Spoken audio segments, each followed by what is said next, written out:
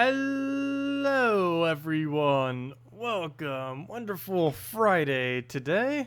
Not much has really changed since no new mythic, no new much at the moment. I have been messing around with the beta version though. I have had access for the 3.05 beta for 5 days now since Sunday. Since very late middle of night Sunday. So, yeah, I've been messing with that. A lot of very fun stuff with it. Probably the most biggest feature that I absolutely love is the increased speed feature, which at minimum doubles or halves the amount of time that battles take, which is pretty cool. I don't believe I'll be actually streaming on max speed when I can actually start using it though, because it is really quick on max speed. It is gonna make farming so much easier. When's it coming out? Well, it's still being beta tested, bugged out, and everything like that, so I think they're going to be fixing it for about another week or so, and then they'll probably be sending it to Apple, so probably about 2 weeks after that, approximately. So definitely by the end of the month, 3.05 will be here, most likely, as long as the patch doesn't get denied, which it won't for I don't think it will. There's really no reason for it to get denied. But yeah, by the end of this month, almost for sure, and probably within the next 3 weeks, I want to say. Though there has been no confirmed date. There won't be for a little while. Though I will be able to start streaming it probably next week. Hopefully next weekend. I'll make sure to ask on Thursday to see if I can. But they told me not to do it for now. I wish I could. I would show it so much if I could, but they said not to. Until they bug fix it a bit more. They already patched it out like 3 times already. Almost like every other day they patch it. Beta is for plebs. Also, hello, Chris. Hello, Beowulf. Hello. Did I miss you? Yes, I missed you, Beowulf. Welcome back. Good afternoon, Jack. Hello, Juan. Let's see. Hello, Tadashi. Hello, Henny. Hello, Nguru. Hello, Kuke. Hello, Max. Welcome. What new stuff did they add? A lot of new stuff. They added the ability to be able to see manas within games. So for example, on a queen map, you'll be able to see how many blues are on the board just by clicking on her card. For things like a alchemist, it says how many yellows are on the board. For anything with a boost ratio, it says however many of their boost ratios on the board and stuff like that. Good morning, Bridget. They added a speed option so that you can speed up the game or slow it down if you wanted to, though everyone's going to be putting it to a higher speed. There's like 6 different speed options. The 2 that pretty much everyone will be using is the 2 times speed and the 4 times speed. 4 times is really quick. You'd have to see it to actually really be able to experience it. It is blazing fast. You take a pair and it's already done. It is excessively quick. I'll probably have to stream on 2 times speed just because of how hard it will be to follow what I'm doing on 4 times speed most likely. But other changes that they made, some very small balance changes, like Summoner's going to be actually useful next patch, and just some other small things. Other than that, a lot of visual changes. It's running off a Unity engine, so some features are being changed, some features are being added. One thing I really hope they fix, which currently doesn't exist in the beta version, is I need to go. How about this troop? Clear it out. Rename suggested teams. One thing that they actually changed, which I absolutely hate, but that's probably because it's on Unity. I really hope they find a way to fix it. For example, right now, let's say we wanted to do this and we're still thinking of what our team is going to be. We can put one in first slot and third and maybe fourth if we want to and build it however we want. Under the Unity version, the way they have it now, you have to build your team one at a time from top to bottom, which is a little bit annoying because if you don't know what you're going to build at a current moment, you can't just be like, okay, I'm going to put an alchemist here and then build around that. Well, you have to go and figure out what your first trip's going to be, then your second, and then you put your alchemist there. So it's a little bit annoying that way. I don't know if they're going to find a fix for that. Ascension was made a lot easier too. It's basically like 1 click now instead of a billion clicks. And the interface for it slightly better. Leveling interface quite a bit better. A lot of stuff is visually changed. They even have an extremely different visual quality. I believe they have 4K resolution capability too. Because they were doing that for console, I believe, and then they're basically bringing that over to PC mobile. I don't know if it's actually like 4K, but I know it's like much higher than it was before, and a lot of other smaller stuff. I don't even think I covered everything there. It's a lot of quality of life stuff. I can basically summarize it as just that. It's a lot of quality of life changes, as far as just like small improvements to the game that people have been requesting for quite a while now. And of course, this is a Unity engine switch, which is the main thing that's actually coming. Even though we don't really get to see much of a difference from it. That was a pretty big deal for them to do. But yeah, I believe that's pretty much everything. Have you played with Famine, with the Famine nerf? Yes? Famine's been nerfed for 2-3 weeks now? Probably more towards 3. Also, hello Antonio, hello Teddy, welcome, welcome. But yeah, Famine's been nerfed for like 2 or 3 weeks now. At least on PC mobile it has. Console still doesn't have the nerf. I have no clue when they're getting it. Probably, I don't even know, I can't even guess. I honestly don't have the slightest clue when they're actually going to do that. Okay, so what was I about to do? Make a team here. Oh, I was going to go and, I know what I was going to do. I was going to mess around with the troop thing that is the event troop. I'll get it right eventually. The event troop. So, yeah. And, oh, I almost just put in Queen Jezebel. Oh, wait, never mind. That's correct. What am I saying? I keep calling Queen Jezebel Princess Elspeth. I've been doing that all week. Also, that reminds me, we weren't able to give out a redeem code on Tuesday. I didn't even double check to see if redeem codes are working now. They should be. They weren't working on Tuesday because the website got hacked. They fixed it though. But let me go check. Are game codes working? Oh yeah, the page is working. I assume codes are working. So yeah, okay, let's back up. So we will be giving out 3 redeem codes today since we didn't do one on Tuesday. Actually, because of that, maybe I'll go give out one now and then just do the other ones at the normal time. So we might as well go do that now. As soon as I figure out what I'm trying to type here. Oh yeah, it's Dark Priestess. I keep forgetting her name. Oh, there she is. The only one with 50% this week. It's really weird when they only have one. Very, very rare is it only 1 or 2. Normally it's like 5, 6, 7 of them. Okay, so our Dark Priestess and what was the other thing we needed? How can I not remember what this team... Oh yeah, Emperina. Duh. That's a pretty important feature to this team or else it's going to completely flop. Okay, and let's go... I'm just going to commit to brown yellow. Figure out where that is. Oh, there's one thing they didn't fix, which I wish they would have. The banner system is still exactly the same in next patch. I really wish they would get around to that. Oh, one funny glitch. I don't believe I've said this yet, but one funny glitch that the beta version had was I was doing a treasure map and I actually got 2 vaults, which was pretty lucky. Like the very first treasure map I ended up doing on, I got 2 vaults. And one glitch that happened was vaults were movable. Like they were just plain out movable and they didn't notice it. Luckily I caught it. And they're probably going to be having the people who they have beta testing now, who they gave it to, probably beta testing in the future. So I might be able to find a lot of bugs then before they ever happen, because they sometimes are really bad at finding some of the bugs because they don't check a lot of the just a lot of stuff. I don't know why, but hopefully we'll be able to find more then, like that kind of stuff. And now they might actually be able to listen to people like me and a few other people from the community who keep suggesting quality of life stuff. We already have threads in the beta threads kind of going over it, even though it's only like 7 people, I think. I don't even remember. But at least we'll probably have a slightly higher influence now, hopefully. Okay, well, there goes a skull. Almost enough to kill it already, gosh.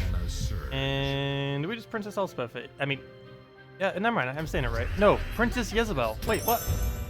I mean, Queen Jezebel. Okay, wow. I'm still doing it. I have not gotten over it yet. I am still calling her incorrectly. I just need to stop using her then, maybe. Because I'm just going to keep calling her Princess Elspeth, even though she's Queen Jezebel. That, or I call her, like, Princess Jezebel or something. They have made that mistake many times already as well. You want another round of Elamogrim? We can go do Elamogrim. Yeah, Elamogrim is still a lot of fun to use. I don't know why I haven't been using him as much. Looping with him is a lot of fun too, even though I don't do that as often. I normally just play like the really self-running explosion team with it normally. But yeah, infinite loop is pretty nice as well. The only problem is when it doesn't infinitely loop. Like during Guild Wars yesterday, gosh. That was pretty fun yesterday though, with a single giant or with a single red spider summon spawn thing. We almost ended up winning against an entire 4-troop team. Came very, very close, but we did end up losing by the end of it, barely, due to a 50% chance. We ended up losing, and we didn't get our 50%, and he got his. If none of you saw it earlier, though, I just probably spoiled the best moment of it if you haven't already. But yeah, that was fun. Oops. Wait, oops. Whoops. Whoops. Whoops. I knew I would do it eventually. That is the first time I have ever killed, yeah. Wow, okay. That is the first time I have ever killed something on accident with her. Surprised that is the first, but, yeah. I did not mean to do that. I was looking over at chat as I was clicking. I didn't even notice that that would be enough damage. Surprisingly, it's a little bit weird, but I think she'll be better without 50% extra stats. As weird as that may seem. Because she'll basically never kill your first lot with 50% less. I mean, you can double cast before you need to re-heal it the first time. Which, right now, she does so much damage, you basically have to heal the very first time you use it. Whereas, once she has 50% less, you'll probably be able to do it twice before you have to heal up. Check out your day in Guild Wars today. Sure, what is this? I actually didn't check the forum this morning. Whoa! 4 loses on a single battle. I didn't even realize you could lose multiple times on that. I thought it was like 2 battles and then you move on to the next one. Ouch. Ouch. Ouch. I wonder if anyone has deliberately gotten like 5 loses on one. It doesn't even look like the box could hold 5 X's. I'm kind of curious what that will be. I might need to do that on my other account. Especially since I normally don't even do the Sunday battle. I could just do it for the Sunday battle, lose 5 times, and then be like, here, we got 5 loses on one. But ouch, that hurts. That hurts. Wow. What were you using that you got 4 loses on a single battle?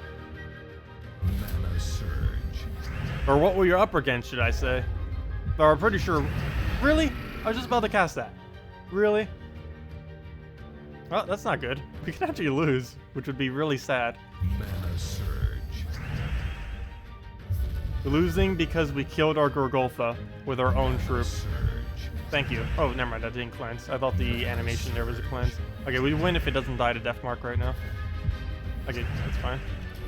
There we go. Okay. Well, that was horrible.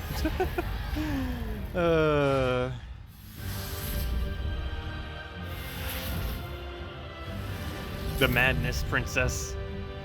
Oh, Famine, yeah. Famine is definitely very, very, very, very annoying. Not to mention he has 25% this week, if he wasn't already annoying enough. He's not getting the rebalance either next patch. The 3.05 patch doesn't appear to have the barrier change or the mana drain change or anything like that. So Famine might still be annoying for like another 2 months or so, which is going to be quite unfortunate. But yeah, there's really just no counter to him is the main problem. Well, I guess Desdemona is about as far as counters really go, as far as like extremely hard counters. But the main issue with Desdemona is it normally does not have enough damage to one-shot it.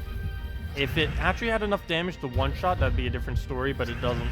And normally most people don't bother doing a Desdemona against it because of that reason. Okay, let's just go on green. I don't want to have to deal with losing our mana again like that. So now we'll rebuild our mana if we can actually find it. We'll just throw it down there. Come on, 8. Roll an 8. 6. Okay, that's above average. Anything above 5 is actually pretty good off of that. Let's go. I think I'll take, though. There goes all of our mana. Oh, wow. I never actually realized how good of a counter Scion is to Queen Jezebel, because it basically drains her entire mana gain that she gets off her ability. Never noticed that. Unless you happen to get an 8, but then that barely does anything. Salty told you it was coming with Unity or before. Really?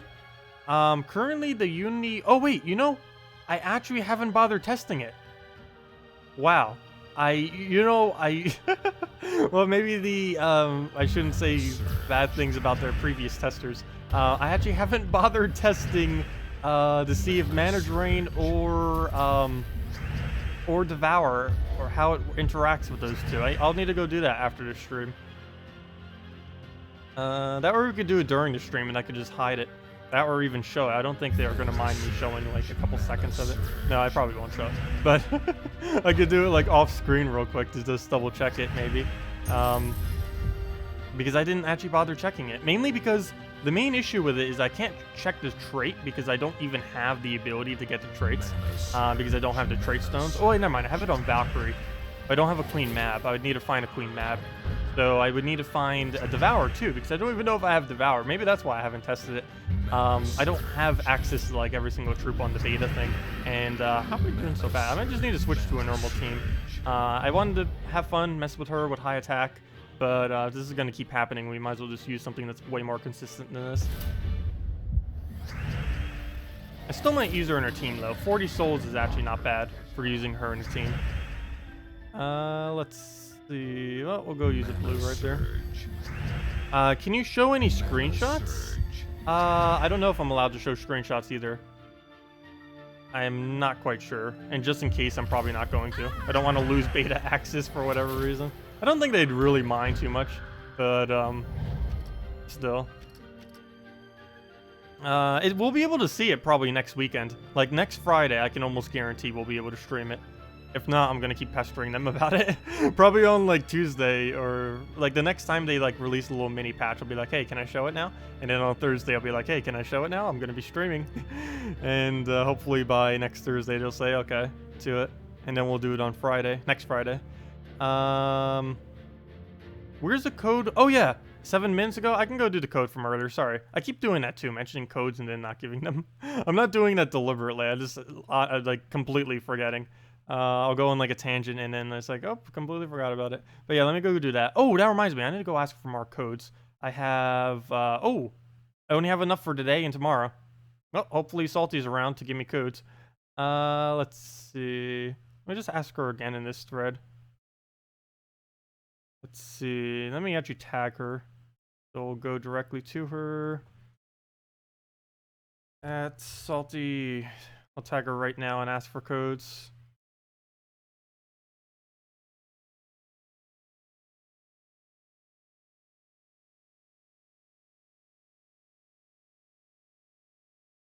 Let's see.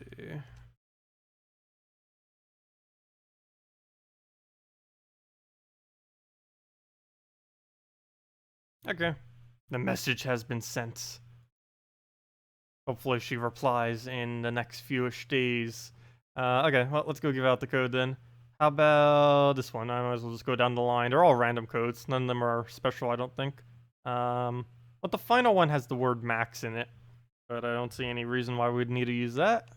Well, this one has def in it. I guess that could work since we just posted the defense video. If any of you haven't seen that yet, or probably, I don't know, some of you may just watch it after stream or something. But I did end up posting the defense video. I meant to have that out last night, but then I kind of got sidetracked last night, and then I was like, oh, I might as well just go to bed. And that's what I did. But I will be, or I ended up doing that, the 3.0 defend teams video, as well as just some general strategy for defend teams. I've already explained that general strategy before on stream, but I wanted to make a concise video for it. And most people probably already know the best defend teams, but for those that don't, end up making it as well, because I did get quite a few requests the last few weeks to make that. Actually, pretty much since Guild Wars came out, I've been getting requests. I haven't bothered really doing a specific video on it until now. Trying to figure out where to put the code. I don't know why I'm clicking everywhere. Okay, let me go and put this in right there. I believe this is the right code. There we go. I haven't actually checked to see if this works yet, but we'll find out in a moment, won't we? Just make sure that's centered-ish. And click OK. Nice. And let's go and... Where's the other place? Oh yeah, I need to go get this with the link. Oh, you use this at gemsofwar.com underneath the game code, and I will be giving the link if you just want to go to that link.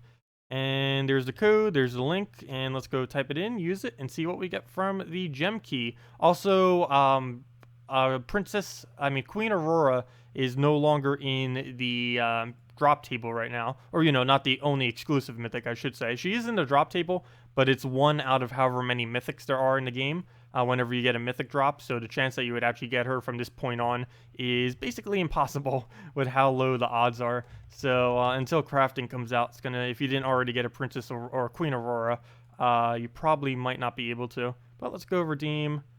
And success. Okay, code is working, and it just gives a normal reward as always. Though these are on lower claim value for whatever reason. I think it's only the first 150, so definitely make sure to use them now. Though we do have, since we just started recently, like 22 minutes ago or so, still not that many viewers, so it should last at least 10 minutes, I hope. Oh yeah, why am I in here? Because that's where you used to redeem codes. I need to go to mail. For some reason, it doesn't blink when you get a redeem code from it. But 2,500, or 2 treasure maps, 1 gem key, 200 souls, and 2,500 gold, the normal reward. And let's go use our 1 gem key, see what we get.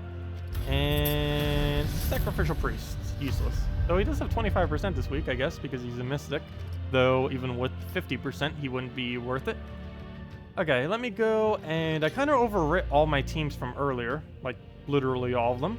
They're all just now Guild War teams, so let's go and slowly start replacing them back, I guess. Let's go make this one, I don't know, which team, someone was asking for Elamagrim earlier. Let me go do that. Elamagrim. Go do, yeah, sure, double Elamagrim. Why not? Giant Spider. And we need a Yarl.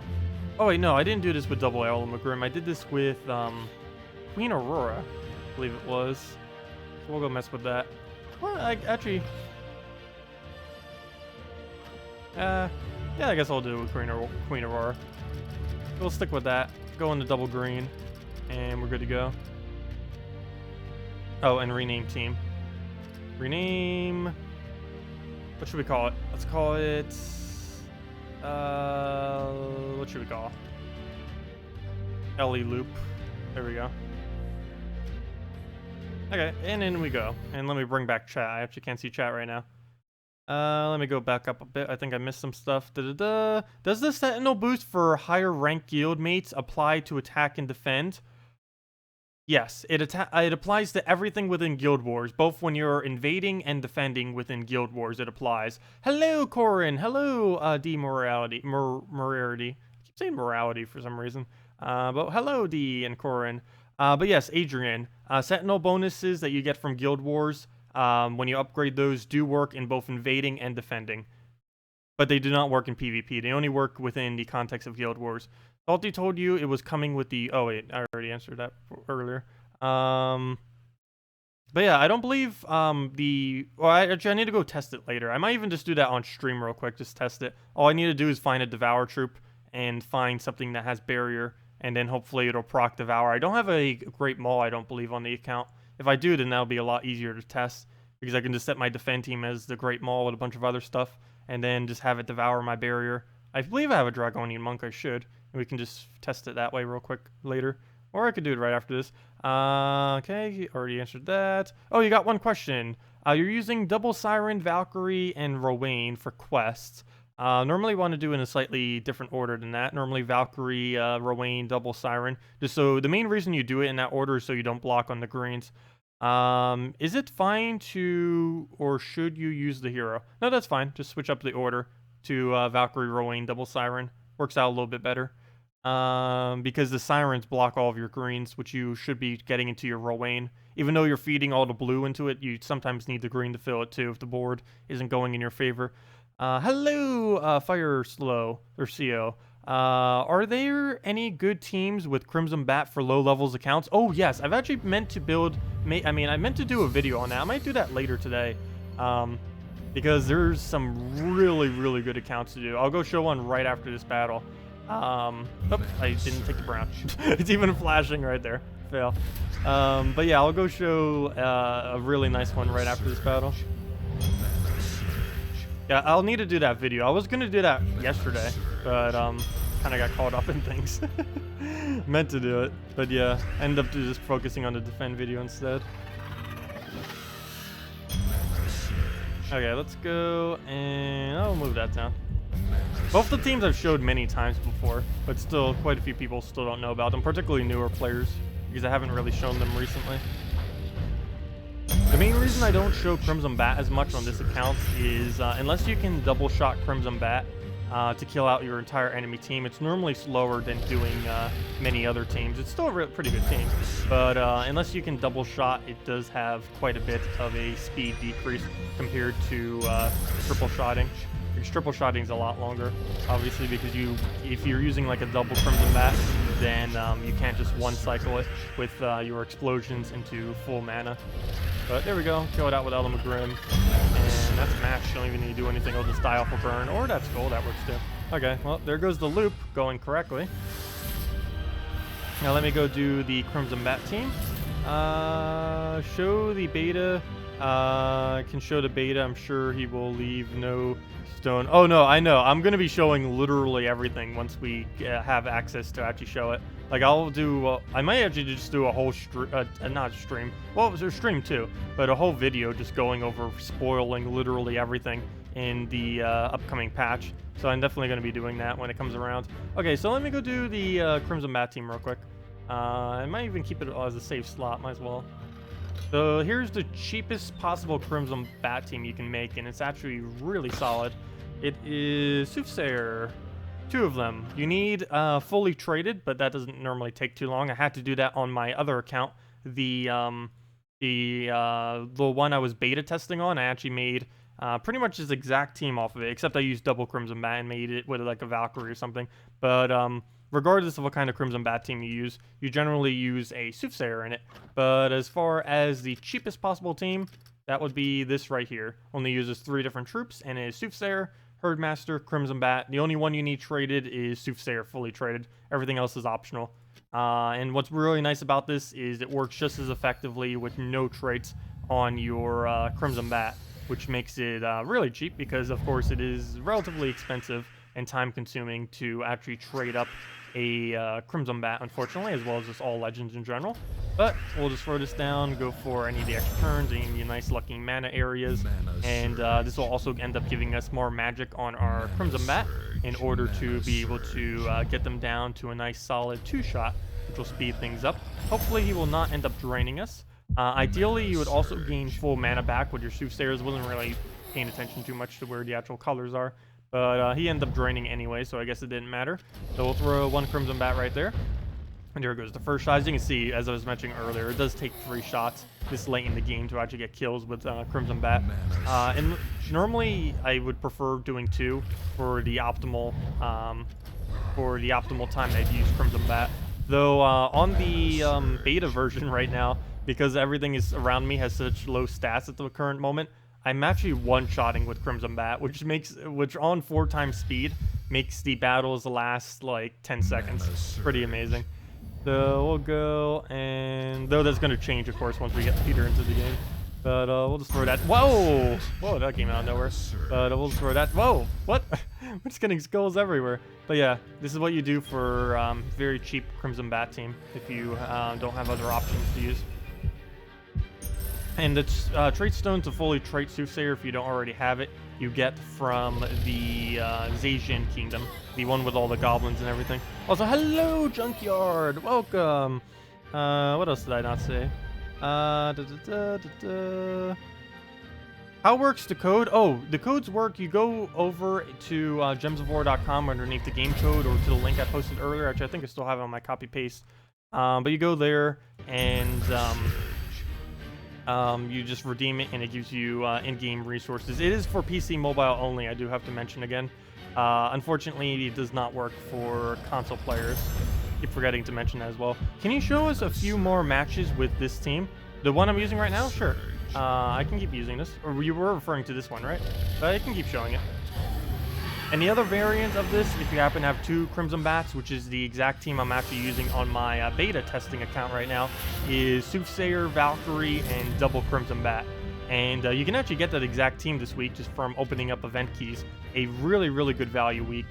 Dracula's is a very, very low chance, but the main thing you'd be rolling for in event keys this week is a Crimson Bat, which is the only legend in the event key drop. Well, of course, Dracula's has a chance, though realistically you're not going to be getting him. But it is relatively simple to get a Crimson Bat. It's about a 3% chance per key, and if you open 50, that's statistically a relatively good chance. Not quite sure what the exact chance that would be, but you're rolling 3% 50 times, essentially, somewhere around there. So that's a pretty good chance that you would actually get one. Well, let's go do this again. Why is Soothsayer good with Bat? Just the empowered? Two reasons. For the board control and the +1 magic. As I mentioned earlier, actually a couple times now, it is really, really good to get a double shot off of Crimson Bat. It saves you a lot of time, and with Soothsayer, it makes it a lot easier to be able to get that, because essentially what you're going to be able to do is every single time you cast this, as you can see, we end up getting 1 magic on all of our troops. And of course, this is pretty irrelevant to everything except our Crimson Bat, which it is extremely important on. And ideally, what will happen is you use these Soothsayers, you get your manas, you end up getting from your Soothsayers enough magic that you can double shot the enemy team, and then you just win off of double shot Crimson Bat. That is ideally how it works. And when you use this earlier on in the game, compared to the HP values that you'll have around your level, that will work. The reason I don't normally show a team like this, or use it myself personally, is because, as you can see many times, we do get forced into a 3-shot instead of a 2-shot, which does slow down the match quite a bit. As you can see here, we'll need to cast Crimson Bat 2 more times in order to win. But yeah, that's the general premise of the team, and it even has cleanse, which is pretty nice, off the Herdmaster, which helps out a lot. Hey, nice, a free skull. Let's see. Go for one right there. Maybe get the brown over somewhere there for the extra turn. No, we do not. But we do end up getting the skull off the bottom. And then we'll just Crimson Bat into getting more mana for him. Yeah, works out pretty nice. It throws a Herdmaster at any time as well for quite a bit of mana, though if he's going to do that, that's kind of going to get in our way. Just throw that down. And almost there. Wow, we're getting a lot of random skulls today off of Cascades. Ooh, I was not double checking for that. And we will have to re-deal with those barriers. So, oh no, that's actually going to stop our Crimson Bat from being able to kill right here. Wow, fail. But, well, forecast Crimson Bat. There we go. We'll need one more shot. Oh, and I didn't take the blue. I always do that. Actually, never mind. That's a color that we do use. There's no excuse for not taking it. There we go. And that's match. Assuming it doesn't somehow barrier. Why don't you just use Cauldron instead of the new troop? You think it's much better, even though it doesn't cleanse. Well, at that point, we might as well not even use the team. The main reason to use the newer troop is because it actually has the skull spawn on it, which is pretty helpful. Because with the skull spawn, you'll be able to actually get to use your attack value. Whereas if you use a Cauldron, you do not actually get any attack chance out of it. Even though her chance that she'll end up landing a skull is slim, it's still a chance, whereas other things have no board control on it, or board, it's just not touching the board, which doesn't give you any chance for extra turn, which makes it quite a bit weaker. Cauldron is pretty good, but I'd have to say in many instances, assuming that the colors work, she will actually be better. If you're using like the whole Emperorina and build with everything. One other thing though is she has 40 extra souls this week as well, so do keep that in mind. If you need extra souls, just keep using her on your team. It's probably not as quick as doing like a Dragon Soul or something, but if you happen to have a nice composition that's actually working with her, you might as well just stick with her for at least this week due to the extra souls that it gives. Because that could end up racking up probably several thousand skulls over the course of the week just from casually playing with her. Hello, Rautluca! Welcome! But yeah, this is the very cheap Soothsayer team. I don't know. Should I make a video on how to make very cheap Crimson Bat team? I may still. I don't know. Just I've gone over them so many times before. Plus we'll be going over them on stream probably today and tomorrow. Probably won't even bother with the video then. We're already going to be showing it probably like for hours today and tomorrow. So I'm pretty sure most people that need it will end up picking up just from that. Plus, it's early enough in the stream right now that anyone who's watching this after the fact have probably seen that we're using this right now. Okay, so we'll go and throw down the Crimson Bats. Gonna have to do a triple again, it looks like. We will get some kills on the double, though, but not enough to win the battle, unfortunately. Come on, mana? No, we didn't get no mana there. Oh, speaking of mana, I just took our mana, but that's enough for us to cast with, so I guess that's fine. we'll get a drain right there, which will prevent us from more mana generation. Oh wait, what do we do here? I guess we'll go for the buff right here. Doing a herd master would kind of be redundant. Oh wait, never mind. Well, yeah, let's leave the scroll distract there. Let's go see what happens. So we'll do that, and let's see if we can get a really lucky herd master. Come on, lucky herd master. Come on, extra turn somewheres, or scroll distract. Whoa, we actually got it. There we go. And down they go. Your friend is really frustrated with Cabarrus. Yes, many people are. She says it devours constantly. Yes, it does. Any good tips for directing it off of your summoner during a Guild War fight? I don't believe there's any way to manipulate its AI. I've tried doing it with full mana troops before and a couple other things. I don't know, I just haven't found any consistent way to kind of drag it off. Normally the easiest way to deal with it is if you happen to be on a day that has mana drain, just keep mana draining it. That's normally the best way they can go. The only problem with that though is, of course, regardless of how much mana drain you have, if it ends up getting its mana off of an extra turn off the Forest Guardian cast or something, oh wait, never mind, it can't do that. Or off the Giant Spider cast, I mean. If it ends up getting all of its mana that way, then you're pretty much done because it's going to get the guaranteed cast. But, yeah, I've personally just been dealing with it with mana drain. Not next patch, or actually I need to double check. Let me go to check that now. I don't know for sure if next patch will have immunity to Deathmark or not. I mean, not immunity, sorry. Immunity to Barrier. On Barrier, having immunity to Devour. I don't know if that is coming next patch or not. I'll need to double check that. I'm actually going to double check that right now. We'll go switch the game. I still can't show the beta though, unfortunately. But I'll go test it real quick off screen. And then I'll just keep talking. I'll still be here talking, you just won't be seeing the gameplay, unfortunately. But we'll test it. It should only take like 5 minutes, so. Actually, it'll probably take longer to switch the versions than it will just to even test it.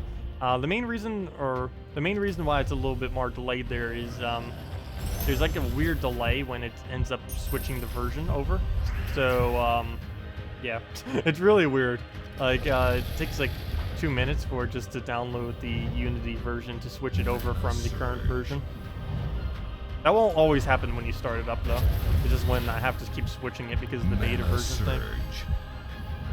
One really nice thing about it though is I don't need to do file management for it. It switches your account automatically, so I don't need to bother doing that every single time, which is kind of nice. Because currently to switch specific accounts is a whole mess you have to go through, but with switching from the beta, all I have to do is just go into the little beta thing that's already built into Steam, and then it does it automatically. Let's see, games, view games library, Gems of War, properties, betas. Switch it to the beta version. Oh, whoops. Whoops. Let me actually get out of Gems of War before I do that. I don't know if that would mess something up, probably. Let me go X out of that. Go to... why is it not loading? Hello? Properties, beta, there we go. Oh, that was weird. Okay, let me go get that downloaded. And, oh, let me go hide it too, just so it doesn't show up. They still don't want me showing it, unfortunately. Well, technically we're kind of, I don't know. I should just take a second to show the Devour thing, to see if it does work. Because I'm really curious if that will be in next patch. I could always just ask them too, but this will give us results instantly. So let me go do that way. If I can figure out where the game actually is, I think that's it. Hopefully that was it. We'll find out in a moment if I clicked away the wrong one. Oh well, there's nothing too important on the main screen if I did click the wrong one. The only thing you'll see is the different graphics that it has. Also, it doesn't have the map background anymore. I don't know why they did that, but it doesn't have the, excuse me. It doesn't have the, like the whole little map border that it currently has. It's really weird. Also, anyone just getting here, make sure to use the redeem code below. We'll have 2 more today as well. This gives some free resources for Gems of War. We'll be having, you just go to gemsofwar.com underneath the game code and to redeem it. But yeah. Where was I? I was going to bring back the normal chat, which is currently hidden from me. Where'd it go? There it is. Okay. A lot of console players mention that their AI gets a lot of lucky gem drops. Have you noticed this in the new version? They actually changed the way that gems drop a little bit. They just updated that like 6 hours ago. and I have yet to even test it once. So I have no clue what the new drop system is. Also, this account's still low enough level that it's not even past the faulty, weird AI that the game has when you're first starting out. I think when you're first starting out in the game up to like level 30, I think it is, you have like a really weird, dumb AI. But that's done deliberately to make it easier for newer players. And I don't believe I'm that high of a level yet. I'll find out in a second. It's taking a long time to load. It's doing the loading bar right now, and it's loading like... It's like a little sliding bar that's actually loading. It's going so slow. But there we go. That's normally not normal. It's just because I keep switching back and forth. It's confusing it. Okay, yeah, we're only level 27, so I don't believe until 30 we actually get the normal-ish AI.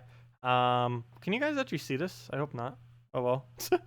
If I am, then we're showing some of it slightly early. I'll see in a second. Where's full screen? Somewhere's in here is the disable full screen option. There it is. Oh no, but now I need to reduce the screen resolution too. Let's see. Okay, I'll just move it down to 720. There we go. Okay, good. You guys can't see this, unfortunately. What if I could? Your display mode settings have changed. Do you want to keep these settings? Reverting in, weird. They have the no to the left and yes to the right. Seems odd. Oh no, it reverted automatically due to the time. What? Don't timer. Don't put a timer on it. Yes, confirm. Okay, so where was I? I need to go and test Devour to see if Barrier has immune to it. So let me go build a random team real quick to go test that. To do this, I will need a Devoted and Great Maul. Do we have a Great Maul on this account? They did give us some resources to mess around with, but I don't know if I got a Great Maul from it. Great. Oh no! Really? I don't have a Great Maul. Really? Okay, what has the high... Oh, Cabarrus. I believe I have a Cabarrus. I think that's the highest percent we're going to get. Okay, we have double Cabarrus too. Nice. I'll just put that with a Giant Spider and a Dragonian Monk. So we'll go do that. Filter, Giant Spider, and Monk. Oh, please tell me I have... Okay, good. And good. We'll put that in. And okay. So let's go and test this. So what we need to do here, set our banner to double green. And then we'll need to... Actually, let me set it to double yellow so we can get the barrier off for sure. Okay, so let me see if I can actually go test this real quick. We'll just go and fight ourselves somehow. Defend. Move that over. Edit team. Oops, not edit team. Move that down. Team number 3. Set that as our defend. Battle ourselves. And let's go see... Oh, wait. How can I battle myself? Be away still. There we go. Fight. Yep, you can still battle yourself. Oh, you can also do it on the other screen. I forgot about that. They added a easier way to battle yourself now, which I didn't even bother using right there. Okay. So let me just test this real quick on the beta version and see if it does actually have immunity to Devour now. Barrier, that is. I really hope it does. Oh, wow. I forgot how quick this is. Oh, gosh. The gems, they move so blazing. Yeah, there's no way I can stream on max speed. It'll be unwatchable. No, it just wouldn't be unwatchable. It's just so... It's a lot different than how it normally visually looks as far as the speed. Okay, we got Dragonian Monk, so we'll throw that down. I'm like commentating. And luckily I commentate so much already that I'll probably just like end up saying the entire thing. Right now it's just double Cabarrus, Giant Spider, Dragonian Monk against the exact same thing. Now it's explaining what Barrier does. A troop with Barrier, it will protect against a single instance of damage. He did not say that it is immune to Devour. Also, I just lost Barrier on the one it's probably going to aim at. So, oh, let me let it take the skull. So it'll take the skull right there. It'll take the other skull. So that will kill the Cabarrus that doesn't have Barrier. And I know you guys can't see anything right now. I almost have this tested. Okay, so we'll take the skull. Oh, no, that will kill it. No, it won't. Okay, good. So now we get to see. Please Devour. 50% chance. I can't believe I wanted to Devour. Please Devour. Oh, no, I got to kill it. No, I got a skull. I either got to kill it or redo Barrier. Let me redo Barrier. Oh, no, I accidentally killed it. Fail. Okay, so he has Cabarrus up again. And I should probably level it so they don't instantly die. Okay, so let me just, like, waste my turn. Take a yellow right there. And, oh gosh, I just got skull again. Stop hitting him. Okay, so please Devour. Please Devour. Stop taking skulls. You just broke my barrier. Okay, well, let's re-barrier. We have the mana for it. So we'll throw that down. Please Devour us already. Oh no, it went so quick I couldn't see if it... Fail! The speed is so quick I couldn't actually see. I'm pretty sure that did damage that time. But let me go and try it a couple more times. This would be so much easier if I actually had a 100% chance to devour on something. Unfortunately, I do not have anything that can do that. Oh, good! He just got his Dragonian Monk, so hopefully he'll get a barrier down, and then I'll be able to work from there, because we can devour on one of his then. So, is there a way I can actually do it mid-battle? No, you cannot reduce the gem speed mid-battle, or the animation speed. Okay, can you use Dragonian Monk already? He's holding Dragonian Monk for like 5 turns now without casting it. Please, there he goes. And he does it on 0 yellows. Congratulations. The AI, I have no clue what's up with the AI. It absolutely loves missing with that troop. Okay, well, it just aimed at a second one that doesn't have a barrier. Wow. Well, come on, Cabarrus. I'm going to give him a bunch of purples deliberately right here. So we'll do that. And he'll go... I know, Dragonian Monk is amazing. I'm actually really surprised how amazing he is. Okay. Please do not hit the spider. He's gonna keep hitting the one that doesn't have barrier because he keeps wrecking it with skulls. Yep, there he goes again. Wow, okay. Well, let me go get Monk back up if nothing else. So he'll take... actually, let me take a skull. He did a spider up front. So I just need to give him full mana right here. I need to make sure he doesn't use the spider as well. I guess I could... what do we even do here? I want to give him mana, whatever I end up doing here. Do it on blue, I guess. So he'll take a bunch of purples, and I'll just take like a brown or something. And he'll take that. He'll go take his mana, take mana, and we'll kill the spider. And now he'll... Please! No, don't aim at the spider. Okay, let's go get barrier. Now we have barrier on everything. Please, devour so we can see. Why? I can't believe this. I'm wanting him to devour, and he has devoured pretty much 0 times. Let's see. Or literally 0 times. He has gotten 0 devours in 4 casts, and he has yet to actually use Monk on to get barrier, so I haven't been able to do it on him. So, he is starting to get closer to getting Monk, though. So let's just let him get Monk, and maybe he'll hit a yellow, and then we'll be able to test it that way. It's a lot easier for me to hit on him than it is for him to hit on me. So, maybe we can finally get that. So, come on, take Monk. Okay, good. He got Monk. He got a barrier. Okay, so let's see if this can devour or not. Huh. You know, it might just have immunity. It might just have immunity, and we might be getting no devours because... I don't know for sure yet. If we're getting no devours because we just aren't getting any devours, or if we're getting no devours because the barrier is actually preventing us from getting devours. I can't quite determine that for sure, which is which.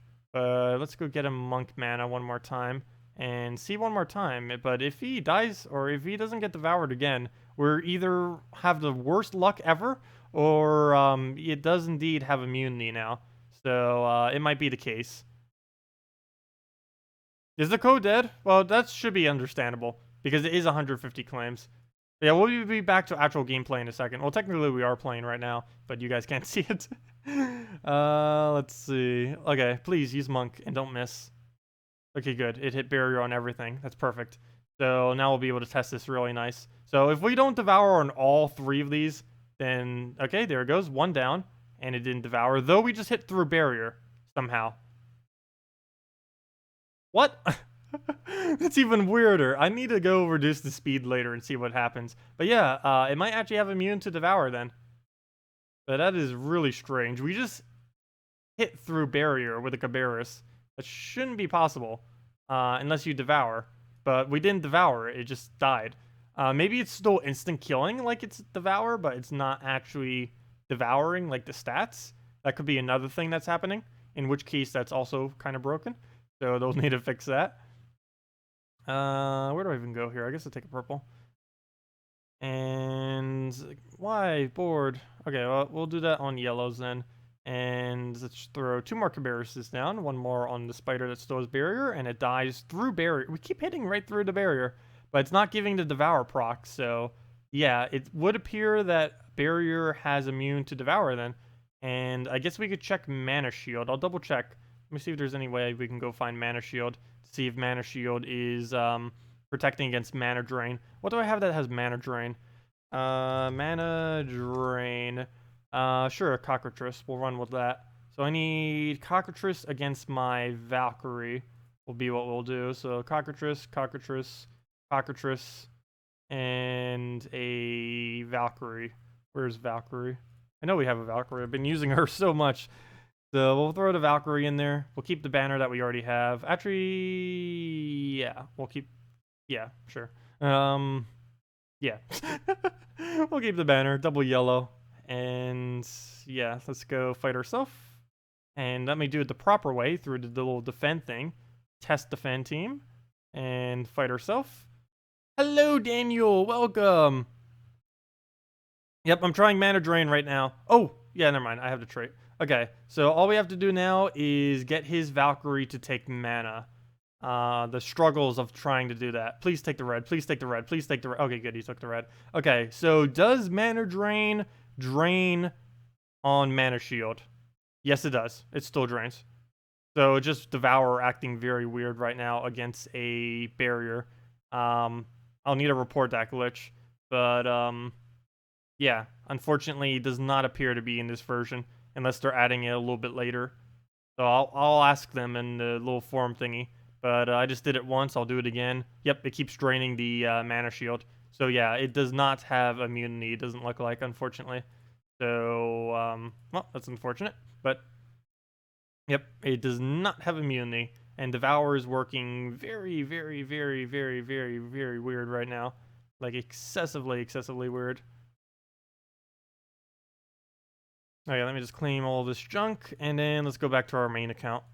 Since we have tested that now, let's see what we get from the keys, or actually you guys can't see. Let's see. Corrupt Sorceress, Deckhand, 3 gems, a Dark Master, a white, and a Runic Magic. All useless. 6 glory keys we end up getting from a random task. Okay, let's go back to our main account now. We have tested it. So, I believe neither of them are in next patch. It would appear that neither of them are in next patch, and that what currently is in there seems to be a glitch of some kind. But yeah, that's unfortunate, but I guess it's coming in the 3.1 patch, which is what I thought initially. But there was some words about that it would come in on this patch, and I kind of thought that like a while ago too, but based on what they said recently, it doesn't appear to be. And based on what we just tested right now, even though you couldn't see it, it does appear that both Devour and the mana draining on shield, mana shield, does not appear to really work. And we'll be back in the visual. We'll have the visual up in about like 1 minute. It's downloading right now, the normal version of the game. So as soon as that gets up, we'll be right back in. Otherwise, we're here to talk. Let me go back and chat. I kind of missed a couple of the things. Is Monk the most versatile troop in the game? I'd probably say something like Gorgotha or something more like that. Monk is really, really good, though.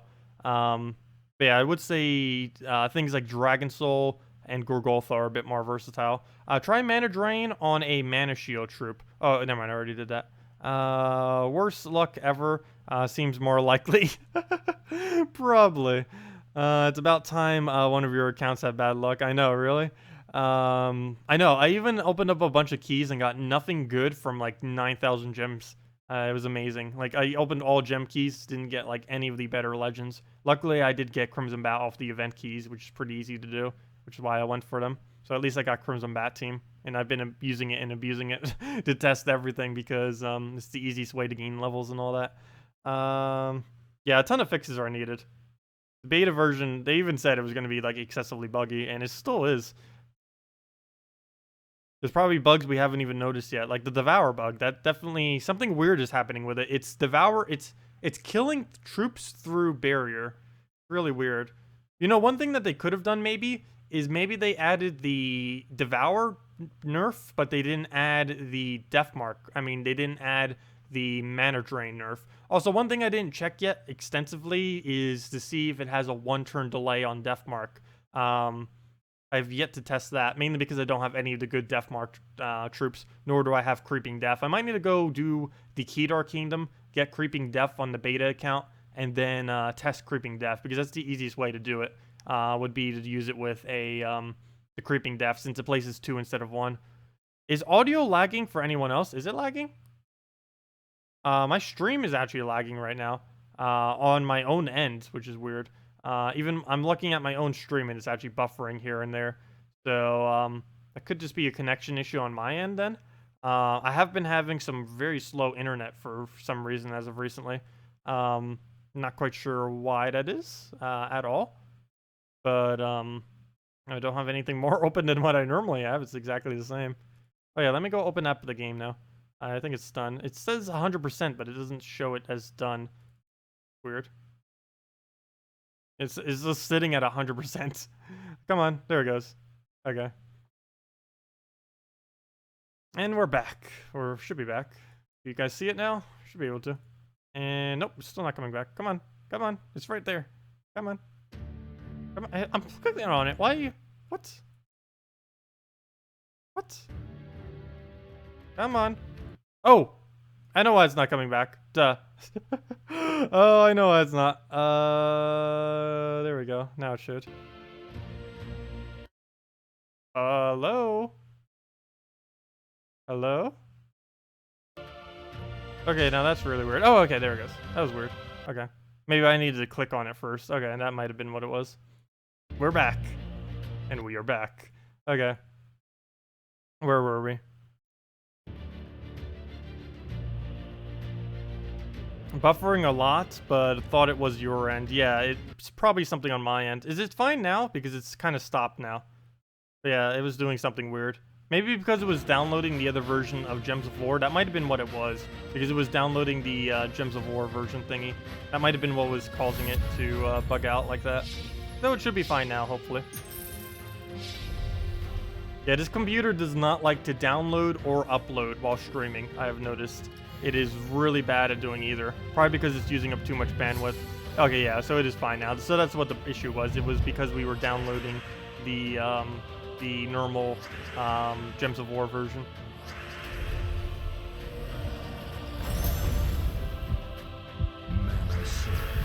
Silent One. Actually, Silent One doesn't really hurt us that much on this kind of team. Normally it would. Oh, not to mention we have cleanse as well. Herdmaster Silent One. I wonder if that build will ever come back. When Silent One first ever got nerfed, or I should say the specific nerf actually got nerfed so many times, but the specific nerf that made it silence itself, one thing that I was used with quite a bit was Silent One plus Herdmaster. You don't really see that anymore, like, at all. But Herdmaster is also a really good counter just to Silent One in general. But they're also really good used together, which is kind of odd. Even though it's both a counter and a support troop for Silent One. That normally does not happen. Normally a troop is either a counter to a troop or it just works with a troop. It's very rarely both. Okay, so we'll throw that down. Hey, and an extra turn. Free extra turn out of nowhere.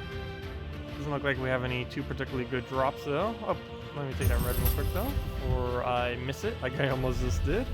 I'll throw that down. Hello, Blood is Life. Can you make a dragon team nearly for fast 3 trophy battles? What kind of, or mainly for fast 3 trophy battles? But sure. What did you want me to base it around? There's a lot of dragon teams that work. Pretty much any 4 dragons almost work. But like, what legends do you have that are dragons? And I can end up telling you what kind of team to build. Normally, you build a team out of or around either Dragon Tar, Dragon Soul, Christinex, or Element Grim. You build around any one of those based on what you actually have. Dragon Soul. Okay, so we're probably building around Dragon Soul then. Any others?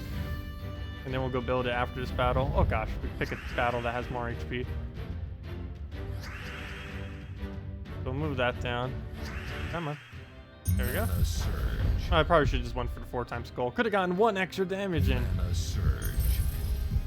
Well, take some yellows, I guess. Start getting Herdmaster up a bit. Well, actually, that wouldn't have been full mana regardless. But we'll throw that down.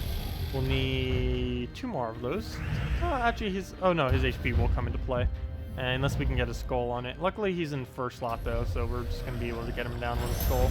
Otherwise, if he was in last slot or something, that would actually require us to take a whole additional cast on him. Would not be good. KrissTigger, Dragon Soul, Salvini more.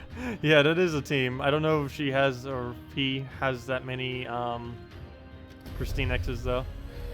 I was thinking more along the lines of putting a Dragonian Monk in there in some way. Maybe even Dragontar. Is that the only legendary dragon you have? And is it traded? I don't know if you have any traits on them, because for example, you don't normally use a Salvini Mora if you don't have traits on it. Dragon Soul you normally can use without traits. It doesn't gain too big of a benefit. All it does is survive longer, but if it's not dying, then that makes no difference. What are the best troops with Necromancy trait that can be used with Dragon Soul? Normally Warlocks, even though it denies out your own purple. You can just spam a bunch of them to still get the target damage and do that for things like challenges and stuff like that. For PvP, it doesn't work as well. As far as PvP, there isn't really much Necromancy-wise that synergizes with a Dragon Soul. Most of them tend to counter them out in one way, like even Warlock denies purple. The main issue is almost every single thing with Necromancy has red or purple in their color.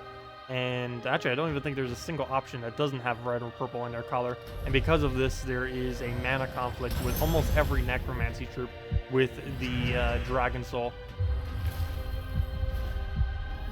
Well, I'll throw that down. But yeah, like something like triple Warlock with a Dragon Soul in like third slot with them is pretty good for doing challenges and stuff. It doesn't work in PvP, but if your only goal is to farm souls, then you can do it wherever. It doesn't matter. Hey, Demon or Angel, who's actually in my guild. Where did he end up going? Oh, you moved to Anonymous. Really? Well, we're up against him. Let's go throw dragons at him then. Let's go. Oh, never mind. That's my guild war team. Let me go find. Actually, let me go build my 4x dragon slot back up. So let's go put something there. What banner would you use in defense with Humility, Dracula's Humility, double yellow? Definitely double yellow. Anytime you ever use 2 or more Humility, you end up using double yellow. Unless they ever add a +2 yellow banner, that kind of works with it. You don't have traits. You have Dracos 1337, Dragontar, Dragonian Monk, KrissTigger, Emperina, Salvini Mora, but you don't have traits. KrissTigger without traits, I guess you could still end up working with that. I did that on my other account. So the team we'd have to do then would be KrissTigger, Dragon Soul, Monk, and one other thing. Dragon Soul, probably a Dragontar, I'd probably say. If you don't have Salvini Mora traded, you'd probably just go for the Dragontar option. So we'll go do that. Dragotar. There we go. Throw that in. So that would probably be your Dragon team then, off of Dragon Soul banner. And it does -1 on your yellow, but you'll get all your yellows from just exploding and stuff. And you're going to be Xing them as well whenever you do it. So you're basically not going to ever be taking yellows. Not to mention, once he dies, that -1 won't even be coming into play. So yeah, something like this. The only upgrade you'd really do to this is eventually you would probably replace out Dragontar with a fully traded Salvini Mora. But without full traits on Salvini Mora, I guess you could try it. It's just, normally if you're using Salvini Mora on a team, you're using him for his entangle. Like right now, if we were to use a Salvini Mora, we'd do it so we'd entangle him, so he wouldn't be able to siphon us at all. But if you don't have him for his entangle, he's not really that good of a troop. Really high mana cost for a kind of average ability. His main thing that is his main feature as a card is basically the instant entangle that he has. But we'll just go pretty standard, go for the Dragon Soul Rush. Of course, you won't have to crystallize, but it helps a little bit. Doesn't come into play too big, though. Definitely helps out. Actually does help out quite a bit. Stone Skin also allows it to be used in first slot or second slot a lot more effectively. Though, if you don't have it traded, just putting in third, like what we're doing now, is probably your best option for it, slot-wise. Yes, the 1337 Leet. The Leet language thingy thing. Or Elite, whatever it's called. One more question. What is the best gold farming team? Basically, anything that can win PvP quick is the best soul farming team. Gold farming team, sorry.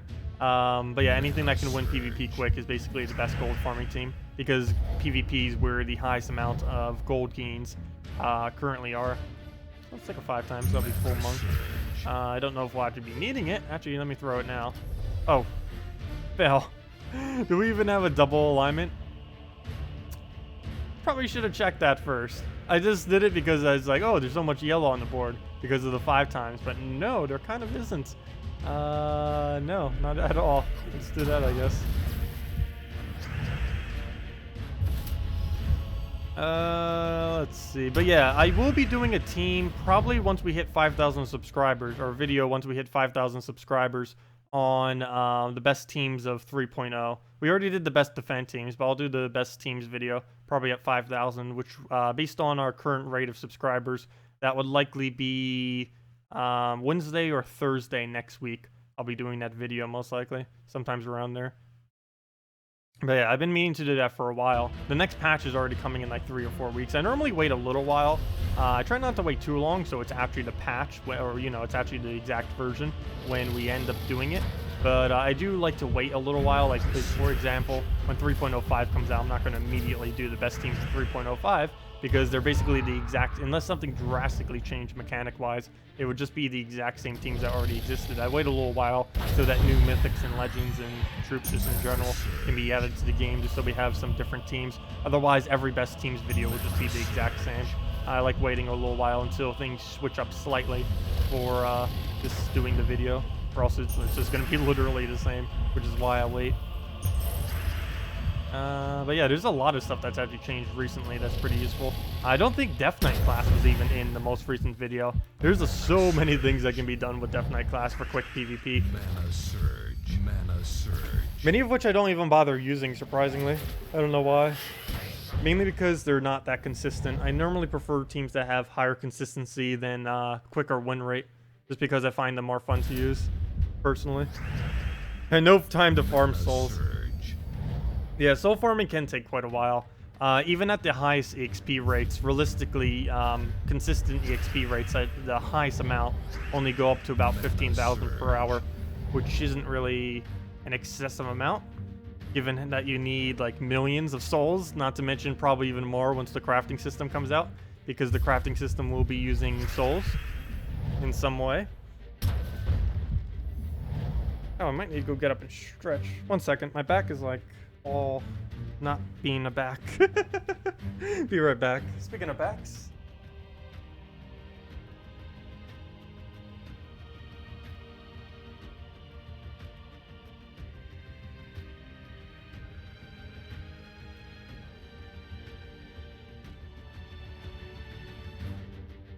And we're back.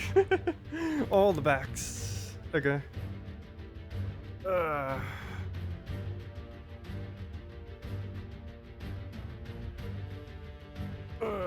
Okay, where were we?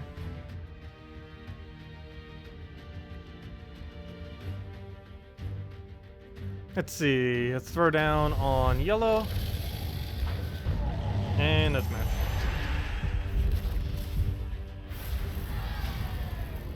No, solo them with Drake, nerf Drake? No, we can't solo them with Drake, that would not be possible. That'd be cool if it was, but it's not. Oh, that reminds me. One other thing that's being changed in next patch, which people on mobile versions probably won't even care about at all, but anyone on PC will know how much this is needed. As you can see right now, my screen is frozen because I ended up clicking on the chat to go bring it back up, and this ends up freezing the game. One really nice feature that's added into next game, or next version, because it's now on the Unity code base, is for the first time ever after 2.5 years of this game, it will finally have it won't freeze, is the bottom line. It will no longer freeze when you click off the tab. So you can do things like watch YouTube or do things in other tabs or anything, and it will not freeze like this. And this combined with the 4 times speed saves so much time in combination. It's going to be lovely. But yeah, the next version pretty much looks like a entirely new game. It's really nice. Some people might not like some of the visual changes though. It's still trying to get used to it myself, but overall I think it's an improvement. Also, someone put their YouTube handle in the thing. I kind of want to go see what their channel is now. I normally don't see people who actually do YouTube of this game, at least consistently. Always nice to find new people. Let's go Google him real quick, or YouTube search him. Well, I guess it's kind of Googling. I think just searching anything on the internet at this point is called Googling. But let's go. Let's see. NATO 1881. Sure. Hopefully he comes up. Oh, Nando. Why did I say NATO? Watching too much mini politic videos. Nando. Found him. Oh, I've seen his image thingy thing on the oh, that's his video. Oh, there it is. Yeah, he has it on a video. And it says bad luck. Oh, I think I saw his forum post on that. He was showing like a whole cascade of the AI trolling him. Okay, well we found him. He doesn't actually do Gems of War videos that much though. That's like the only one I even see. Anyways, okay. We have searched you. Your name lore worked, and we have searched you. Okay. So let me go fix my chat, and there we go. Oops. Wait, why is my chat so small now? Probably because I'm moving it all the way to the side. There we go. Okay. Hello, William. Your 2 cents on Dragon Soul Farm is Dragon Soul, Azurus, Alkalite, and Cabarrus. Why the Azurus? Just because of the +1 purple? I guess that works. You could technically go triple Azurus if you really wanted to. Like if you wanted to go, if you happen to have a fully traded Azurus, you can just go full-blown Dragon Soul triple Azurus and with Dragon Soul banner. And basically just solo them off of Dragon Soul. And if you wanted to play it safe, you just put one of your Azuruses in first slot, and then your Dragon Soul in second slot, and then just never use your first Azurus, and then just use the back 2 Azuruses if they happen to get excess mana from the Dragon Soul. So I would just prefer doing that, and like the Alkalite and everything else. They're kind of just making the team a little bit I don't know, whenever you put that many necromancies in a team, it's going to be a little clunky, and just doing the full Azurus rush might be your best bet. I wouldn't advise trading Azurus if you don't already have it traded though. There are so many other red purples that are much better to do. Azurus is one of the last ones you really get around to. Actually, that one that doubles purples or doubles skulls on the board, actually that one's like literally the last one you ever get around to. You need to rework him sometime, but everything else. Oh, that reminds me. It's something really weird. The one that doubles skulls is not named a troll. There's a double... All the double ones are named trolls of different kinds, like sea troll, rock troll, and everything. But the one that doubles skulls is not called like a bone skull or a skeleton skull or whatever, a troll or whatever. For some reason, it's not called troll. Probably because it was the first one of them ever added, so they didn't start the whole troll thing yet. Hello, Garen Drew, Alexis. Welcome. You thought he was using Bing. No, I never use Bing. Does anyone ever use Bing? What is even Bing? Oh, I know what Bing is. But, I don't think anyone uses Bing.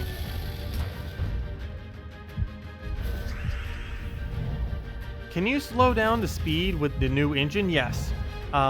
You can slow it down to, like, 0.25, I think is the lowest possible option. You can slow it down a lot. I don't know what the current speed is for the other version. I believe someone said 1.5 speed on the other version is about the same speed as what it currently is now. And 1 speed is what it was prior to the current speed up that the game has. Because about, actually I don't exactly remember when, 8 months ago? A year ago? I think it was more towards 8 months ago. There was a change to Gems of War that sped up the interface of the game just slightly, as far as like the game and like how moves go. It ended up speeding up to the speed that you guys know today. It used to be actually even slower than what it is right now. But yeah, I believe 1.5 speed is basically what it is now.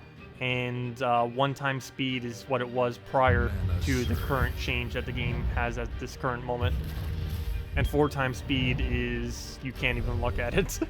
I'll most likely be streaming on 2 speed whenever I end up doing it. Though I'll always be farming and playing off of 4 speed.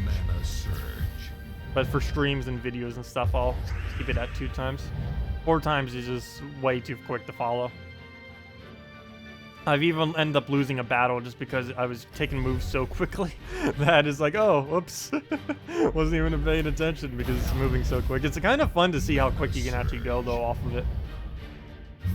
Yeah, Skeleros was the one I was mentioning. Worst red purple ever. You use Bing? Nice. I know, I should probably give Bing a chance. It doesn't never bother using it. I just have no reason to. I don't really care what searches you're not using. Google's just the default. Mana surge.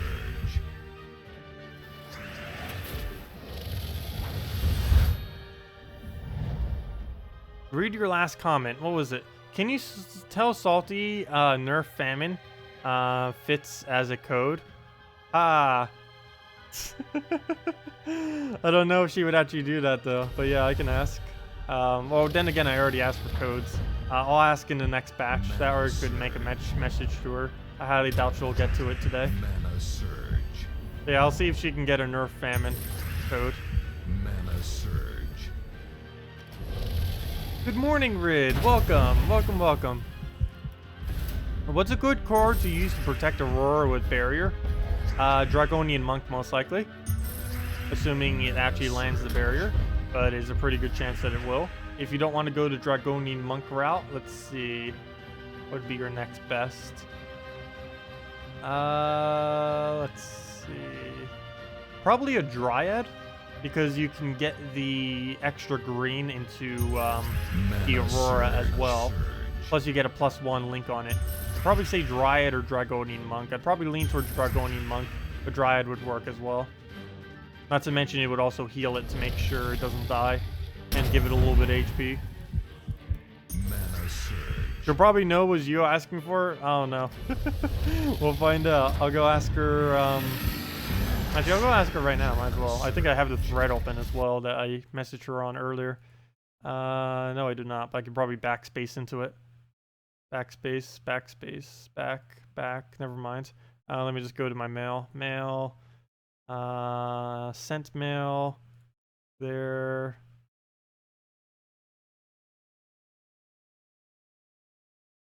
And I might as well just edit the original post. Also, someone asked for... okay, let's see. Requested for the code nerf famine. Wait, does that fit? NERF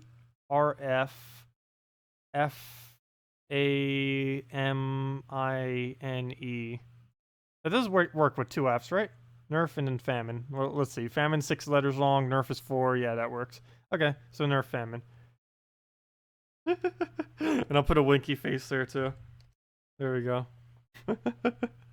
Also, there we go. The only problem with that though is if she does make that code, everyone's just gonna spam it and it'll probably die before it even becomes a thing. Like as soon as it's gonna become a thing, people will already know that's a thing. So it might be dead before we get to even post it. But we'll see. Hopefully it'll still survive. Speaking of survive, we're not. Here goes one of our dragons. And yeah. Oh, the redeem code's dead. Yeah, let me go switch that too. Oops. Keep forgetting the freeze. Let's see. Where is it? We'll have 2 more during the stream as well. We're giving out 3 today. 1 we already gave out, but 2 more later. Mainly because we didn't do the one on Tuesday. So that's why we had the extra run right there. But we'll go switch it back. Coming soon face thing. Okay, there we go. Okay. Move that back to the side. Oops. Oh no, my tabs. Come back. Baby, come back. Okay, it's all fixed now. She probably won't make it, but thanks for asking. Yeah, we'll see. Even if she does, the only issue with that is everyone now knows what that code already is. Of course, it won't work right now, but some people might like check it in like every 12 hours or something. And by the time we actually give it out, like pretty much as soon as she gives it to me, we'll have to use it like next stream. If she gives it to me like tonight or something.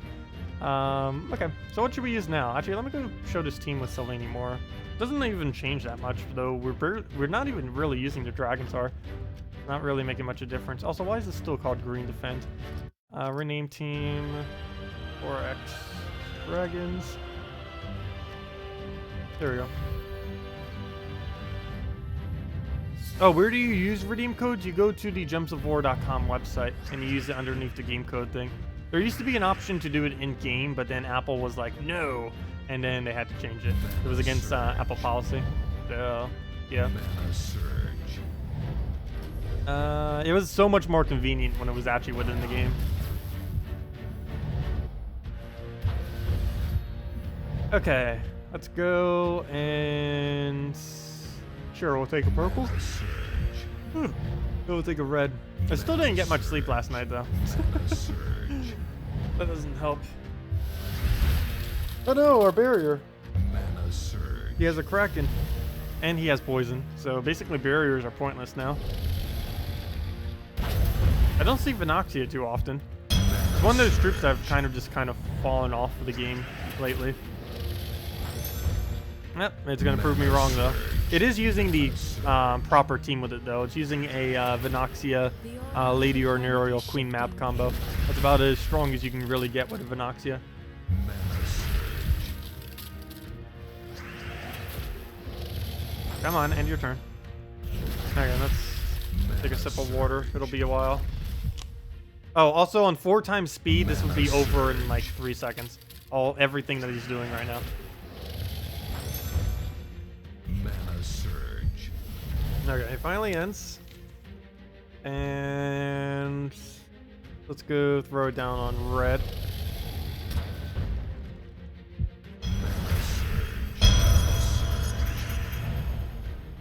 With a giant spider, yes, I do tend to use teams similar to this with a giant spider.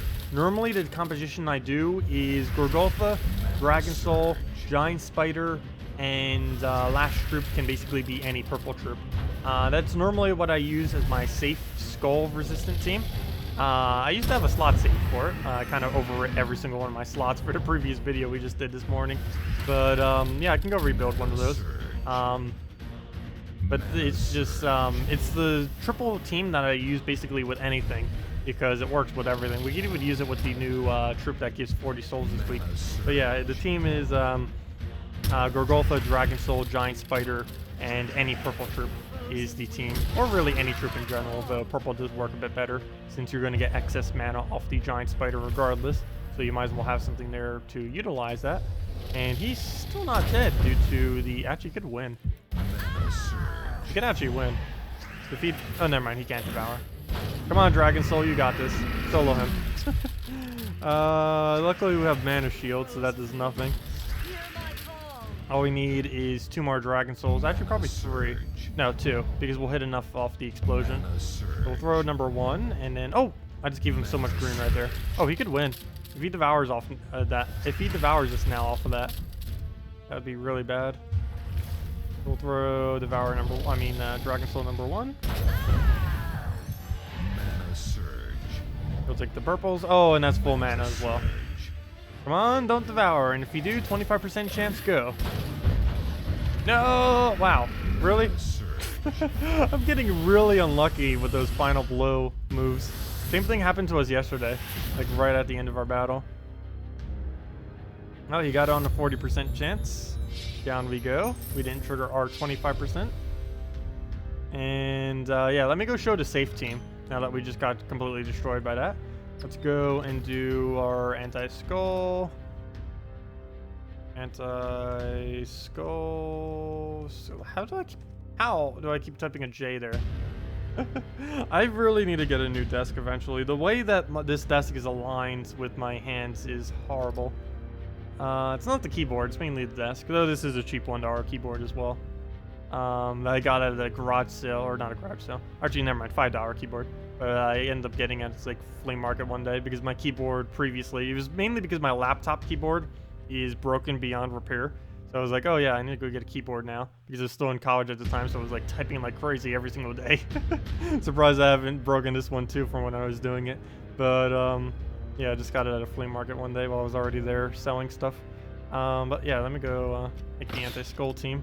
It's Gorgolfa, Dragon Soul, Giant Spider, and then anything in the last slot. You can also KrissTigger instead of the Giant Spider if you want. Depends what kind of team you're really going. And just for fun, let's go do the event troop right now, which is the Dark Priestess. So put that there.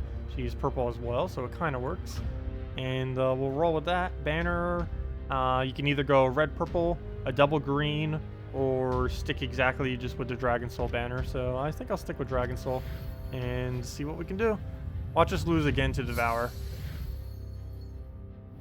Why is he using Gorgolfa last slot, though? That is really, really odd. Fully traded Gorgolfa in last slot. Well, just any Gorgolfa in last slot is really odd. But, particularly fully traded. That is very strange. I'm not quite sure what he's going for with that. Especially the triple brown yellow. Like, I like when people try new things, but some things that people try just completely confuse me beyond belief. And that is one of them. Okay, so let's throw down a Dragon Soul right there. That'll give us Gorgolfa. And pretty much you just infinitely loop explosions, which is pretty nice. So just double check the board. He'll get Devour, of course. What's the least threatening thing he could possibly devour? Or we could kill him before he even gets to Devour. That could work too. We'll throw that down. Nope, we didn't get his skull. And he gets double skull on us. So we'll get a free skull. Is that enough? That is enough damage. And that's the power of her, the Dark Priestess. He can come in handy sometimes. Unfortunately, if we do it again, we're going to kill it though. We'll throw it on Dragon Soul. Ah, the double. Come on. Stop giving him double skull. After he just got triple skull. At least he's going to waste his turn on another skull, if nothing else, but still. Do we bother taking our own? I guess, because it's going to create so much yellow if I don't. Mana surge. And then we'll just Dragon Soul there. That won't be enough damage, unfortunately. Wow, it hit every skull, but we just get one off the top.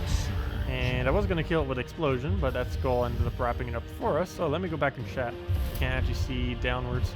There we go. How do you counter team with 2 or more Spirit Foxes? Just don't use anything with yellow. That would be perfectly fine just doing that. Multiple Spirit Foxes isn't really that hard. They might end up killing one of your troops just because that's a lot of damage, 3 Spirit Foxes. But, yeah, that's not really too big a deal. Especially if one of them are first slot, the easiest way to do is fully trading Scion. Otherwise, you can do things like a Corvash, get the mana up for that, and just use, like I said, non-yellow troops, and you'll be fine. Okay, let me go for the skull-oriented route here. Again, we miss. Wow, she has really bad aim. I don't even have a follow-up because of how he took it, so we'll just throw Dragon Soul again. There we go, nice. Giant Spider into a skull, very, very helpful.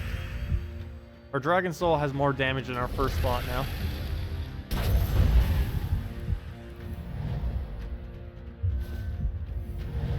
Okay, let's throw Gorgolfa onto the Gorgolfa in last slot. Still can't get over that. That is just I can't recall if I've ever seen Gorgolfa in last slot before. This could be the first time I've ever seen it. Just throw a skull into Dragon Soul, and that would be match. Assuming it hits at least 3 skulls and he doesn't revive. That's a lot to hope for, given what's currently happening. There we go, and we still get it. Mana surge.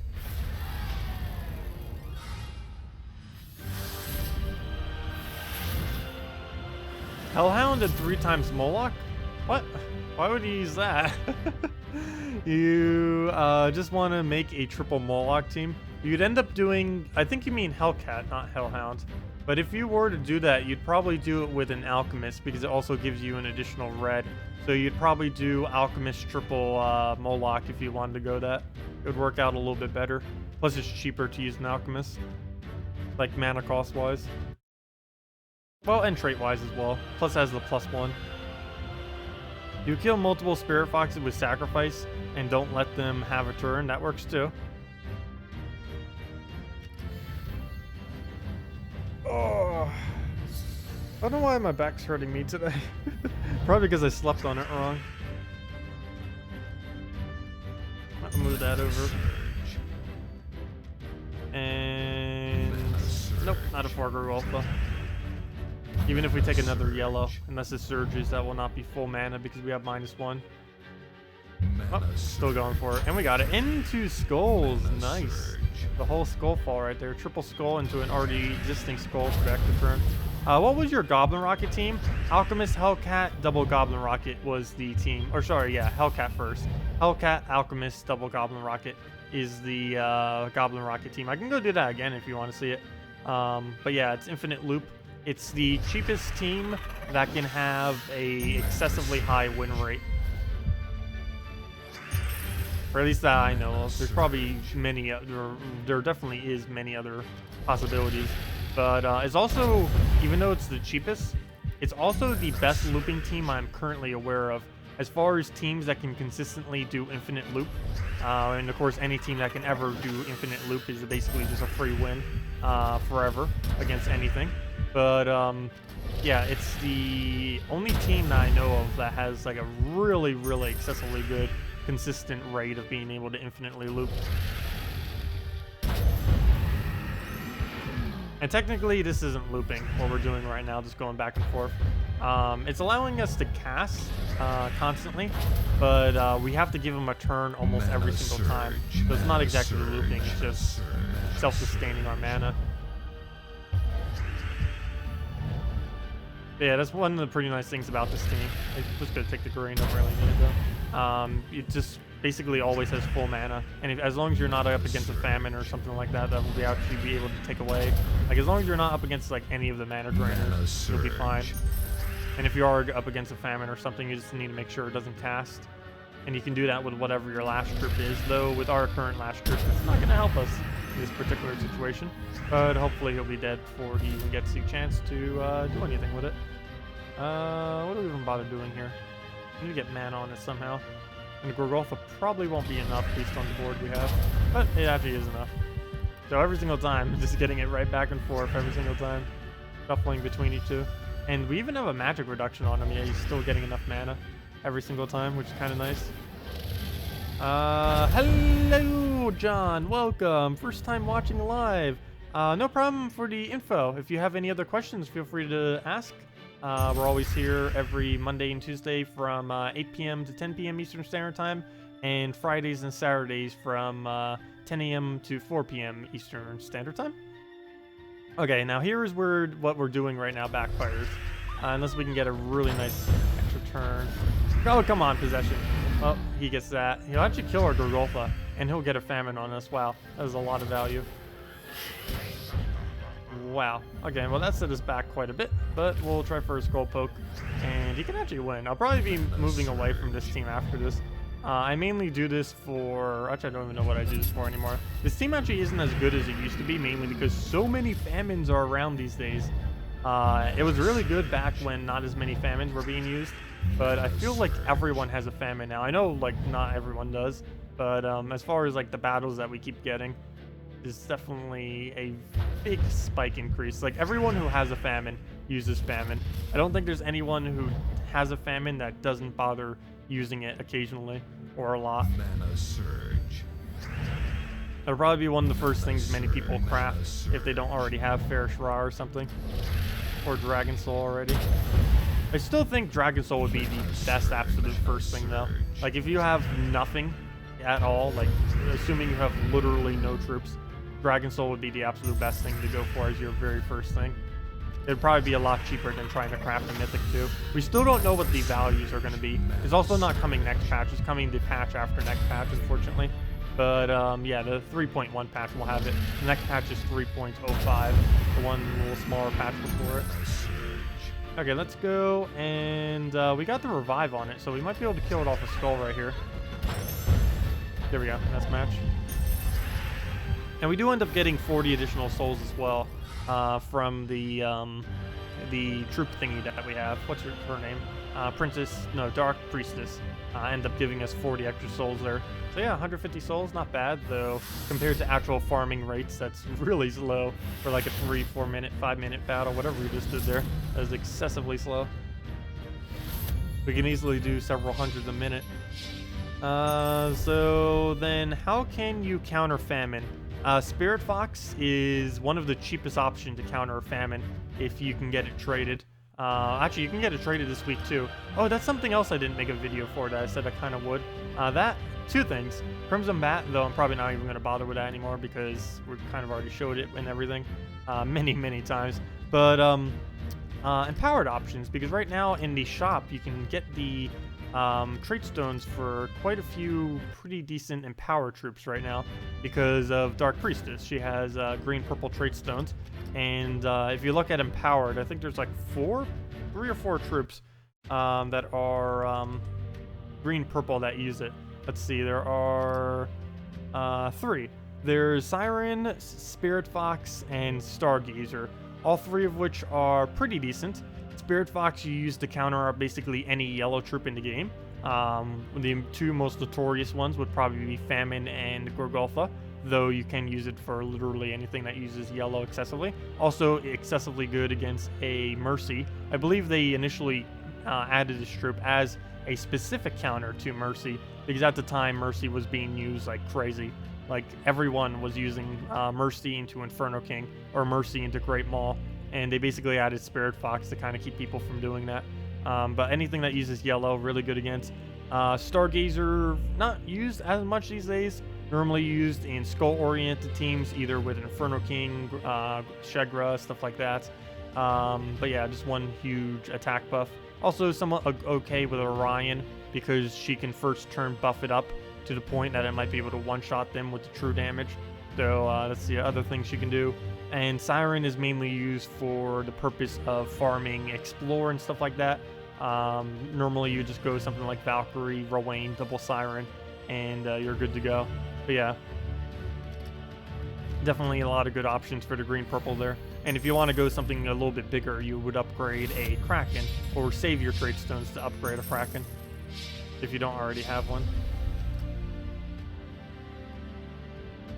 Okay, let's go back to... I don't know, what team should we do? I don't want to go back to Ellie Loop. Really enjoy the Infinite Elamagrim when it actually works. It's also one of the few dragon teams that can actually loop.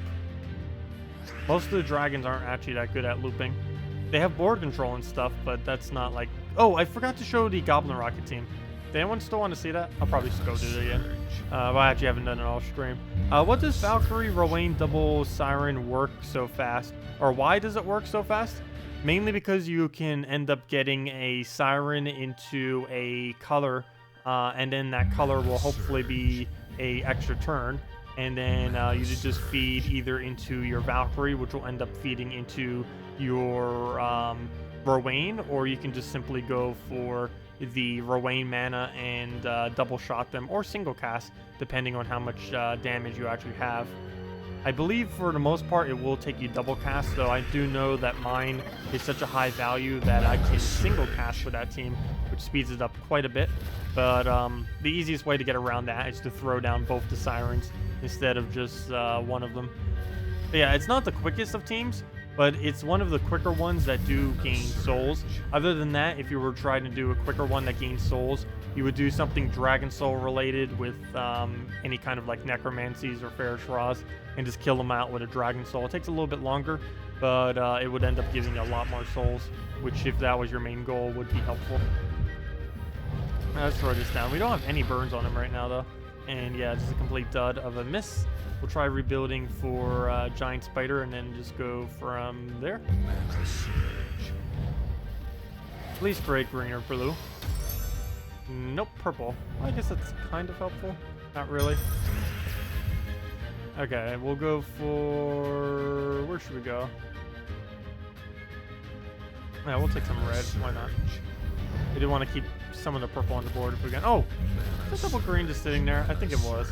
Probably should have gone for it. We do need Spider up quite a bit, so we'll go for some of his mana right there. There we go. Can we extra turn it? No, we cannot. So we'll just swipe it and then throw it down. Go get a Dracula. Why is he not throwing Draculus? That's a bit odd. But I'm fine with that.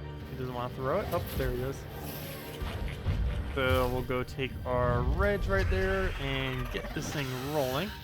We'll do that. Get our Elamagrims rolling. And our, should say Elamagrim. I'm used to using this with 2 Elamagrims. Before Queen Aurora, I did end up using this with 2. but it does work a bit better with the one and just using Aurora if you do happen to have her. We'll throw that down on purple, get the loop going back again, and we're good to go now. Should be matched just off of that. Mana surge. Oh, that reminds me, I might finally be doing a Sunday stream again. I noticed, I normally don't look at the Steam sales, but one thing did catch my eye, which I've seen gameplay for a little bit in the past, but I haven't ever bothered playing it, and that is The Escapists, for any of you that know that game off of Steam.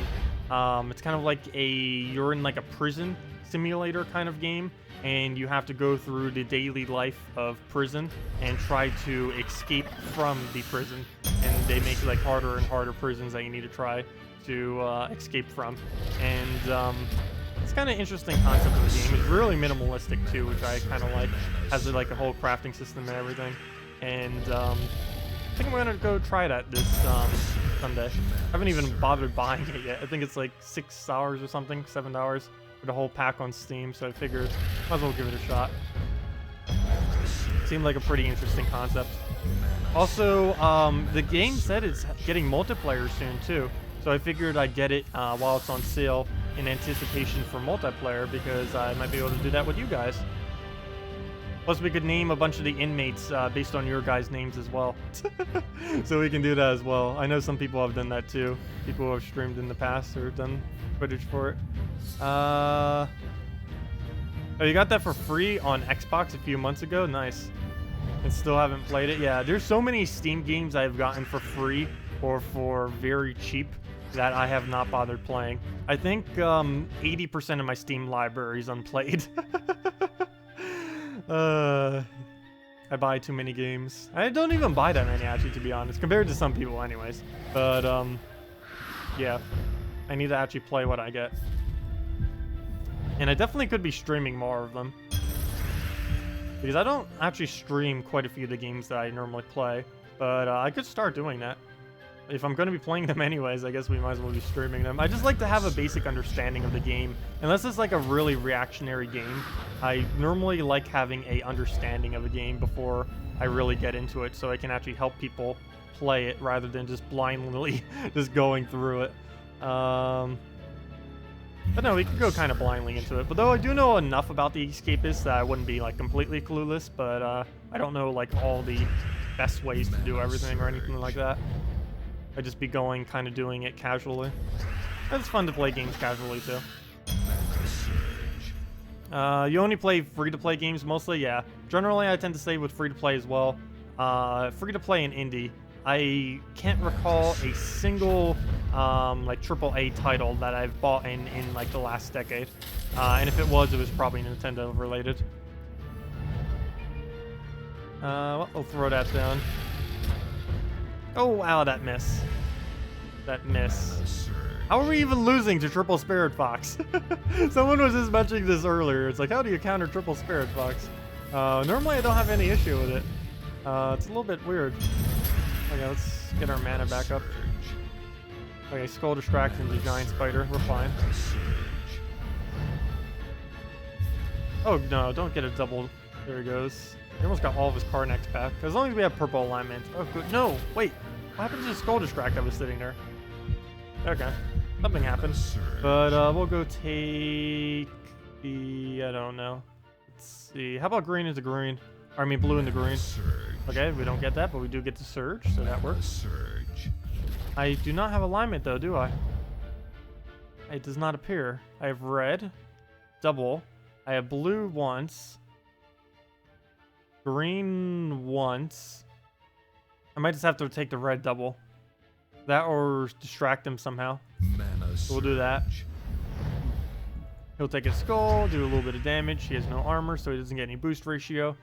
And blue, still none. Green, none. Brown.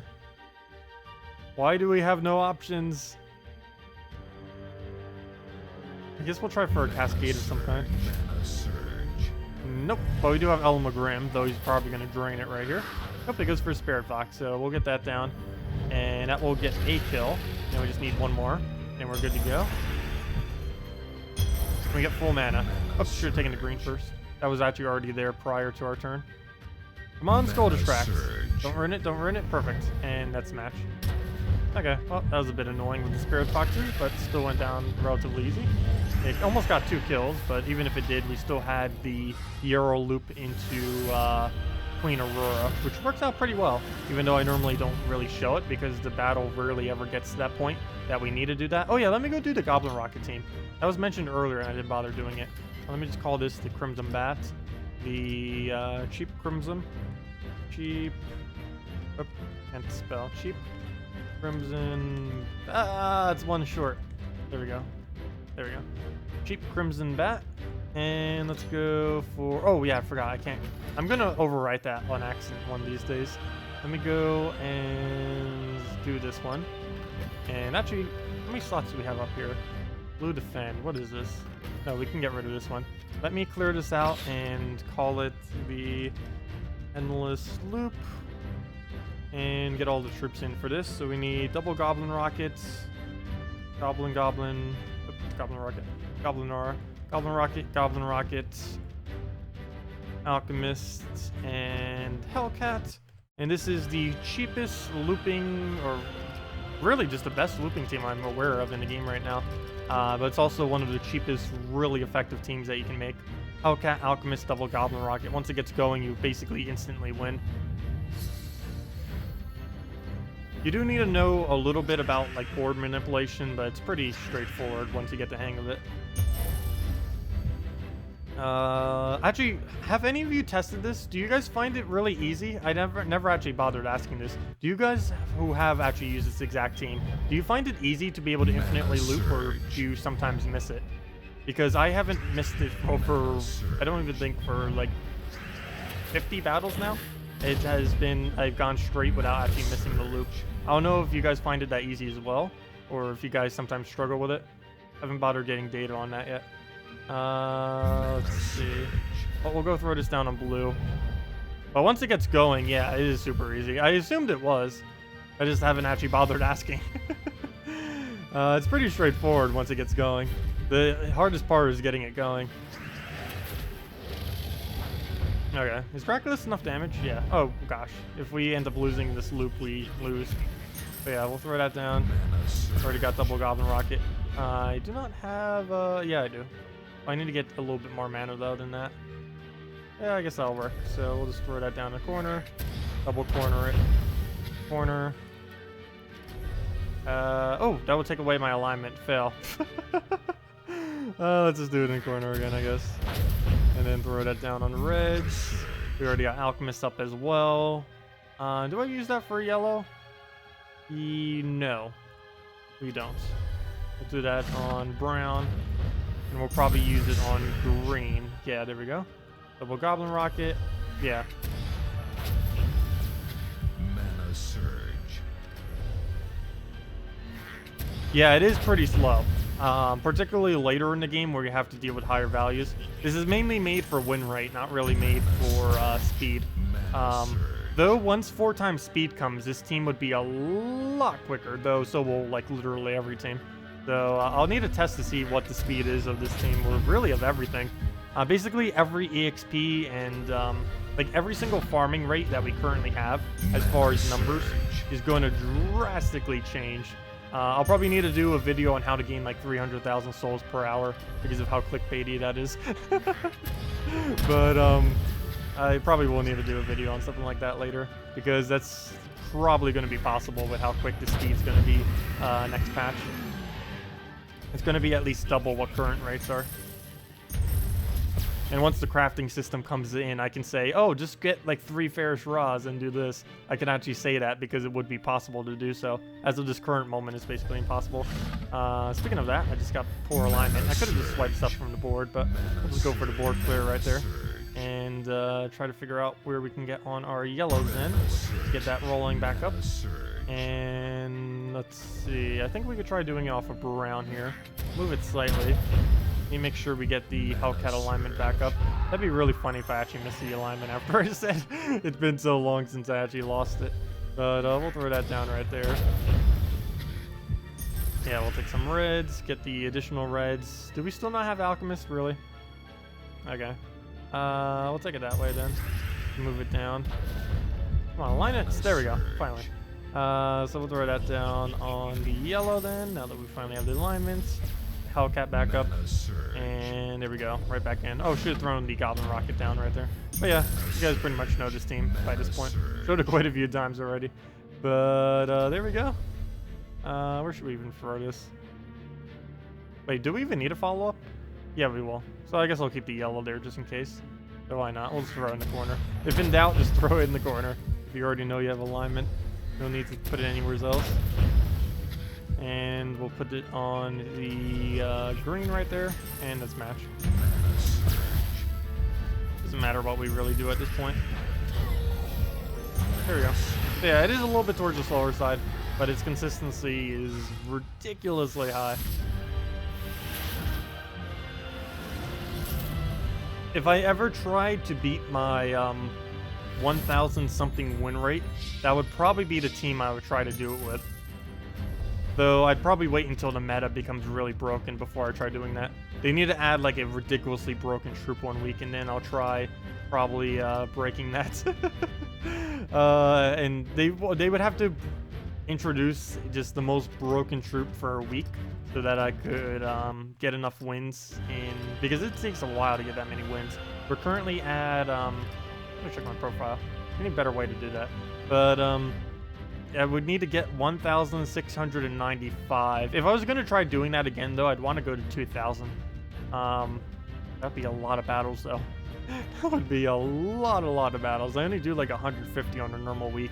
I basically have to do like 6 times my normal amount that I normally do. A little bit more than that actually. Wait, no. Wait, more than that. I'd have to do like 12 times my normal amount. Okay, maybe I wouldn't do that in a week. Not to mention I'd have to go perfect in Guild Wars that week too. Because one issue with Guild Wars being introduced now is that makes it harder to get a high win rate. Because the Guild War battles do count towards your win rate. I don't believe challenges and stuff do though. If those do, then that would actually be ridiculously easy to get high win rate. I believe it only counts PvP battles though. I'm pretty sure, unless they changed that recently. No, we'll go take some purples there. Bone Dragon finish slot. Wait, first slot can counter the freeze of Hellcat. Yeah, that is definitely very annoying if it ends up coming. Queen Map can also counter it, assuming it gets at least 1 turn. But yeah, Bone Dragon would end up countering it regardless. And it's pretty hard to not take any skulls. You would have to focus every single Goblin Rocket on aiming at skulls just to ensure that you never get frozen.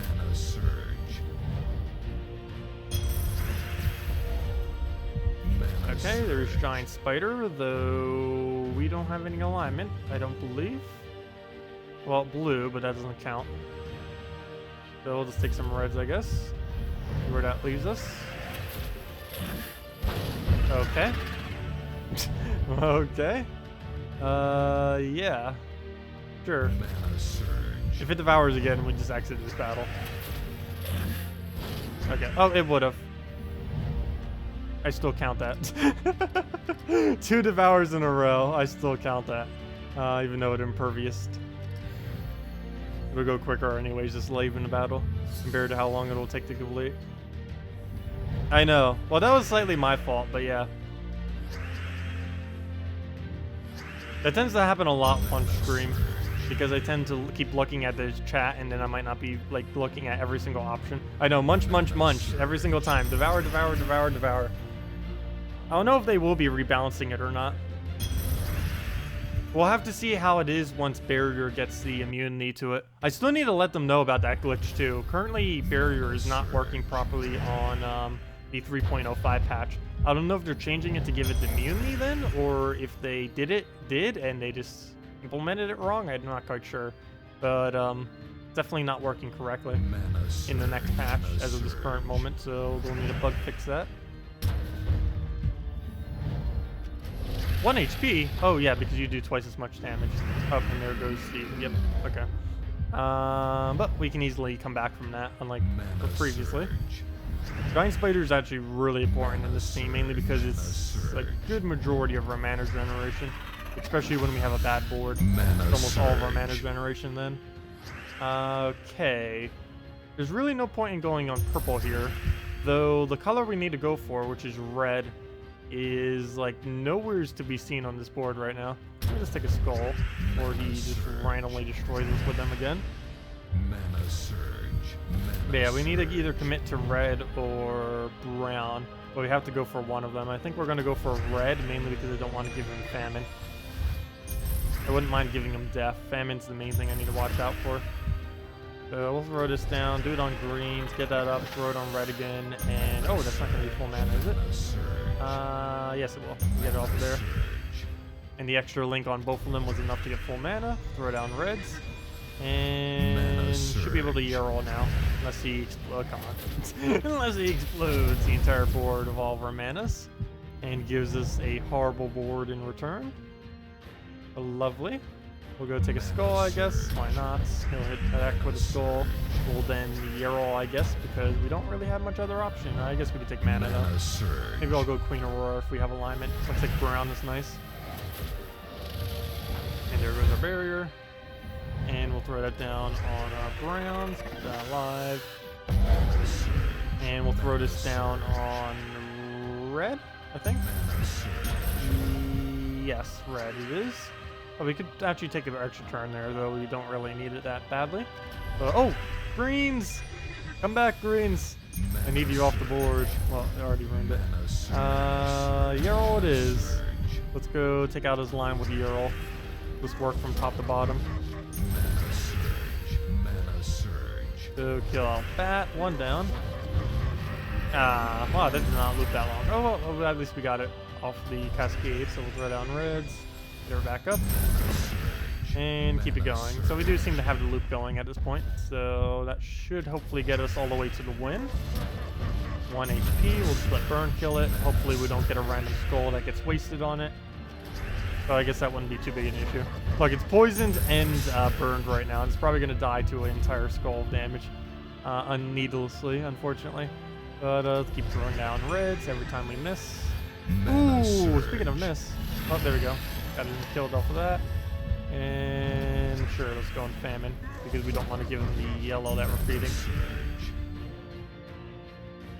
Okay, well, there goes the end of the line. Oh, wait. Oh, no, I can't take the red. Oh, no, I can do that then. We'll do that. Take our Yarrow again twice for the kill. Your first Guild War battle of the day is a single script? Really? Is that still possible? Or are you on console? I have heard people say on the PC version, PC mobile, that it's still possible to be able to get a one troop battles, which is a little strange. That shouldn't be possible, but yeah, I guess it is. Oh, you're on mobile. Yeah, that shouldn't be possible. Oh yeah, that's one thing that they did mention. I don't know exactly what they're currently doing with that, but they did say that there might be a slight difference between the AI on the PC version and the mobile version for the first time ever as of this patch. They are going to be looking into fixing that some, but one thing that they said, I don't know if they're going to be changing this already, or I'll need to double check that later, but they said that the mobile AI may actually be slightly easier than the PC AI. They're going to try to make changes to make sure that they're both as fair as possible. But for the first time ever, the mobile version might actually be slightly easier. I might need to test that in the future. I don't know. I could probably just be easier just to ask them. But yeah, I'll have to look into that a little bit more later, because that would essentially mean just do all of your Guild War battles on mobile then, because it would be just ever so slightly easier, assuming that is true. Though they're probably going to change it too, so it's going to be barely noticeable. Mana surge.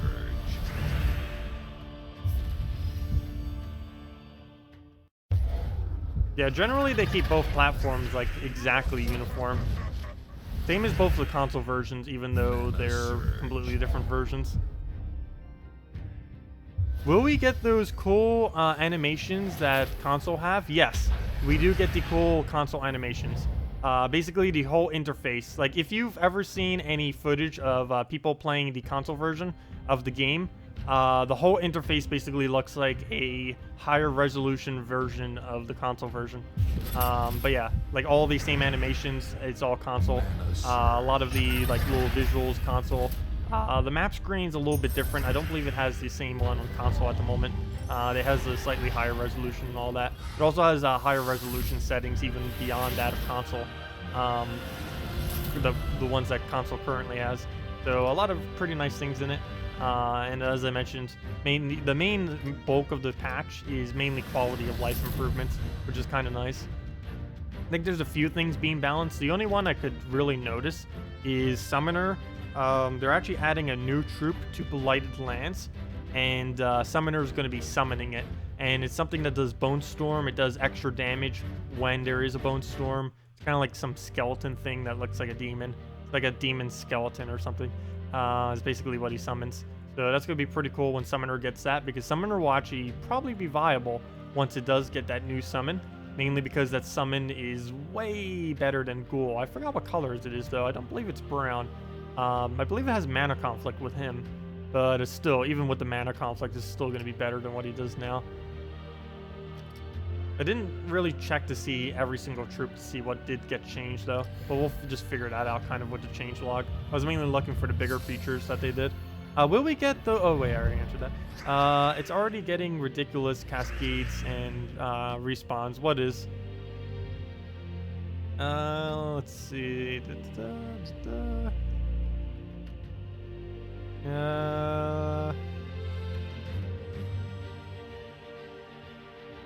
Okay, I think I've caught up on chat. Let me go and move that over. Mana surge. Mana surge. Let's see.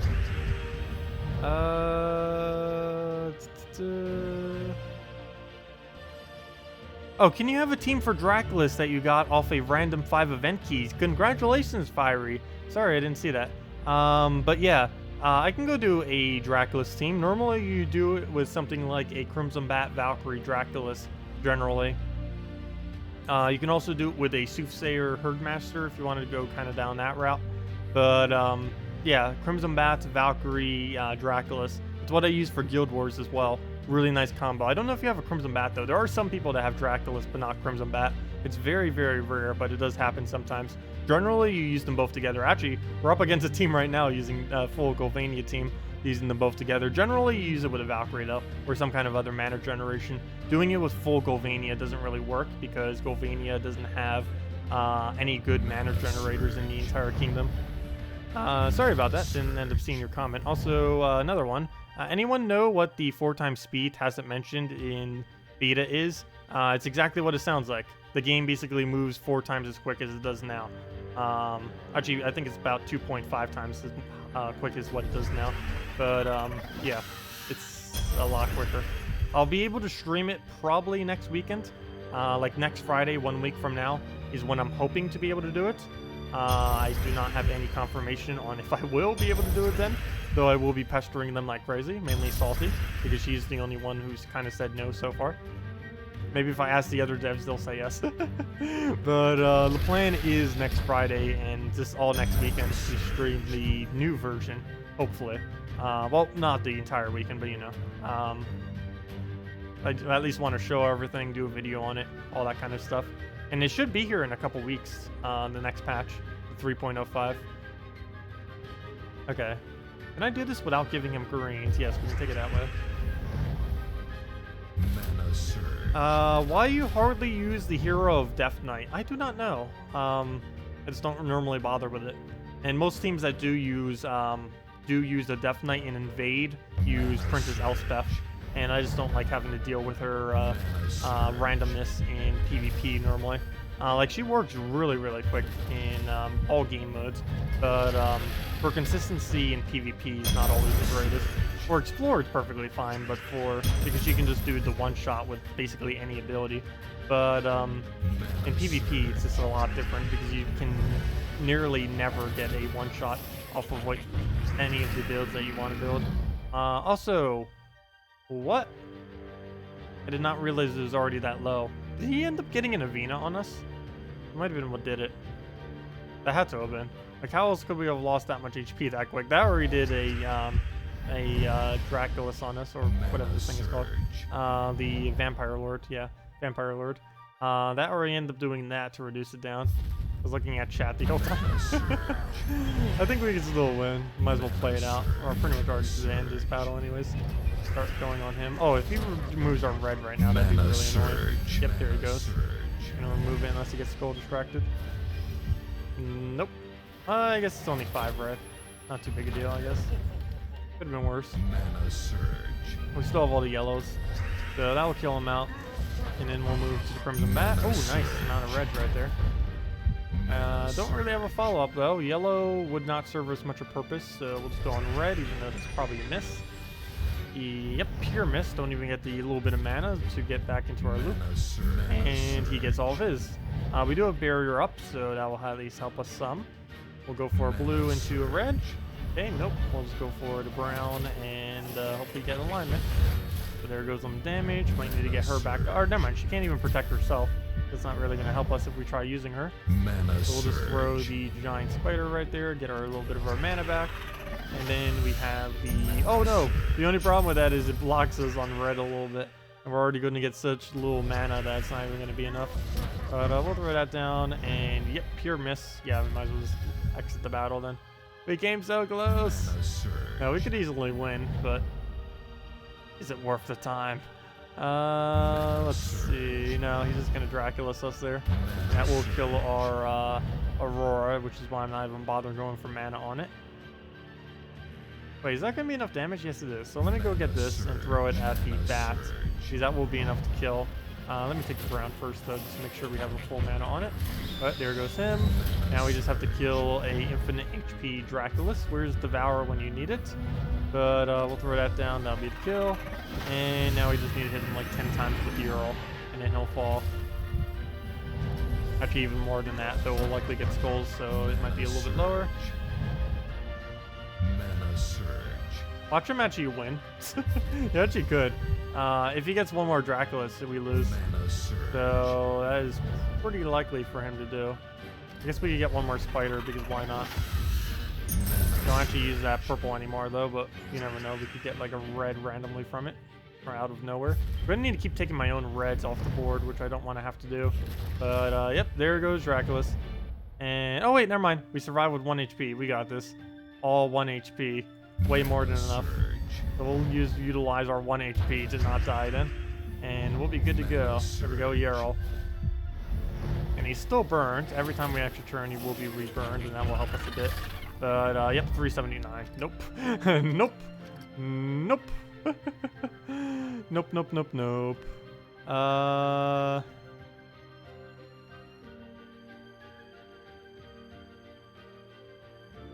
If you don't have the top troop, could you use the double Yarls, or could you sub in a Stonehammer? With this team I'm doing right now, I'd probably sub in a Stonehammer and replace out the Giant Spider for KrissTigger if you were going to do this with without the Elamagrim, if you were going to go down that route. But yeah, you can replace it out the Elamagrim. Of course, this team is made mainly around the Elamagrim, but you can still use the Yarl Queen Aurora base into a different team if you wanted to. Because there's basically 2 bases here. There's the, well actually there's the main team, which is just the full team. But there's also the Yarl with the Queen Aurora combo. And you can just use that base of those 2 into 2 other troops, like I mentioned. Like your Stonehammer into the KrissTigger. So you can do that. Yeah, it would work. Of course, it wouldn't be based around Elamagrim's loop. It would be based more around your Yarl loop. Might be a little bit hard to get mana initially, though, because you're going to have a huge wall up front of Stonehammer. I'm personally not a huge fan of using Stonehammer, mainly because he's such a really big mana blocker on a lot of your colors, and if he misses his first alignment, you basically lose the battle due to how slow he ends up playing out the battle. Let's see, let me go and... What was my 4x dragon team for fire? I think it used Demistroxia, I'm pretty sure. Demistroxia... Dragon Soul... I forgot it has 25% this week too because of Mystic, Pristine X, and Grim. I believe that's every color. Let me see. 3, 4, 5, 6. Yeah, that's every color. A little bit of a weird order though. There we go. Okay, let's go throw this down. Should be good. And let's see what it can do. Oh, it's using double Aurora on its team. Summoner is from Groshnock. Why is the summoning thing from Blighted Lands? Well, it currently summons something from Golvania. So why does it currently summoning something from Golvania? Doesn't actually matter if it's in the same kingdom. Generally, troops do summon within their own kingdom, but it already summoned something from out of its kingdom. So why not just keep it that way? So I guess that's why they made it from Blighted Lands. That, or maybe they want more undead in Blighted Lands, so they figured that's a way that they could do it. Because Blighted Lands currently lacks a lot of undead. I think it only has 3, 4 undead, which is pretty low, given that it's kind of a undead daemon-themed kingdom. Yet it only has like 3 undead or something. Let's see. Nothing good. Might as well just drop the blue. Surge.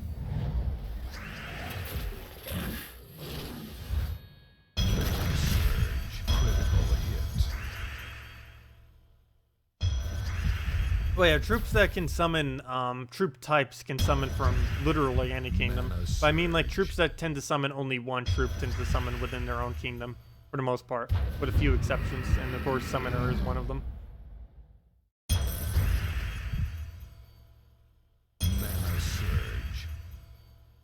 Wow, that Dragon Soul died so quickly. But that's why we put it up front, used as a meat shield. And then we'll throw down our Pristine X into red. No, we kind of need red.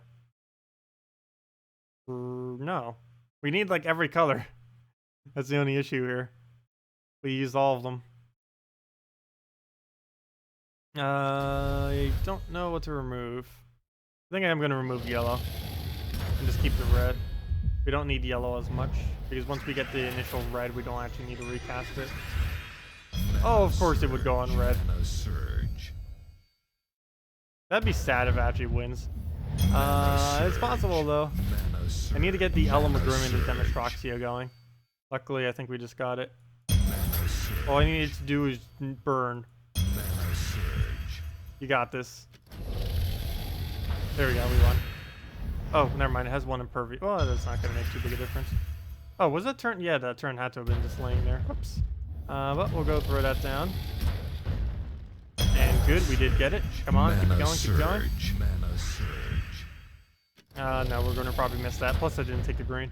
Yep, got the miss. We do have Demistroxia back up, so at least we get a reburn, hopefully, off of that. And we're basically down to 0 attack. Only thing that doesn't is the resummon, because it didn't have as much time to lose stats. We could get some free blues here, though I think I'm just going to go down the route of destroying blue. And now all we have to do is get the last of Grim, which we can do off of red. Demistroxia, do it again, and match. Actually, you can just throw Grim. We don't even need to go with all that mess. We can just throw Grim, that'll kill everything except... Oh wait, never mind. Barriers. Yeah, we'll have to go for the burn first. So let me go take some moves. Move all this junk off the board. Go take the skull. Actually, oh, never mind. We only have 1 attack. I was going to try taking the green into killing it. No, that's not going to work. We'll throw this down. And we won. These will hit the burn, and that's enough damage for us to kill off the ability. And even if it wasn't, we would hopefully get next turn, which we did. But oh well, it doesn't matter. Already enough damage.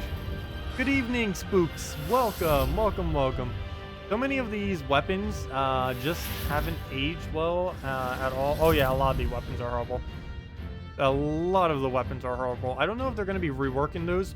Based on what I've seen so far, there doesn't appear to be any reworks, though there are 3 hidden weapons for 3 new hero classes. Oh, and one of them, one of the weapons was really interesting. One of the hero weapons. It is a dragon's eye. I wonder what kingdom might be getting that. Though we might finally be getting a dragon class. That dragon class, regardless of what its traits are, is going to be overpowered. Because it's just going to be used with Ellen McGrim, Dragon Soul, Christina X, Salvini Mora, all of the really popular dragons, and some kind of like ridiculous team. Not to mention, they're probably going to make the trade amazing. I wonder when that's coming out. Because it says Dragon's Eye, and then to be determined for whatever its ability is going to be. So it's obviously not coming out anytime soon. But I don't see any other kingdom that they could possibly give a Dragon's Eye to, or as a hero class weapon. So that's a pretty good sign we're finally getting a Dragon class for hero, eventually, soon TM. Probably by the end of the year, probably way earlier than that. I just don't know exactly when. It still says to be determined, so it's at least a couple months from now. Maybe 3.1? Like maybe a little after 3.1, who knows? But yeah, does look like they are looking into adding a Dragon hero class. Oh, Demon or Angel again. Gosh. We're gonna have to keep fighting him with his annoying Scion Drain spam thing. You're gonna get nerfed before it even exists. It's not gonna get nerfed before it even exists. Actually, I'll probably be beta testing it. I wonder if they'll let us beta test all the rebalances that they ever do. I hope they do. Because they have done some very unbalanced rebalancing in the past. What do I even do here? We can take the brown and extra turn chance. Let him take the skull. And then we take our mana. Oh, should have taken that upwards. If there's a purple there, I'd be so annoyed. Not really, but I normally don't really either. Let me see. Will the first one here be a purple? Because that was the color we need. Why did I say brown? Did I just say brown? I meant to say purple. Let's see. I need to see if the first one that drops from here is purple. Can we actually get a move that does that? Could take some green, I guess. Mana surge. Come on, get us a purple. Or let me see what it is. I guess we'll take the yellow right here so we can see it. But then again, green's the better move. Eventually, we will get that. We'll get it next turn when I take yellow away. We'll get to see if the first one that drops here is a purple. If it was, we would have gotten it if we took the other move. The one that I should have taken earlier. Okay, so we'll throw this down. And nope, we wouldn't have gotten it. It would have been a yellow. Mana surge. Can you repost what the dwarf class does? Mana surge. Their upcoming hero classes are Bard, Dragon. Oh wait, they're already posted? Oh. Yeah, I saw the dwarf. I saw the dwarf's weapon as well. The Bard one, I didn't recall what his weapon was. The dwarf was a hammer. I think it was called like Stone Hammer or Rune Hammer or something. The Dragon's one was a Dragon Eye. I forget what the Bard was though. It didn't really look like a Bard weapon, or at least not one that made me think of a Bard. Maybe it was a musical instrument. If it was, then I have no clue how I didn't think of Bard. But where's it posted on the forum? Do you have a link to it? I actually didn't see the stats or anything. Everything in game still says to be determined, but they might have looked into the files for that. What does the dwarf weapon do? It doesn't say. It says to be determined. They haven't decided what to do with it yet.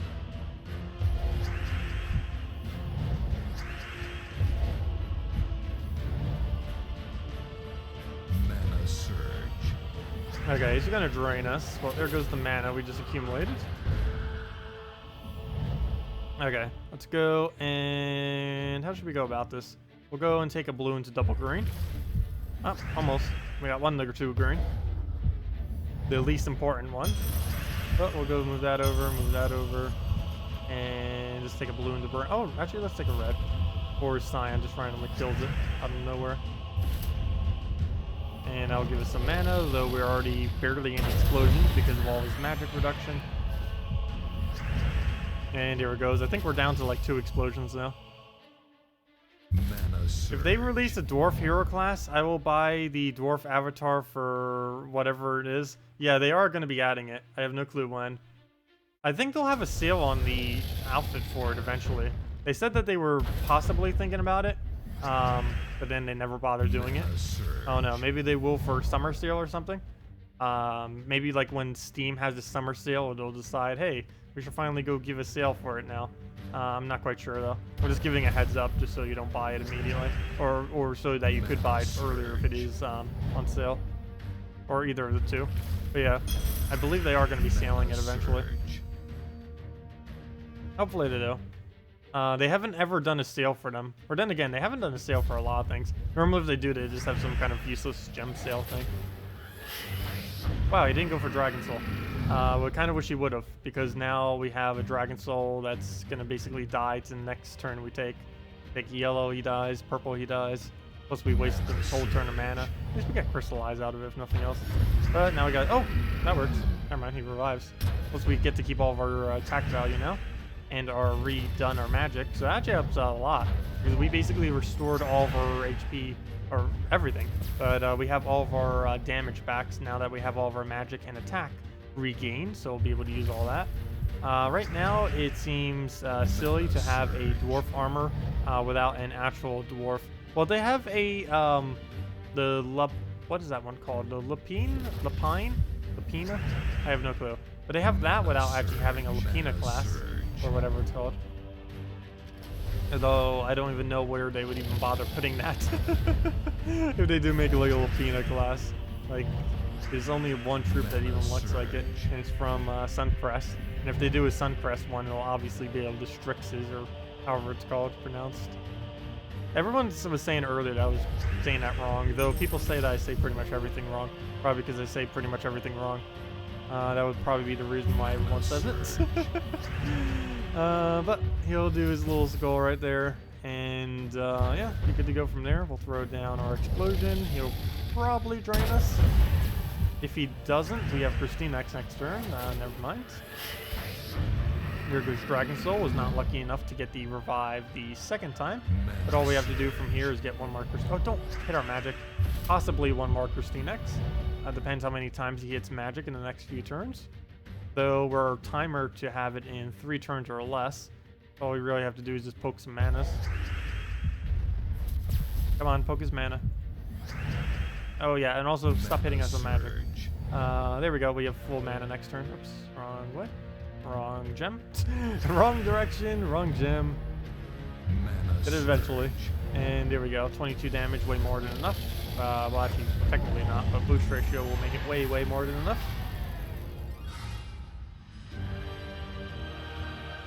No, I don't think Next Kingdom has Lupinas. I think it's kind of like a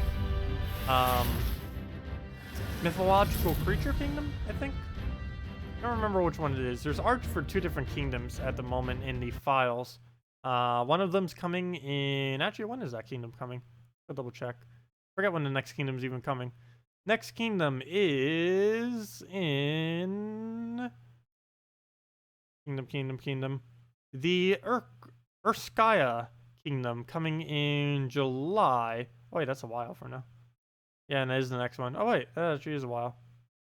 Those are actually a lot more further back than I thought they were. Probably because I keep forgetting June and July. I keep thinking like June is July for whatever reason. But yeah, that's actually a month or so away. Actually quite a bit. But once that comes out, they're basically coming a month between, like a month gap between each other at least. The Urskaya, they deliberately make these names so I can never pronounce them. The Urskaya, Aya. But it's a word that starts with U. Let's leave it at that. That comes out on the 14th, and the other one comes out on a 25th of August. Sorry, 14th of July for the next one, the next kingdom, and after that's the 25th of August. Only like 1 month and 1 week after. But yeah, that's when that's coming. Let me go X out of Steam. I don't even know why I have it open. It's the one with the baby Naga, right? I'm not quite sure. I haven't been following it on the forum, but I will make sure to get more info on it later when it actually gets closer. The Bear Peoples. Oh, is that the Bear Peoples one?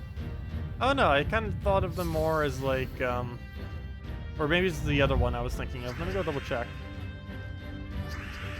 Let's see, where would be the easiest way to check it? Probably just checking the files. Games, view games library, properties, local file, browse, resolution, graphics, 3, troops. Oh, also one thing that might change next patch, which won't really affect most of you guys, but it will affect me pretty heavily, is they likely will not have the image files in the files anymore, which means thumbnails might become a lot more difficult to make. Because if they remove the ability to do, to have the files in game, I have to pull everything from the game itself and have to, like, edit it down. And that will increase the time it takes to do every thumbnail by, like, 3 times what it already takes right now. So, that'll be a bit annoying. But, I'll ask if I can just get, like, every file. Plus, I'll be able to save a bunch of them. So, like, everything that I currently have right now, just new troops will become a bit of an issue to kind of get stuff for. Unless they will just give me all the files. But, I don't know. We'll have to see how that pans out. Otherwise, I just have to change how I do my thumbnails to a slightly different format. Maybe, like, screenshot or something. I prefer actually not doing them as screenshots, though. Unless it's, like, something that kind of can't do anything else for. I think the most recent video I did a screenshot for was the leaderboard thingy, or the bracket change. And even that wasn't actually a screenshot. That was edited with, like, the little thingies, whatever they're called. The up arrows, which I also have as an asset saved. Anyways, let me go reorganize this. I'm, like, looking at it, but I haven't bothered reorganizing it. Let me do it by date, so it brings all the other ones up to the top. Sort by date. And... wait, what? Why are all of these edited? Weird. What? Maybe because I keep... oh! Oh, date's not gonna work. Oh, fail. What happened is, because I ended up re-downloading Gems of War, because of going to the beta version now into the main version. Okay, there's another way to get to it. Let me just scroll to exactly where the kingdom is, and then we get to see exactly where it is. Okay, Dragon Kingdom. Where's the Strix Kingdom? There it is. No, that's Silverglade. There's Strix, and there it is. So you said the bear people? Oh no, they don't look like bear. Oh yeah, I guess some of them are bears. Never mind, they are bear people. Well, one of them looks like a little toady thing. Another one is a bear. You are right with the bear. Is there any more bears though? They're not really all bears. There's some guy with fiery eyes and a spoon. He looks kind of like a little dwarvish thing. Another bear. Okay, maybe you're right with all the bears. And the final one is a gigantic bear, which kind of looks like a legend or a mythic. Probably a mythic. And there's a house. That's why I said it was kind of like mythical. There's like a tiki house thingy. And yeah. I don't know. Kind of like a little mystical to it. And the one after that is... oh wait, or is that the one after it? Wait, oh no, the files for the other one isn't even in the files. Never mind. Okay. Let's see. What is the legend for it? Okay, no, it's not even a... the legend's not even a bear. I mean the epic. It's just some kind of witch. That looks like a hag, kind of. There's probably not going to be called a even weaker hag. That should be its name. They better not make it horrible. All the hags are currently horrible. And where's the legends? I don't see where the legend file is. And oh, it is a bear. Okay, there's 3 bears. I guess you can call it a bear kingdom then. There's 3 bears in the kingdom. And the mythic is, or the legend of the kingdom is actually a bear as well. So I guess we can call it a bear kingdom. I'll call it the teddy bear. Or should I call it Cabarrus? Get it? It's Baby Yoda. Or Yaga. Yaga? What's Yaga? I have no clue what a Yaga is. Mana surge. Mana surge. Weak hag. Oh, it's a wag. A weak hag. That's great.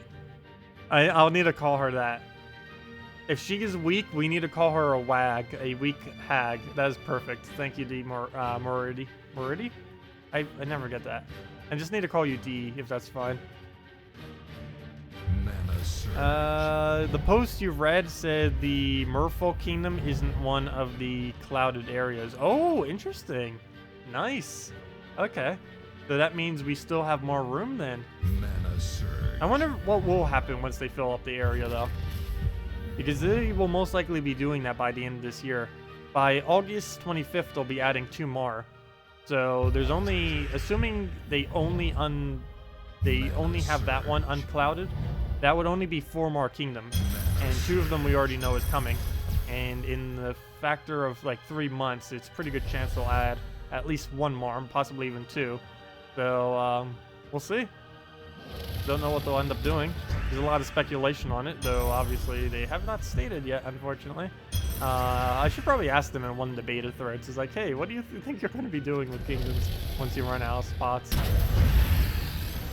I kind of hope they don't add any more kingdoms once that happens. Or I do want them to add more in eventually, but I kind of prefer them if they just stopped adding kingdoms for a little bit and focused on the kingdoms they actually have to build up the troop numbers, as well as work on other content that's not just more kingdoms.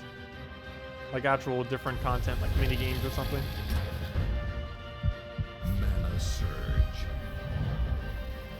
Baba Yaga was a witch from Russian folklore. Oh, okay. I did not know that. That would make sense. This whole entire game, like half the things in this game are from like folklore, mythology, and other things. So we'll throw down that in that match. We're probably throwing the Dragon Soul, but wanted to just end it. There we go. Could have gotten more souls out of it though. Okay, I think I'll give out the other code now. Might as well. Do it in a little bit later, mainly because we already gave the code at the beginning of the stream. So we'll go give out that one, and we'll still have another one for later. But let me go get that out. I have a message. What's this? Oh, okay. Wait, what? Oh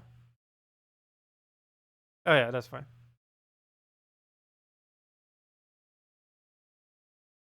Okay. Anyways, where was I? Getting code. Mail. Redeem code. June. And put a mark next to the one we use. There we go. Copy. Save. And let's get this into our interface and then it's chat. And let's actually claim it and see what we got here. Redeem code, put that in. Boom, boom, done. And let me center that a little bit more. I'll need to try to figure out a way, if there's a way to actually center that text properly. It doesn't do it automatically. I have to do like space bars. It's like the worst possible way you could ever try centering something. But I don't see how it works otherwise. Okay, so we'll go get that in, copy this. But yeah, use that code on gemsofwar.com underneath the game code, or you can just do and click that link. Both will lead to the exact same place. You, for any of you that don't know where your invite code is, oh, I forgot to mention that earlier. This does only work for PC mobile, but your invite code is underneath your options menu, just over in the bottom left, whatever yours is. You also just can click escape and it'll bring you there as well if you're on PC. And let me just put in that. So put in my invite code, put in that. And you just use whatever your invite code is. And redeem, and good, it is working. And it just gives the normal reward of 2 treasure maps, 1 gem key, 200 souls, and 2,500 gold. And let's just open up 1 gem right there then. And what do we get? What do we get? A Grand Inquisitor. Nice. Not really. At least it's better than a normal ultra rare or something. Oh, you know what? That's something I forgot to do, and I don't know if I'll actually bother even doing it. Well, I guess I could. I still need to farm some more resources for it. But one thing that I mentioned last Saturday I didn't bother doing. Well, that was a random troop challenge. That's one of the things. But I normally just use that as filler content. But the second count that we have, the one that ended up getting a Queen Aurora and a Queen Mab. In the Queen Mab in 1 gem key, and the Queen Aurora in 150 glory keys. I forgot to go do something with that. Like we did on stream. I was going to do a video on it. I think I still might in the future. Ish. Yeah. Might as well. They're pretty fun things to mess around with. Particularly earlier on in the game. Justice Team is so overpowered. And we'll get to enjoy that tomorrow too, because we get to using Guild Wars for the first time. And we'll get to mess around to see what it can do. It can basically make our team as strong as a normal team, essentially. All we need to do is just get it going, and then we're good to go. Yeah, make sure to use the redeem code below. The amount of claims on it's a little bit lower than what they normally are, so the code does go pretty quick. Make sure to use it. If you're here right now listening to my words, make sure to get to it. Oh, you got a Draconian Monk. Nice. Yeah, Draconian Monk is really, really powerful. A little annoying using his X, but it has a lot of potential. The only problem is it has so much potential that's really hard to use sometimes. And many of his better moves aren't really that obvious.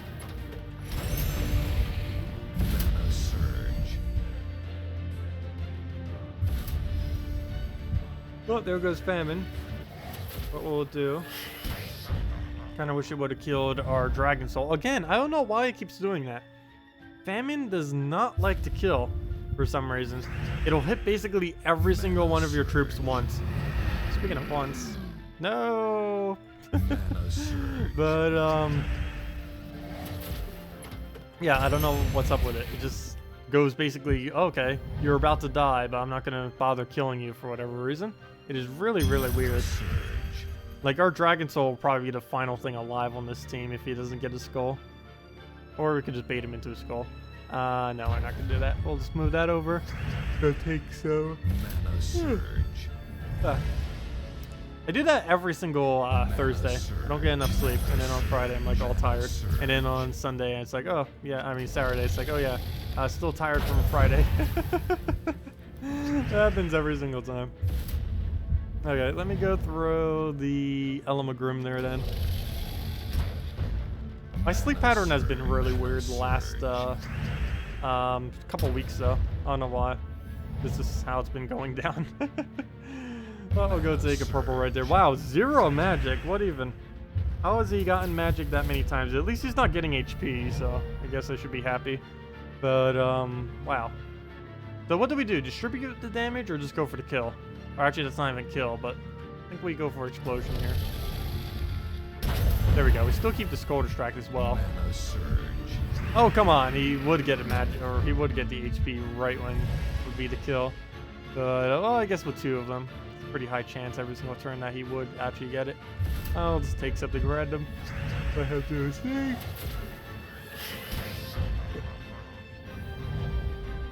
Let's see. I don't know, maybe I should try doing coffee. Oh no, I just absolutely hate the taste of coffee. I'd have to basically dilute it with like 90% milk. And then what's even the point of having coffee then? If I end up doing that. I try doing sodas, but those don't work as well. And I try tea, but I normally get tired of drinking tea if like all I drink for caffeine is tea.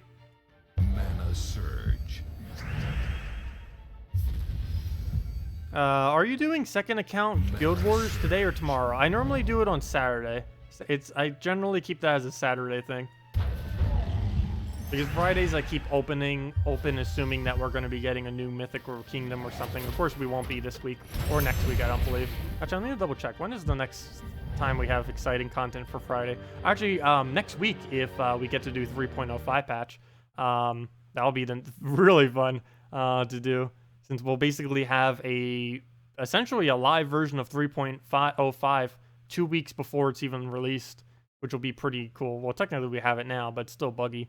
But as soon as they give me the say that I can actually start doing it live, basically means they sent the final version over to Apple, which means the version I'd be on would essentially be an exact copy of what the 3.05 patch would be. And we'd have it weeks before it's actually released. That'd be pretty cool. But yeah, other than that, there isn't anything happening until next Mythic, which is until July 7th, which is, how long is that from now? Why can I not see my bottom taskbar? There it goes. Wait, what? Being blocked. Okay. Yeah, that's basically a whole month from now. So before we have more Friday content, other than if we get the access to showing the 3.05 patch. If not, then yeah, we'd actually have another month. Otherwise, every single week's just going to be the normal to kind of just go over whatever, answer questions and stuff. We had Aurora last week, so, and there's no unique legends coming anytime in that gap, I don't believe. Oh no, there is. Never mind. Oh wait, no, that's not. Never mind. Wrong date. Oh no, there is. Never mind. Sorry, June 19th. Okay, good. So they are distributing it nicely then. But yeah, June 19th. That's 2 Fridays from now. Oh, that's perfect if they give me access to do it next Friday then. Because next Friday we'll do the we'll hopefully do the 3.05 version of Gems of War, showing everything that's new in it, just playing it and showing it. since it won't be live for 2 or 3 weeks after that, most likely. And then like 2 weeks after that, we'll have the new mythic. That'll work out perfectly. Okay, never mind. Anyways, where were we? Let's move that over. Get Zemistraxi up. Hopefully get the burn, which will basically tick him down then. Oh no. Our magic has been reduced too much. It's almost dead. Yeah, 2 more turns. Never mind, 3 more turns. So we're probably not even going to get that. Not even going to bother for mana. He's just going to Famine. Oh, please don't hit Elamagrim. Why? Why do you do that now? Of all the times you finally go for the kill. So now it's basically a timer on if my burn will kill him or if he'll hit our HP. So we have the higher chance, though his will keep persisting. Ours has a chance of going off. Let's see. We got it. Nice. Wow, that came out a lot closer than it needed to. What's unique in Event Chest next Monday? Next Monday is the... What is Monday? Monday is Drifting Sands. Great Maul is the legend of next week. So you'd mainly just do that if you want a Great Maul. Personally, I would say kind of just skip over next week. Great Maul currently isn't used that much. Devour is also getting nerfed due to Cabarrus being so overpowered. So he's going to be even weaker. So Great Maul, kind of a nice utility on occasion. The main issue with a Great Maul compared to something like a Gurgulfa is generally with Great Maul teams, you build the entire team around Great Maul. Whereas with a Gurgulfa team, you build the Gurgulfa into teams. The Gurgulfa, you get a lot more options for. The Great Maul, there's only like a few select teams that actually work with it. But yeah, for the most part, unless you're doing it for collection purposes or just because you want a Maul, there's really no point in doing event keys next week. Because it's just Drifting Sand troops, so all you're getting is, I don't know why I clicked show all, I have all the Drifting Sands troops, but all you'd be getting is, well, more copies of the Desert Troll that's coming, which would be double the number of yellow gems on the board, brown green for 11 mana cost, doubles the amount of yellow on the board. But other than that, you would just be getting things like the Dragon Cruncher, Ifrit, which is useless, Merid, which is useless, Rock Spirit, which is useless once you get to a higher level, Sand Shark, which is useless due to Cabarrus, and the Great Maul. Basically the only troop, I actually didn't realize that. That's basically the only last viable troop. Well, I guess there's a couple. Dragon Cruncher's okay. Rock Spirit's okay if you're a lower level. I guess Dust Devil's also pretty good if you're lower level. And then there's Great Maul. But basically only Great Maul was like the only troop of this entire kingdom. So yeah. Because Dragon Cruncher, I don't know, I normally don't see it used that often as an anti-dragon counter. It's not even that good for anti-dragon. Well, I guess it is, but it's just really inconsistent. And you'd basically have to build a whole team around just mana generating for him. Dust Devil can come in handy for you too. Oh wait, never mind. Dust Devil's not even a drop hole. It's just Dragon Cruncher, Ifrit, Merid, Rock Spirit, and Sand Shark, Great Maul next week. So yeah, there's really like nothing of interest for event keys. Might as well just skip it and stock up for later. Well, so why am I still running this team that I'm running right now? I don't even know. Yeah, I know. Rock Spirit plus Ranger is one of the strongest low-level combos there is right now, other than Dragon Soul Ranger or something like that. But yeah, it is a lot of damage. That was actually what I was using on the beta account before I got to get all the free resources.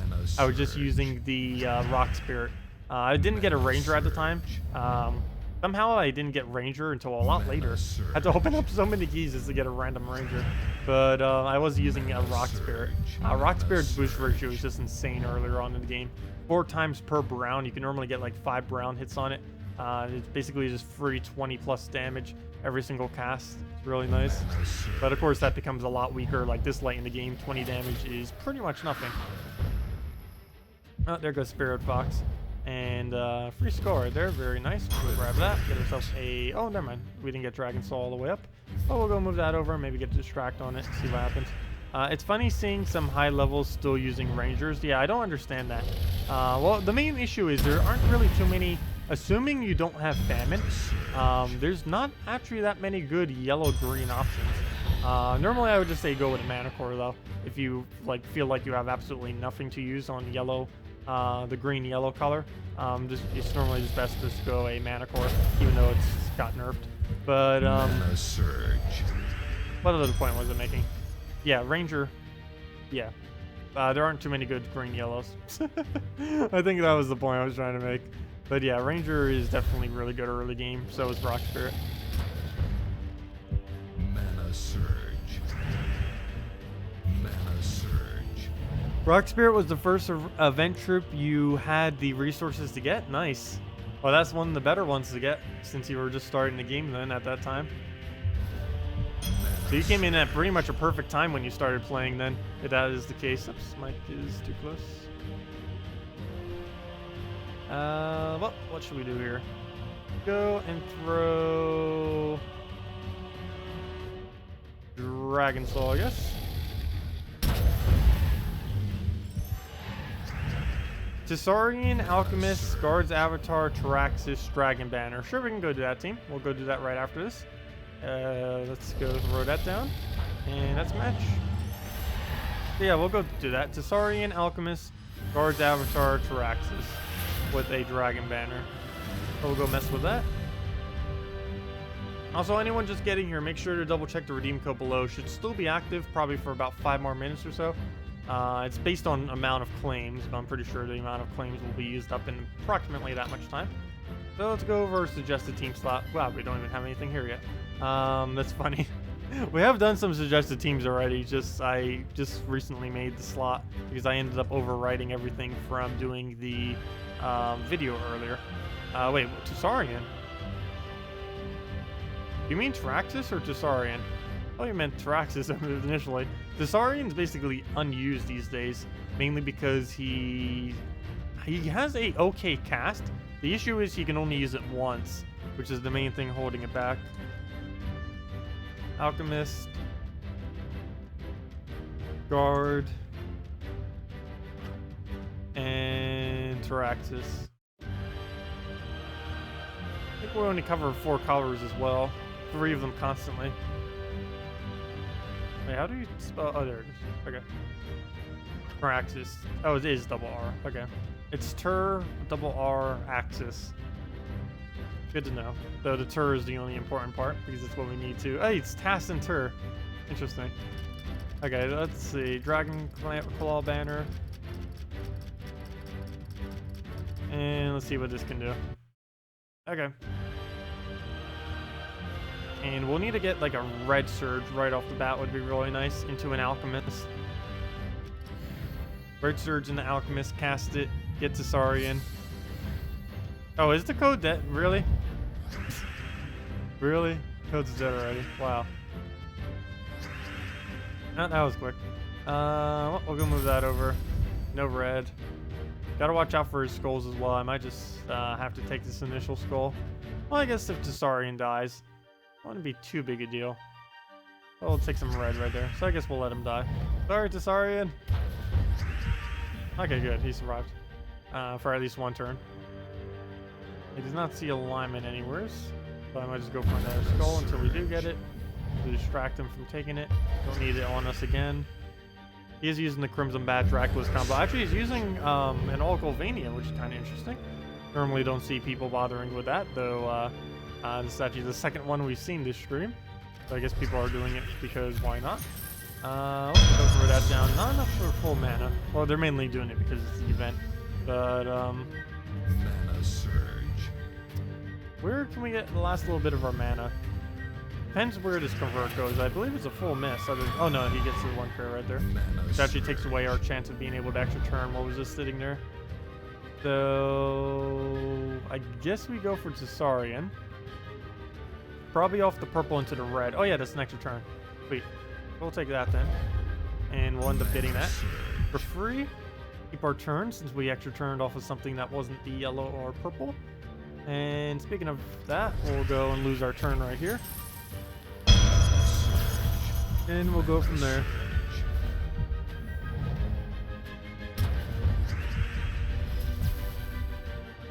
Maul, Dragon Soul, KrissTigger Cockatrice, or Dragon Soul, Maul, KrissTigger Alchemist. Maul, Dragon Soul, KrissTigger, Cockatrice, or Dragon Soul, Maul, KrissTigger, Alchemist. Not quite sure what you're doing the Alchemist for. You only have one thing that takes yellow. Normally when you use a Great Maul, particularly when you're using an Alchemist, for both of them, you generally tend to have another yellow troop on your team, and doing it with only one is a bit of a waste. So I'd probably say neither of the two teams that you just did. The main problem with the Cockatrice and the first team that you mentioned is it's being completely blocked by your Great Maul, at least initially. I'd probably stick with more of the first team if you were to do one of the two. If you were to go and commit to one of them. But yeah, I'd say definitely the first team then. Okay, well, let's go throw this down. That'll get us burn on all of them since they're all undead. Also why they have the little gems next to them. We have 1 HP and 1 armor. I guess we can use his ability. Sure, we'll go throw it on reds for a really big cast right there. And there's no way that's gonna miss. Mana surge. But he's out of commission for the rest of the battle, though I guess he was gonna die anyway, so I guess that finally works for once. I will have to give the purple to him because we lose our turn if I bother taking it. So we just won't take it. And then we'll throw this into the guard's avatar. And then go from... Oh, fail. I did not mean to... I did not see that would give him that much mana, but... he was going to do that anyways. So, oh well. But we'll go through guard's avatar and the alchemist into full mana, hopefully. And that will kill him, so we don't need to worry about freeze anymore. He'll just take a random skull, and then we will get the... Oh, there's enough damage to kill, isn't it? Oh, not too big a deal. We'll go get our mana back up, and that's match. And oh, it ruined our cascade. That would just give us a free map, so I guess that's our payment for losing our cascade. And there we go. And come on, purple. Ah, no purple. But we do have guard's avatar. That'll be enough to throw it down for the kills right there. Yeah, no problem, Kelly. And if anyone else has any other questions, any other teams you want me to do, anything of the such, feel free to leave them in chat. Yeah, there we go with that team. Kind of works. Praxis being blocked all the way in the back isn't really doing much other than the fire link, which helps us get the alchemist a bit quicker. Other than that, it seems pretty smooth though. Oh, things coming up. Yeah, other than that, it seems pretty smooth. I still need to get headphones eventually. Okay. Revenge battle right here with a bunch of Mismers. Bunch of level 1 Mismas. Well, let's see. Oh no, did we go back to super attack? Oh no, I need to figure out what my new favorite team needs to be that I just keep using. Because I've been like kind of switching out between quite a few teams as of recently. Any giant toadstool teams? No. Giant toadstool is useless. Yeah. The first time I ever used it, the first and only time, it took, oh, I need to recount it sometime. I think it took 9 casts in order to hit his 20%. Might even been longer than that. All I know was a ridiculously high number. Amnesia, can you show a team with her? Sure. I normally use her within Guild War teams, generally, because she is relatively slow of a troop, but for Guild War purposes, she is relatively safe, mainly due to the fact that she does have a summon on her, plus an explosion, and the fact that she also gives HP every single turn to daemons is pretty helpful, particularly since she summons a daemon, which will then gain that HP benefit as well. But yeah, I can go show something with her after. Mana surge. Peasant? Yes, Peasant. Peasant the god. The most overpowered troop in the game. Nerf hammer. Nerf it to the ground. Why does the spoiler say Arcane Forest for Drifting Sands next week? I do not know. Let me double check. Oh, because it is brown-green. Isn't it brown-green? Let me double check. Where'd it go? Yeah, that is correct. Brown-green. Arcane Forest.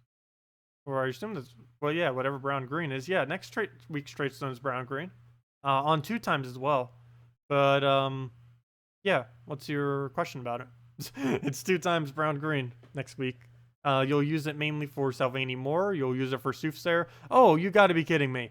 I spent an hour the other day getting brown-yellow or brown-green trade stones on my on the beta account so that I could test Soothsayer and so that I could plow down teams with the Crimson Bat. But really, I didn't even notice that next week is brown yellow. I could have just waited. Could have just waited until Monday and bought it that way. Fail. Huge fail. Huge fail. Well, next week I definitely need to go over Empowered then, since everyone will be able to trade up Soothsayer. Well, pretty much everyone probably already had Soothsayer, but might as well do it. Gonna do a whole thing over Empowered since we just got all the green purples, plus we just got the brown yellows, so it'll kind of work out.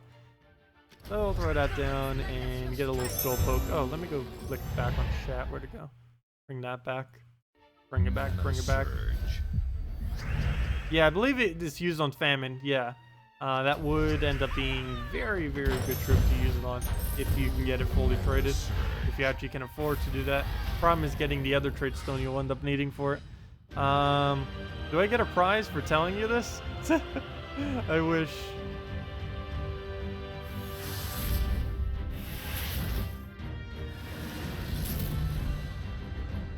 You're gonna buy extra for Famine you don't have. Yeah, it's always good to buy ahead of time before you actually need it, because when you actually need it, it's too late, because then you have to wait until the trade stone goes back on rotation.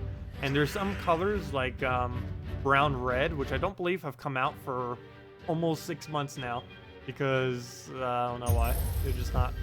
I don't think they have any methodology around trying to cover every single color evenly. They just kind of add troops to the game, and if whatever color happens, it happens. So yeah, it's been ages upon ages since brown red came. There's actually a history thing for it. I could probably find when the last brown red was. I'm kind of curious. Let me double check. Let me check the history. Let's see, by color. Will that bring it up? Let's see. Oh no, that doesn't say the history of it. That's just saying what's coming up for the color. Well, while I'm here, I don't think brown red comes up here at all. Brown red, August 14th. Never mind.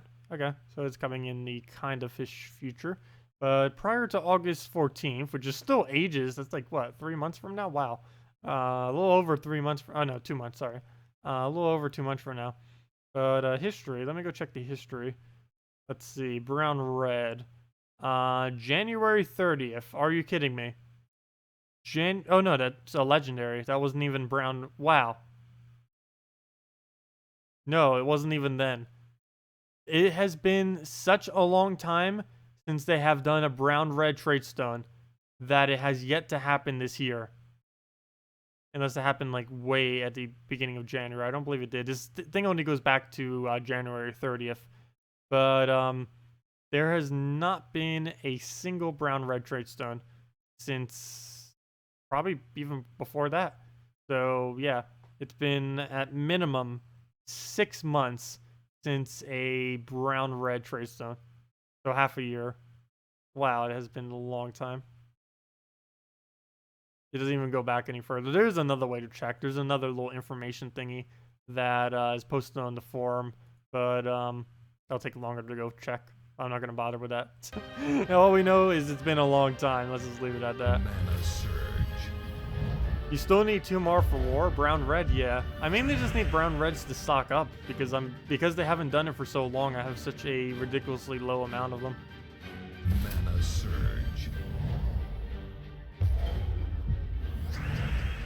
Spend too much time exploring Groshnok. I know, I hate exploring that kingdom. It is one of my least favorite kingdoms to have to explore. I need to reposition myself in this chair somehow. I need to find a new comfy position. That or get a new chair. 1 to 2. Let's see. Oh, I'll just hit my desk and my leg. Let's see. How about if I put my leg up here? The struggles of sitting in a chair for 6 hours. Oh no, but if I do this, then my face is gonna be blocked or something. Can you guys still hear me okay like this? I'm kind of sitting in a weird position, but this is really comfy. Well, we'll go move that over. And let's see, he'll throw an explosion. The only problem is I can't see the chat now. My mic's like in the way. There we go. I fixed it. Mic movements. I still need to get a stand. There's so many small things I need to get. Because right now I have my mic just sitting on my laptop, and this is really bad for canceling out sound. Mainly because it's like getting all the vibration from the bass. Like I don't know if you can hear right now. I'm like tapping the bass. I'm pretty sure that messes up the audio. Might not even being able to hear what I said. I don't know. But yeah, let me go buff that up. Can I go over the best mythics to trait? Sure. Let me go bring up the list of all of them, because there's currently not any way within the game itself to search by rarity, assuming you already have everything at mythic. Oh, loud and clear. Oh, okay. So that's fine. So my head's a little bit low. I can adjust that by doing this. There we go. Fixed. All's good. Okay, so let's go and... Mana surge. There we go. Also, it's kind of funny. We have the full moon in the background, and we also have a full moon on our shirt. I got the synergy going. You got the synergy. The double full moon. We're to win. Now I need to reposition myself. Mana surge. I have like my leg sitting over the edge of the chair. With a blanket over it so it can actually press against it. I'm in a really weird position right now, but it works really well. Anyways. What even? Let's just go throw down the buff, one-shot him, go from there. I'm not going to bother sculling him because he is armored. This will hit through that, so boom, dead. Oh, oh no, I forgot to compensate for the fact that he got just healed off of his skull that he just took.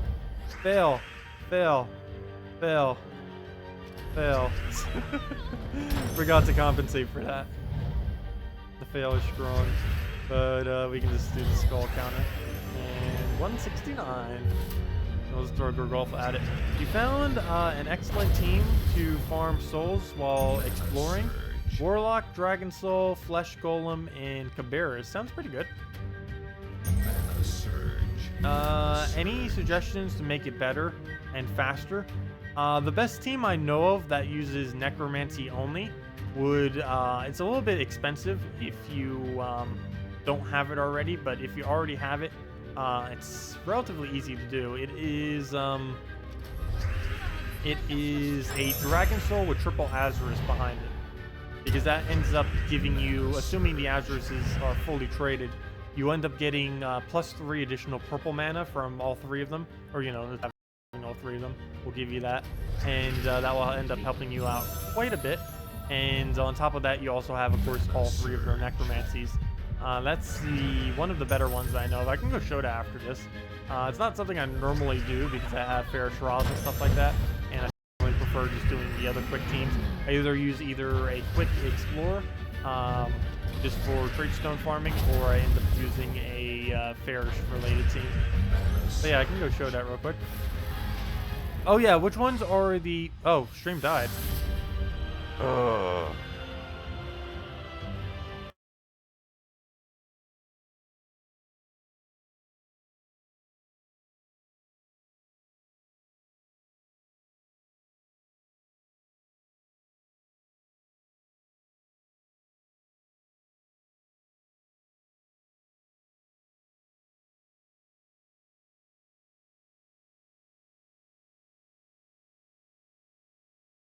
Okay, we should be back now. Hello, peoples of the peoples. Video output low. YouTube is not receiving enough video to maintain smooth streaming. As such, viewers will experience buffering. Well, I explained some things. We should be back now. Yeah. Up, and then...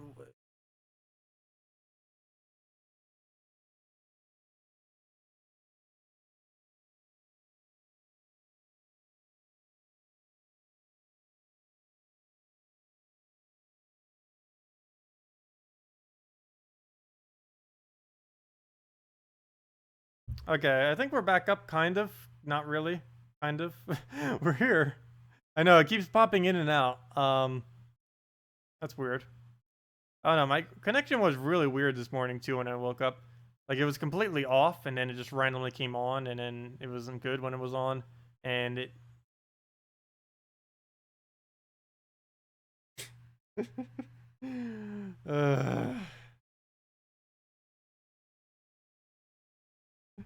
Went off again. What even? This is probably gonna look really weird after the fact too. I don't know if it actually does record all of it after the fact, but what?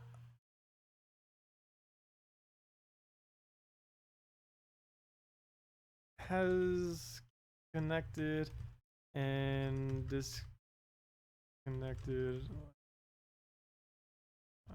in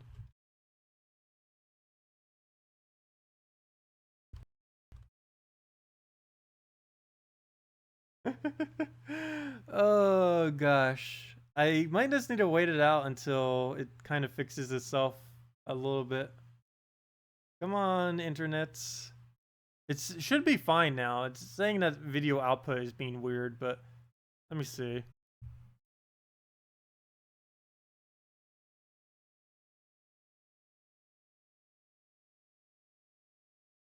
Okay, now it has said that the connection is fixed. So I did literally nothing. All I did was open up my task manager to see what's up here. And it literally fixed as soon as I did that. Though that's just a coincidence. That actually didn't have any effect on it. I don't think it would. That'd be hilarious if I X out of it if it goes bad again. But we should be fine now. Okay. Even though I did literally nothing. Also, thank you, Safer Stealer. Much appreciated for the subscribe. And okay. If I click this X and the stream goes down, that'd be hilarious. Let's see. I'll click the X right now. Okay, we're still alive. Okay. Anyways, everything should be working. Hopefully. I did literally nothing though. Okay, yeah, we're back. Yeah, that's weird. Okay, anyways, sorry about that. Technical difficulties, connection, bad connection. Had to go feed the hamster running our wheel that powers our computer.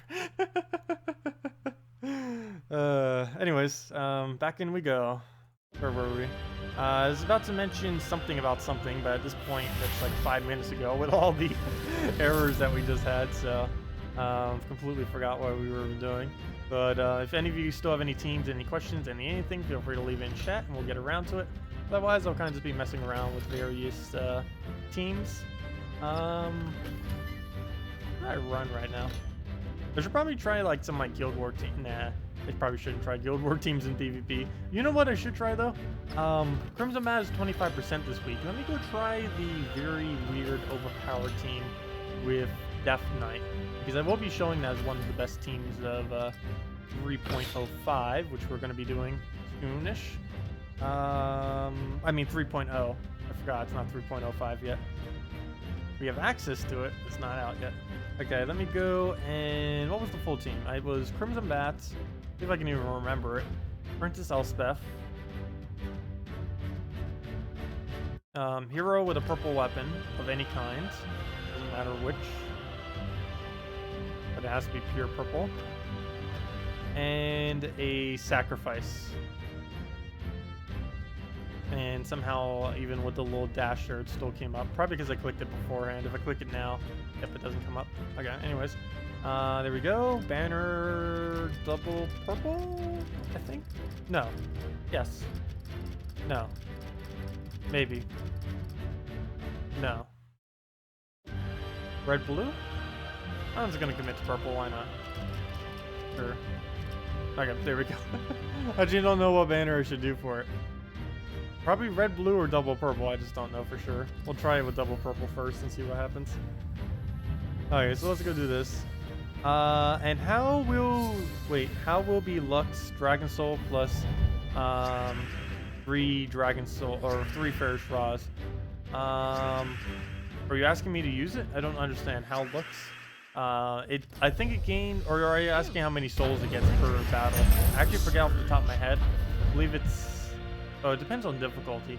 Sometimes we do it on different difficulties. I know I was getting 880 earlier, but I forgot what difficulty that was actually on that I was doing it with. But right here, we just do this on blue or red. Throw that down. And yeah, we do it again. And that's pretty much match, or ideally, using this team, that would end up being match. And then we just throw one Crimson Bat, and then boom, it kills out the entire team. And that is the whole premise of this team. And it works out very quick when it actually works correctly. The main issue is it doesn't always work lot of the time, which is why I don't bother using it. But I might as well test it a couple times. Might as well. It does have a really quick win rate when it works properly. I'll probably need to test it more when the quicker team battles are added, because this would be a really easy team once you get the pattern going to run super quick. Even if it doesn't win, like if it only wins 3/4 the battles, it would still be worth using, simply because of how ridiculously quick you could do all of your moves, because it's the same pattern pretty much every single time. There isn't much variance that you would have to do. The only thing you really have to check for is on the starting board, do you click on red or do you click on purple? It's like the only thing you have to, or red or blue. This is like the only thing you really have to check for. Oh, whoa, triple skull out of nowhere, nice. Oh no, but if we lose Crimson Bat now, really? Really? Really? Really? Where's the really meme? Where's the really meme? I need to go get the image of the really meme and get it up here. Let me go find it real quick. That would take too long though. I could just post a link of it. Really? Let me see. Really meme. Here we go. I actually forget what the head even looks like. There it is. The oh really guy. Let's see. That one. View image. Save image.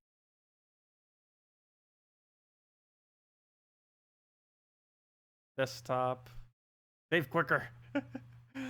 Desktop. Save. Bring that up. Image. Replace that. Where'd it go? Where'd it go? Where'd it go? Where'd it go? There we go. Okay. Bring it up. There we go. There we go. Anyways. Yeah, that happened. I lost our... right when I was about to cast him, we ended up losing him. Anyways. Let's get rid of the memes. All the memes. Okay. We'll go and try this again. Let's hope we keep the bat.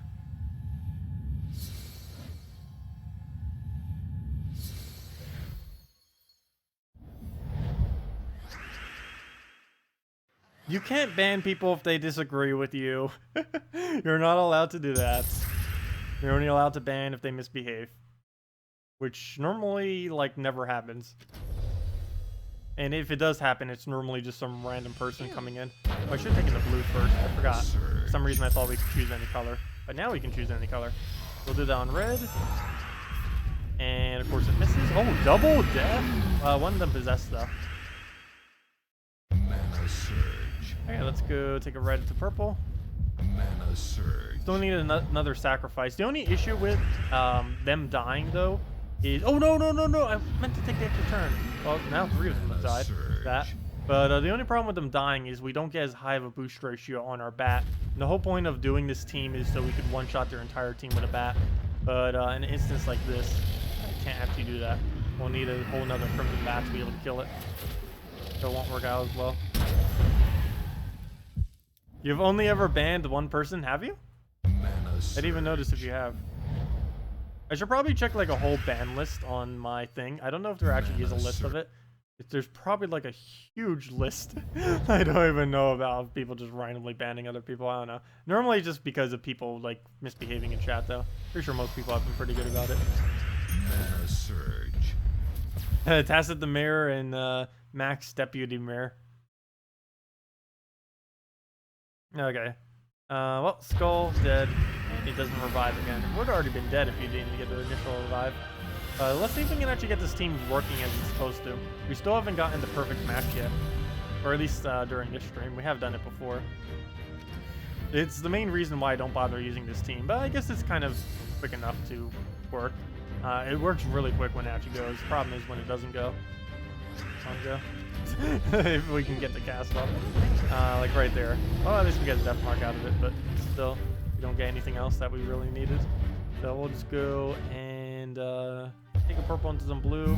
Some red, not bad. Oh, another death mark. Well, if they can all just die to that death mark, that would also be fine. That would solve all the issues. Skull distracted. and we still get a nice cast on it off of 2 death marks. Also, one of the reasons why this actually works is because there's a 2x boost ratio on the sacrifice on death marks on the enemy team, and because the whole team is death marked, we end up gaining a huge boost ratio to the amount of magic we gain per cast, which is quite high relative to how much it normally gives. Because normally, like mine, completely 100% maxed out, only gives 12 magic, whereas every single death mark we have on the enemy team is 4 magic each. So that would be 28 magic per cast if we actually had their whole team death marked, which of course occurs when we kill death on the very first turn there. So, oh, come on. One more cast, and we got this. So you should have enough magic to kill them both. The main issue will be if they revive off their 25%. And don't see an extra turn, so we'll just take that. We didn't get it off the top. He'll take a skull. Luckily, he does not kill. And please don't revive. Okay, and we're good. Okay. Still haven't gotten the perfect match yet. Probably take us like 5 battles before we even get the perfect match.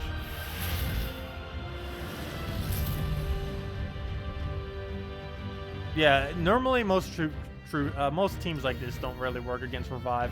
Pretty much anything with a Princess Elspeth or a Bombot team does not work against revive. Both of the two. The main reason for this is because of their capability to revive. Oh, there goes one death mark, though we completely missed. He's about to get a drain on this. Yep, that was quick. Please throw it now so we don't have to wait. No! Oh, it has death too. That's going to be even more annoying. I'll go take some purples, I guess. Oh! There it goes. It died. I guess that works. Oh, now we have to deal with death mark. We got him. He gets us. Oh! Whoa! Triple kill! Oh, okay. We'll see who dies to all death marks first. Wow! Quad kill. Quad kill, death mark only. Wow. That's balanced. Perfectly balanced. Yeah, there's still a lot of discussion on how overpowered instant kills are. It's been a discussion for a while. But yeah. It's a thing that happens. We'll go into... What do we do here? I guess we could go for... Oh, what am I even doing? I'm like trying to figure out, well, which color do we go? I can only go for purple. So we'll do that. And now they're all death marked. We'll do this probably on red, it looks like. Code is dead. Oh yeah, sorry, code is dead, yeah. I'll have another one up in about an hour or so. We'll have the final code up. We end up giving out 3 today. 2 already, 1 coming up. Let me go change that just so people stop using that unneedily and wasting their own time. Let me just do that. Wait, really? The memes. You know, I should probably have like a bunch of different memes hotkeyed as images, because I don't think I can be copyrighted for memes. Normally only audio can be copyrighted easily off of YouTube, even if it is actually copyrighted. Normally only the algorithm ever catches audio, because all record companies are greedy. Ridiculously greedy.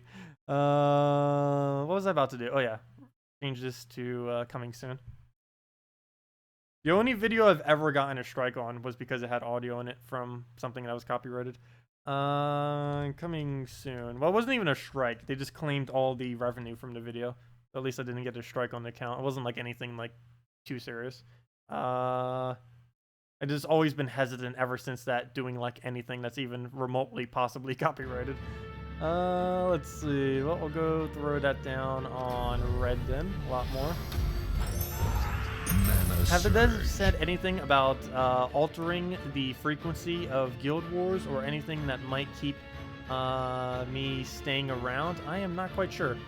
Next patch is mainly quality of life changes, so that is not being addressed then. I know 3.1 is having quite a bit of balance towards Guild Wars, as well as introducing the crafting system. And it's going to be adding a new minigame related to that crafting system in some way, shape, or form, which we currently don't know of. But other than that, I don't know of anything specifically that might be changing with Guild Wars, other than just like some small quality of life stuff, like the interface is going to be a bit better. Like you'll be able to see the color on the battle screen each day, the amount of battles towards battles. But as far as the general premise of Guild Wars and how it's currently set up, I don't believe that's changing within the next patch or two.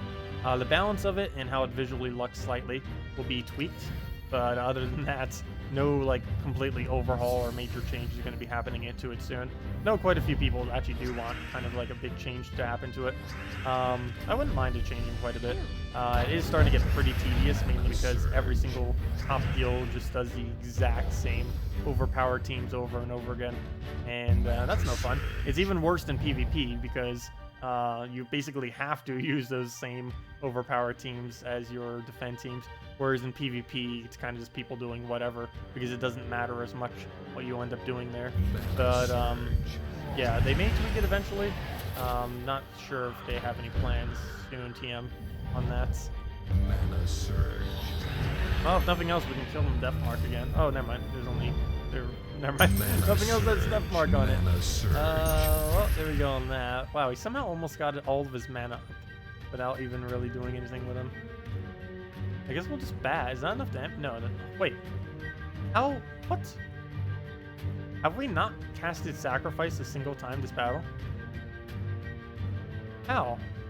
If he's dead. Oh, because... Oh, never mind. We printed Elspeth and then it missed. That's how we don't have any mana on it. Probably gonna take my purple. Yep. Goes right for it because he needs it too. I don't know what to do here then. Not even gonna be enough magic even if we get this. I might as well just throw a blank from the bat at him. Mana Surge.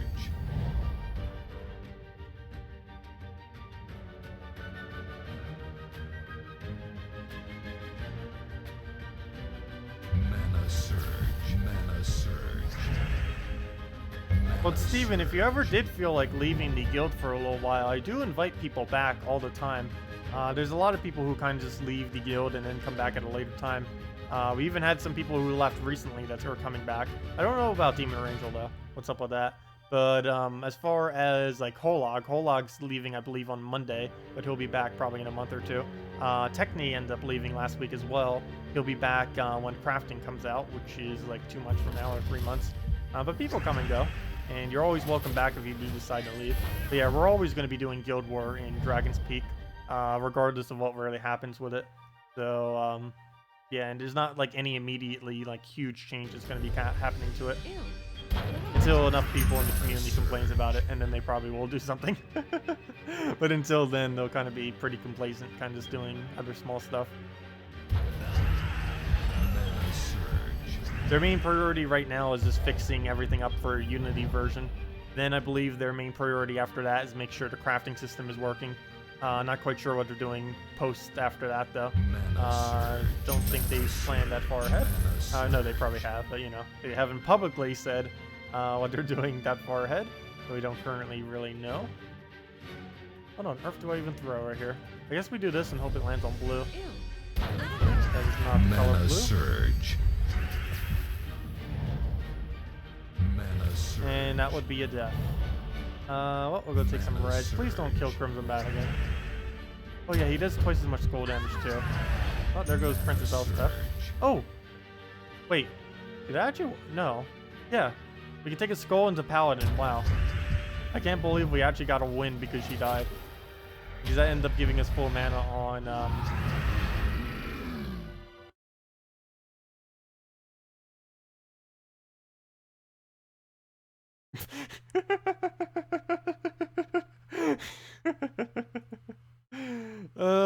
what even? What even? Wow. Okay. Well, that happened. How do we go about this? Oh, if he dies next turn. Well, I can't use his ability or we lose. Only way I can win is off a skull at this point. Gotta keep taking his mana. Oh. No, we didn't get anything. I don't think we can cascade it either. Oh, can we force him into taking that maybe? The yellow right there.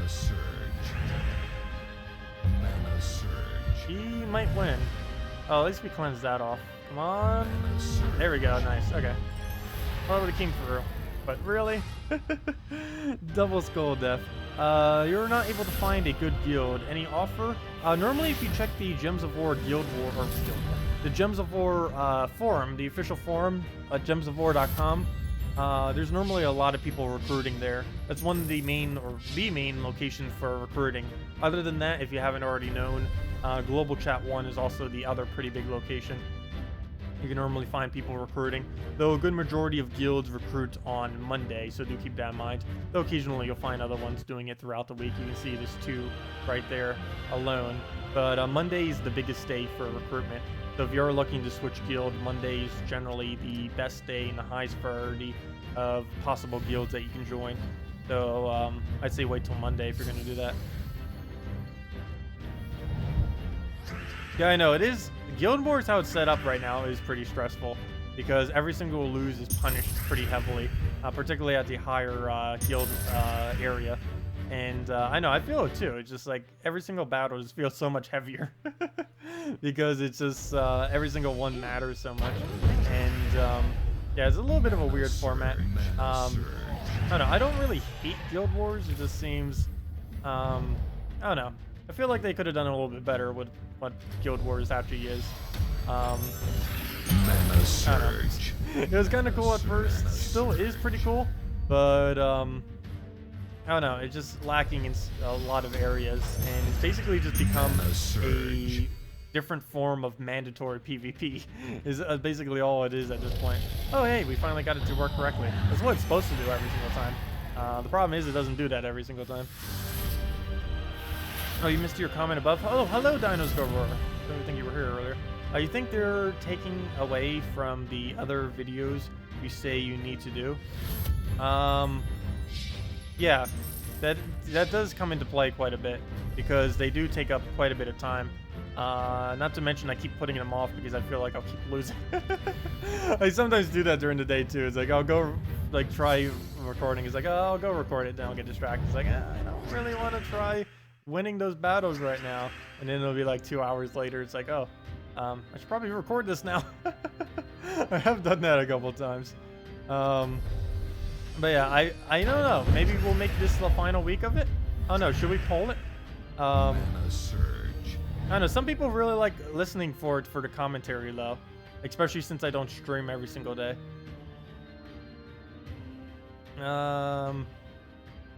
Yeah, I'll probably still keep doing it if I can actually still keep doing the other videos on it, on top of it. Mana Surge. Yeah, I end up finding it, your comment that you mentioned.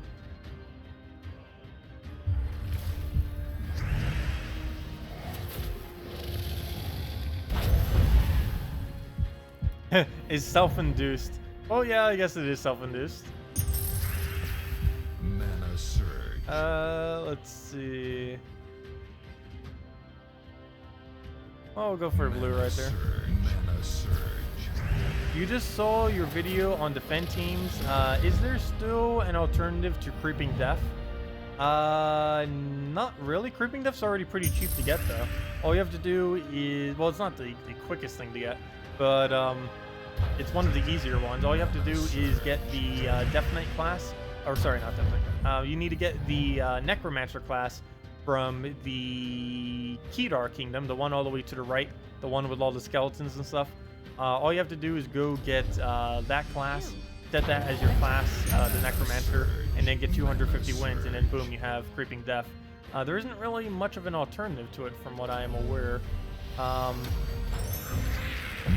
guess you could go the Crypt Weapon from the Death Knight class, but that takes the exact same amount of time, so you might as well just go Creeping Death, since Creeping Death is better than it. But yeah, there isn't really much of an alternative. I guess you could use this one as standard purple weapons, but their mana cost to damage ratio is a lot lower, and they also don't have death marks on top of their ability. Makes them quite a bit weaker. Not enough to win. No, it isn't. Nor would it be with the buff, so we'll just throw that down. Get her a little bit of HP. Full skull poke. Oh, that was exactly enough damage. No. What do we do here? I guess we do this on purple and then hope for a good summon. That is not a good summon. You might as well just exit the battle. No. Mana Oops. surge. Whoa, what just happened there? I did not mean to click the chat. Okay, we'll just retreat it.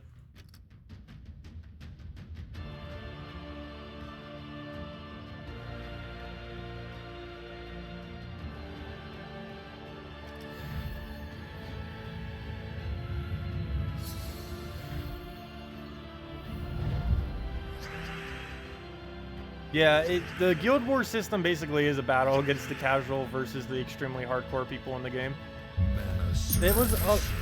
It was mainly added as a way for the people who play a lot to kind of have something extra to do. But the main problem with it is it's basically become like a mandatory thing now for all of the top guilds because of how they made the reward system. There's really no point if you're not like getting into like the top 1 or 2 brackets. Otherwise, you might as well just play it really casually. But the main problem is like all of the really competitive guilds has a combination of competitive players and casual players. But now all of the competitive, or you know, all the bigger guilds basically have to go like full competitive due to the Guild War system. Mana surge. So yeah, that has been somewhat of an issue. Features in the future may help fixing that some. But yeah, it has made like a mix now, and all the guilds that had like a mix of them have kind of either need to go one direction or the other with how Guild Wars are currently set up. You have kicked players for not playing Guild Wars, but never have for win-lose record. I have sometimes for win-lose record, only if they were like way off compared to like the majority of the guild. Like if they only get like 10 to 15,000 points in a week, they're probably being kicked. Normally I do it based on if they consistently get 5 or more loses per week, I normally do it based on that. But if they get like 6 or 7 loses in 1 week, I just consider that as an outlier normally. As long as it's not like a reoccurring thing every single time. Like with ssaszix, he actually ended up getting a perfect week the other week. I believe he has like a 2 or 3-2 or 2-3 this week or something. Someone got a 2-3 this week. I honestly don't know how that's possible, to be honest, sometimes. I think someone else got a 1-4. Oh no, that was someone else from the screenshot. But I guess it happens sometimes just from getting trolled by mana drain and stuff. It can happen. If it can happen once, it can happen multiple times in a row. So let's just go and throw it down on a blue. It can also just be from a bad day too. That can happen depending on mood or just how things are going, or connection issue multiple times in a row. Normally connection issue, if you actually finish the battle, won't actually result in a lose though, luckily. That used to, but they fixed it so it doesn't. Mana surge. Yeah, you were a Paragon a few weeks ago. Mana surge. But this week the Famine buff is... Oh yeah, Famine... Well, Famine didn't get buffed. He just has 25% this week. And it goes away after this week. But yeah, Famine's... they're pretty much everyone who has a Famine is using it on defense team this week due to 25%. Even if they previously were using like a Cabarrus team, now they're using a Famine-related team this week just because of how much better it is. 25% may not seem like much. That's normally enough for it to survive another turn or two. And that is huge given that a turn or two is all it needs to be able to get a cast out. Let's go do that, get a blue, and win. Oh, come on, we got yellow. At least we get a Cascade of blue. And we got Knight's mana up anyways, so we'll go and throw down that blue, get it on Surge, and as long as it doesn't revive, that will be match right there. 4 HP, plenty. And there we go, down.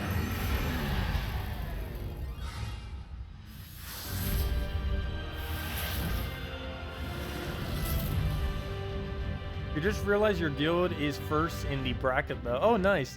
Yeah, I think that happened in my smaller guild that my other guild was in a couple weeks ago. They ended up getting first in the bracket. Now they keep finishing in the middle because the new bracket system has come into place enough after a couple weeks already. Or actually, that was only about 2 weeks ago. Maybe it hasn't completely yet. But in about 1 month, the brackets are going to be about as balanced as they're going to be for the most part. Even right now, as far as the higher bracket, they're pretty much already there. But give it about like 3 more weeks or so, probably by the end of this month, and brackets are about as balanced as they're going to be as far as difficulty compared to the guilds. That still won't fix the casual to non-casual problem though. Let's see. I almost just want to throw this on yellow. just for the sake of extra turn. Yet we still miss even though I did that. Wow.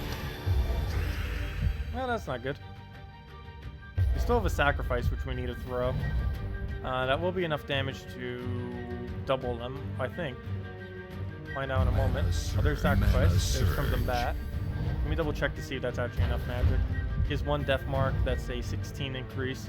That is 64. Oh, come on. It's one off.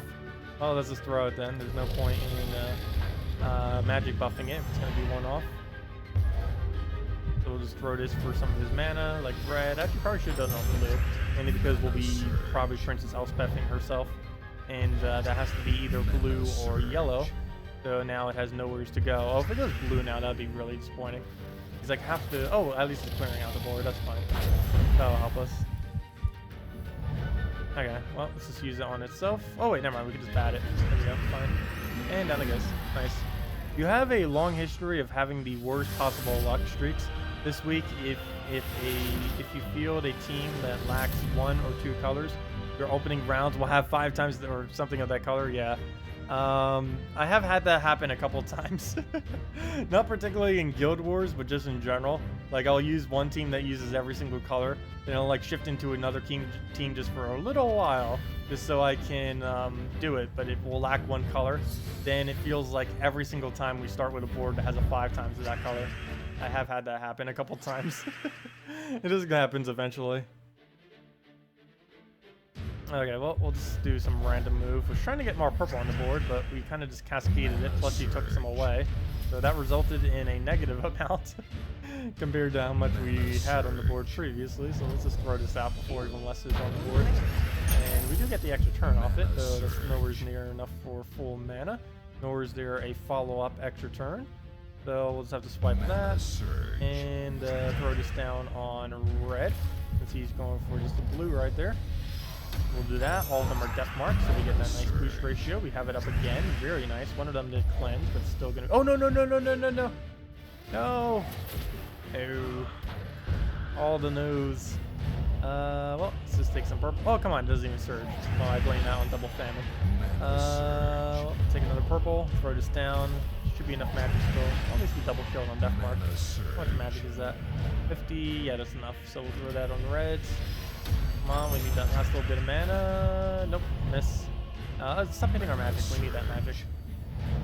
Let's see. I gotta be careful, because I can't give him skulls either, or else he takes away all of our Crimson Bat mana. About to say dragon mana. It kind of looks like a dragon, not really. Let's see. Board. Oh, skull, I guess. That doesn't really help us. That makes him not damage us as much. Brown yellow, useless, but we'll need it for cascade purposes. Mana surge.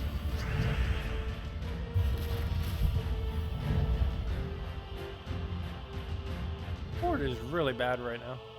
Take a green, I guess, and we do not get the reds. Mana surge. He at least didn't go for the purple right there. Helps us make sure he doesn't get Scion. Mana surge. Nope, didn't get the red again. Mana surge. And he just gets Famine, so there goes that plan.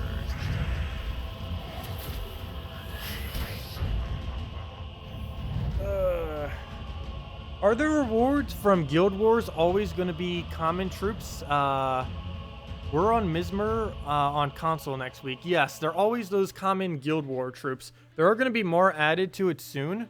Or not soon, but in the future, there are going to be additional troops that can drop from it. But as of this current moment, it's just the current 6 Guild War troops that are up right now, which are just all 6 of the ones that do the color-based storms. But they are going to be adding more. They said that they were eventually going to do 1 per kingdom for the Guild War thing. So I don't know if they're going to add the rest of them all at once, or if they're going to do it 6 at a time, or what their plan is for that. But yes, there are going to be additional ones in the future. Currently, they're just rotating around the current 6 that they have for probably the next month or 2, or 3, probably more towards like 2 months. But then they'll rotate into completely different troops of some kind. Crafting will likely be a bit of a grind.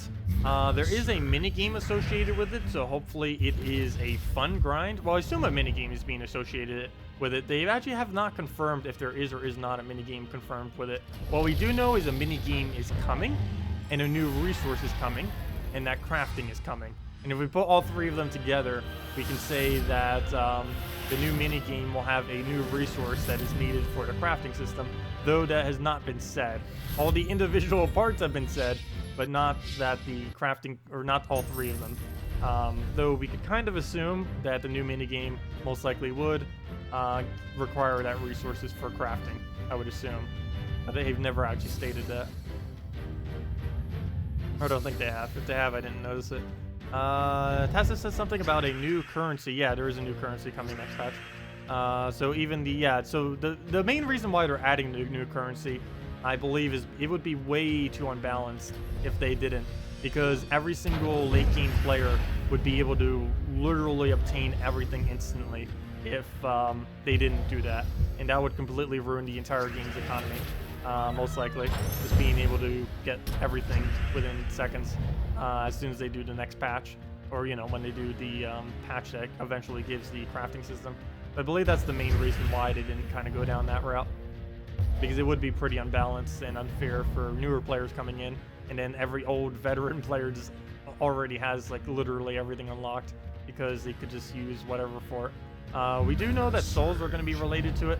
We don't know anything else beyond that. If it is souls only, then that's actually going to be pretty easy to farm, especially since you can just go get yourself some Ferrous Raws. Then there you go. You can just grab yourself some Ferrous Raws and then boom, go soul farming. And then within no time, you'd actually have pretty much anything you'd ever need for the most part.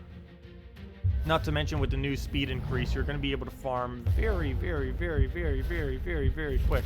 A lot of people are going to love the speed increase. I'm pretty sure it is one of the best features they have added in a long, long time. It's been requested for quite a bit as well, in different ways, like speeding up animations and stuff. But their way of doing it is just here's just a complete, just blanket speed increase to absolutely everything, and it does work out pretty nice. But yeah, the team I'm using right now tends to get a pretty low win rate. One of the main reasons why I don't use it, that and because it's pretty bad if you don't look at the board, which I don't do because I keep looking over at chat. But yeah, I normally don't use this team for exactly the reason you kind of see happening. It is really inconsistent. Extremely, extremely inconsistent. When it works great. But the problem is it doesn't always work. But when it does work, it does that, and then boom, wipe.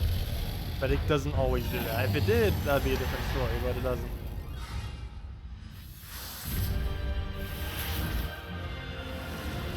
You feel like all the guilds in bracket 2 are pretty even, but we got your butts kicked by matchmatchers.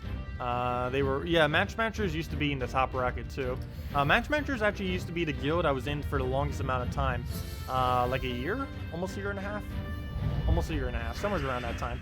But yeah, I've been in matchmatchers for a long, long amount of time. Then I ended up leaving them one day, ended up going to VN Forever, which I think is called Stat Gems right now, I believe. Is VN Forever? I actually keep forgetting. Every single top guild keeps changing their name now, and I keep forgetting which one is which. But whatever one VN Forever was, I was in for about a month, and then it's like, I might as well just make my own guild. And then I made my own guild, and here we are now. I haven't even had this guild for a year yet.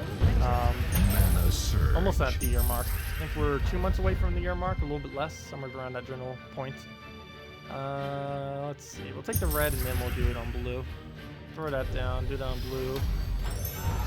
There we go. Surge. Put it on blue again.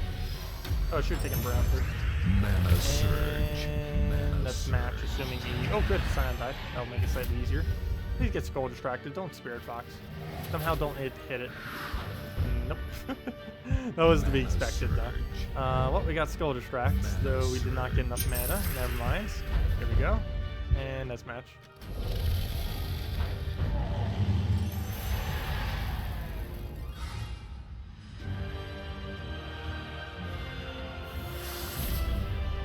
You had finished last week at the top of bracket 3, so it ascended us 2 brackets. Wait, what? The top of bracket 3, no. The top of bracket 3, I did end up misspeaking on the video that I posted earlier, mainly because the post that they made on the forum was incorrect. I did end up re-saying it in one of the videos afterwards, but I didn't like take down the video and make a new one because YouTube doesn't really have a way to be able to replace the videos, unfortunately. They have a way that they can do it for themselves, but they have no feature for creators to like edit a video that's already uploaded. You just have to completely take it down and then repost it, so I wasn't gonna bother with that. But yeah, there was one mistake on it. Bracket 3 does not move up 2 if they get first place. The main reason for this is because it would encourage people to drop down from bracket 2 down to bracket 3 so that they could get first in bracket 3 in order to go to bracket 1. They would have to sacrifice a week, but it would allow them to get up and kind of cheat the system. So, oh gosh, we gotta debate this one. But, so yeah, you only move up 1 bracket essentially. The top 2 in bracket 3 end up moving up by 1. None of them move up by 2. Okay, I'm gonna stop using this team after this battle. It's losing way too much. My lose rate's probably gonna say like 20 loses by the end of today if I keep using this. Probably already says that many, to be honest. Go throw that down on purples. Pretty big miss, but at least we got sacrifice. Hey, and a death mark. So that one wasn't really useful. Actually, getting death marks is kind of not good. Getting death mark kills. We need the boost ratio from them being alive. So, it may seem weird, but getting death mark kills on them is sometimes bad. Also, that is a lot of purple. Oh, if he kills bat. Yeah. What even? No, no, no. Can we retreat now? If he kills bat, it's already over. Oh! Oh no, he's extra turned it. That's mad. Critical hit. And one more skull. Oh, it's still his turn. It's still his turn.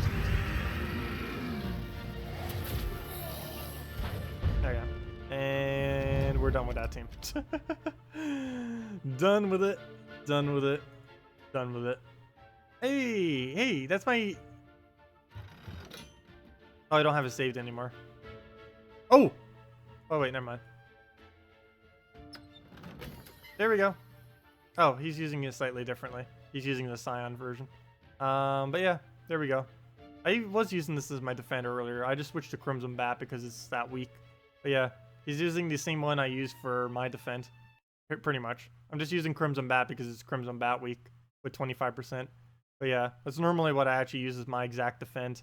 Normally. So that's pretty funny. He's rolling with the same exact thing. Well, let's fight him. It's a really annoying defend, but with a normal team, it's actually pretty easy to take out.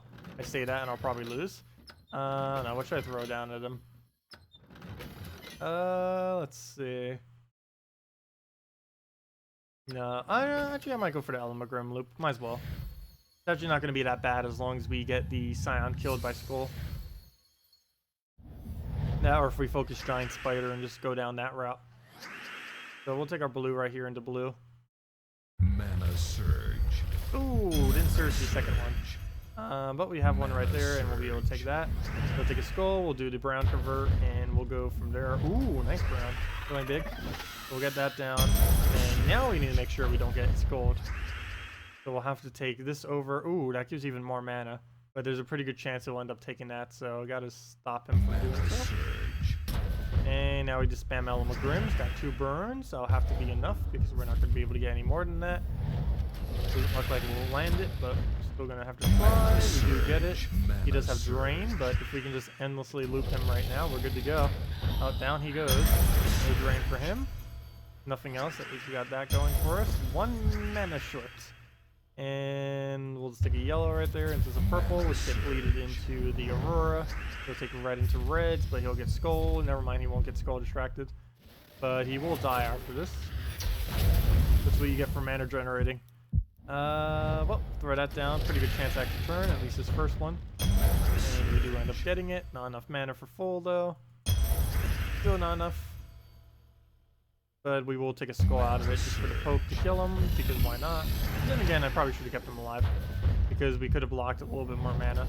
Though he didn't actually swipe for any, so I guess that doesn't matter. And all we need now is a single skull before he drains us, or our ability would also work. So I'd prefer going down the skull route. Okay, we might be able to beat him. Oh, yeah, we beat him in this match. Don't know if we would be able to go up against all those top dogs up there. Oh wait, what? Your rewards for the 10th place team are the same as the 19th. Yeah, that is a bit weird. The lowest one in every single one of the like exchange of the rankings on the Guild War leaderboard end up getting the same reward as everyone in like basically the tier below them. Like for example, 10th place in bracket 1 gets the same reward as basically everyone in bracket 2, and so on and so forth for quite a few of the exchanges here.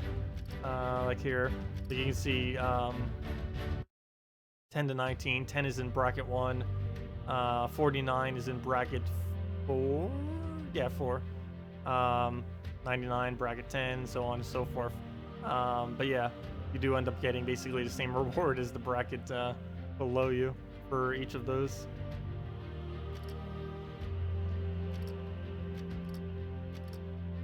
Oh, why'd I go there? See question above. Oh, what was your question? Sorry. Did you ever think of having a chat hour or set session for chat so you wouldn't be distracted or miss questions? I pretty much just do that constantly through every single stream. And if anyone ever has a question that I don't accidentally get to, they can just keep asking, and then we get to it. I normally don't miss too much chat. Well, I do miss quite a bit sometimes. But it's not, I don't know. Everyone has the ability to just keep asking if I do accidentally miss it. Pretty much all constant like streams are just chats for the most part. It's just kind of filler for all the gaps in everything. So I normally don't have a designated time. It just kind of goes through literally the entire stream. Oh, we'll go claim our defend rewards. I don't know, would we even have enough time, or would we even have enough content to really go over questions for an entire hour? Like if I set aside an entire hour for it? Not to mention, what if someone comes at a different time that's not that specific hour? They would just ask during the stream normally. So it would just be the exact same thing that we're already doing. So it would kind of defeat the purpose. Mana surge.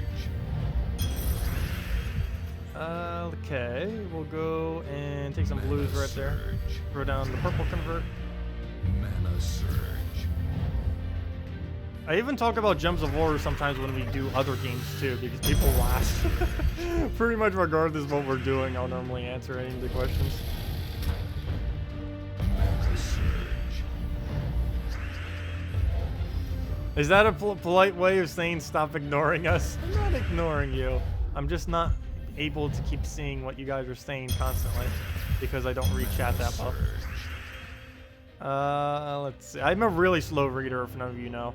I haven't really done many games that have commentary within them, or you know, like actually like dialogue and stuff. But I am a really slow reader, like excessively slow.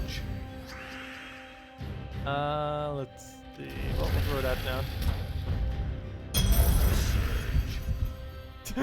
When he pays attention to us, he loses gloriously. That's why I try doing teams that can kind of self-sustain themselves, so I can keep looking over at the chat. Get audio headphones specifically for chat. Wait, audio headphones? What do you mean by that?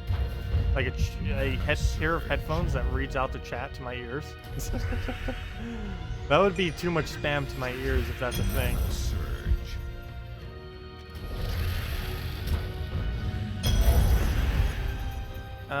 You missed. Oh wait, what was your question, Gokman? Gokman. I don't see your question. I don't even see where you last made a message. Oh, you gave up asking. Let's see. Well, you haven't asked for so long that I can't see it. Gokman.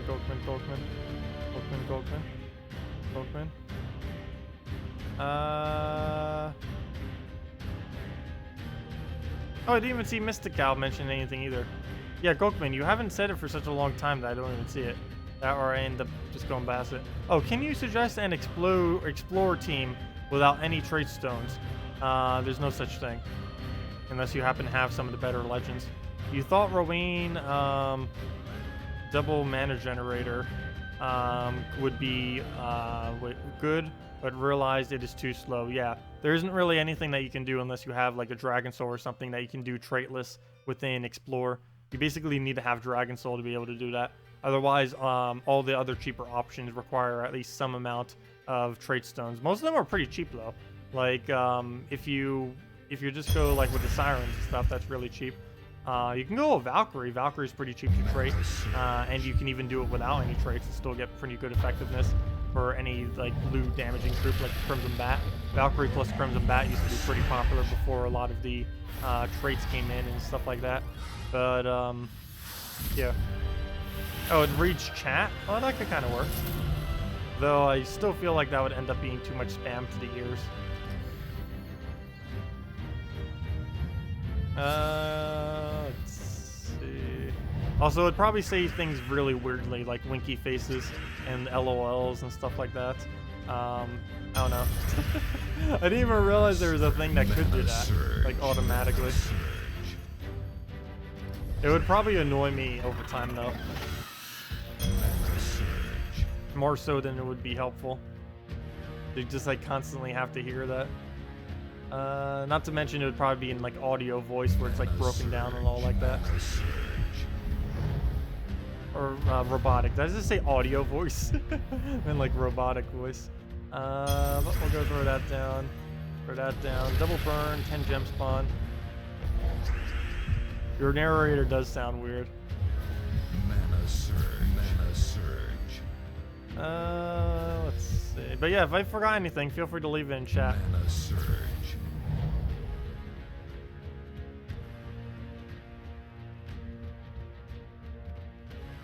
Okay, well, let's go and what should we even do here? I guess we'll go for some purples. He'll do his Valkyrie. He'll probably hit it on like yellow or something because that's the best option. Good, he doesn't. He still gets an extra turn though, so unfortunate. Your friend just started playing and he asked for some teams. Oh, that's why. Oh, okay. Yeah, if you just started playing, I would go down, just start trying to build the Rowan route, the one that I normally mention. I end up doing the... Actually, I haven't built it yet. I end up just doing a Crimson Bat version for my beta version testing. Basically, what I ended up doing on it when I first started out was complete out Broken Spire, do Arena some for the little bit of soul farming, and then... tried getting all the trait stones I needed for a Soothsayer, and with that Soothsayer I did it with the Crimson Bat that I got from using some event keys on the current event. That was basically the route I went down with that. Of course, if you didn't have a Crimson Bat, you would have to go and get yourself like a Rowan or something, and to go like a Valkyrie, go more of the Valkyrie Rowan route if you're gonna go do that. That's the easiest, consistent way that you can get troops, at least at this current moment. Once they add the crafting system, though, the basic thing will probably be when you first start out, rush Dragon Soul, then focus on getting a nice team around Dragon Soul, then for the rest of them, start trying to get 3 Fairish Raws, then you farm with 3 Fairish Raws with a Dragon Soul, and then go from there. Also, it will take a little while if you were to do it from scratch to completely trade out Fairish Raw, but that's what you would use the all dragon team for with the Dragon Soul in order to do. You would use that to farm up the trait stones for Fairish Raws, and then you would just spam Fairish Raws everywhere. I believe that will basically become the meta for people who might already know how to play before getting in. That would basically be like the pathing you would do to get everything you would need. What happened to the peasant team? I never said I would do a peasant team. What kind of peasant team do you want though? I never mentioned the peasant team, or confirmation of a yes to the peasant team.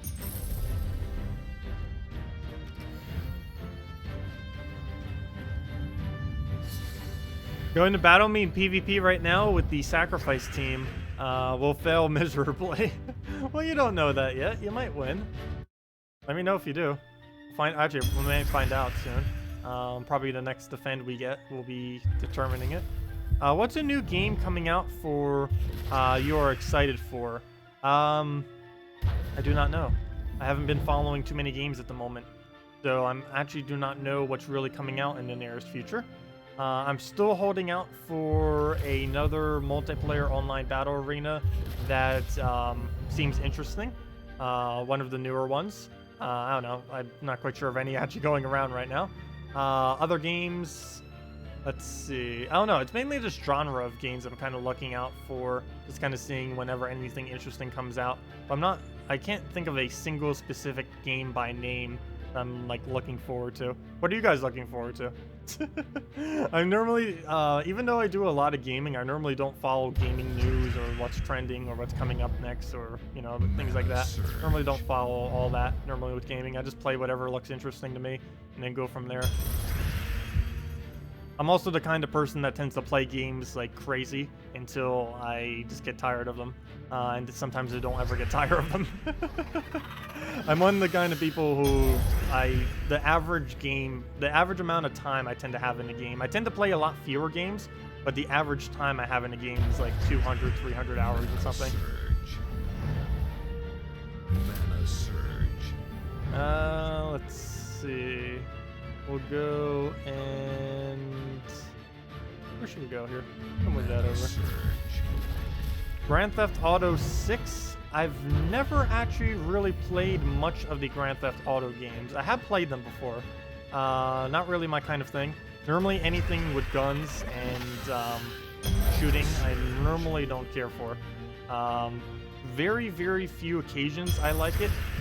There was one indie game that had kind of like a hunting more kind of scene, where I kind of did like the kind of shooting that it ended up doing. But no, normally I don't play like first-person shooters, third-person shooters, any kind of shooter. Let's see. Well, we'll just throw that down.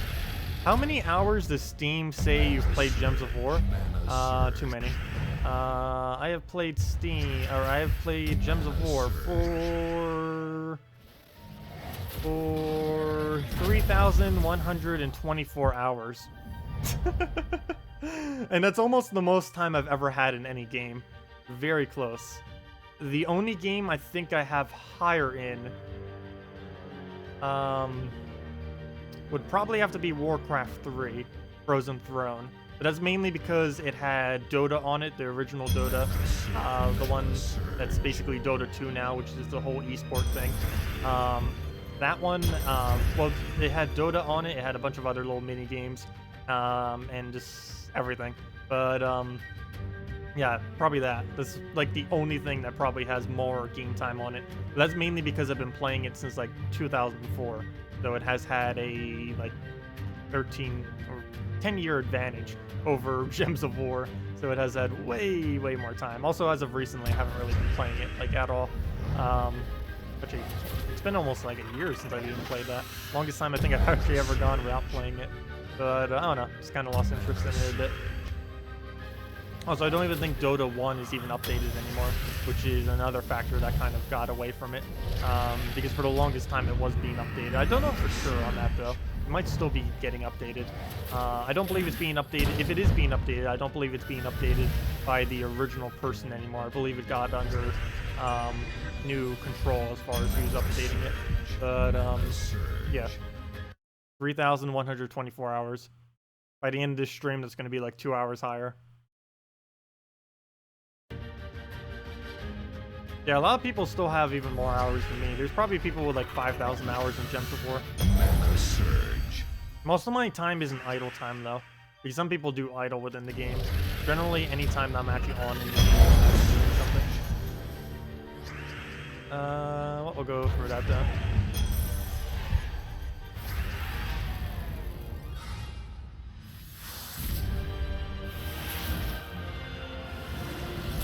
Let's see. Sacrifice team lost, killed your Crimson and Death with Death Mark, but your Famine cleansed and won the match. Ah, that dreaded 25% extra Famine. Famine now with extra 25%.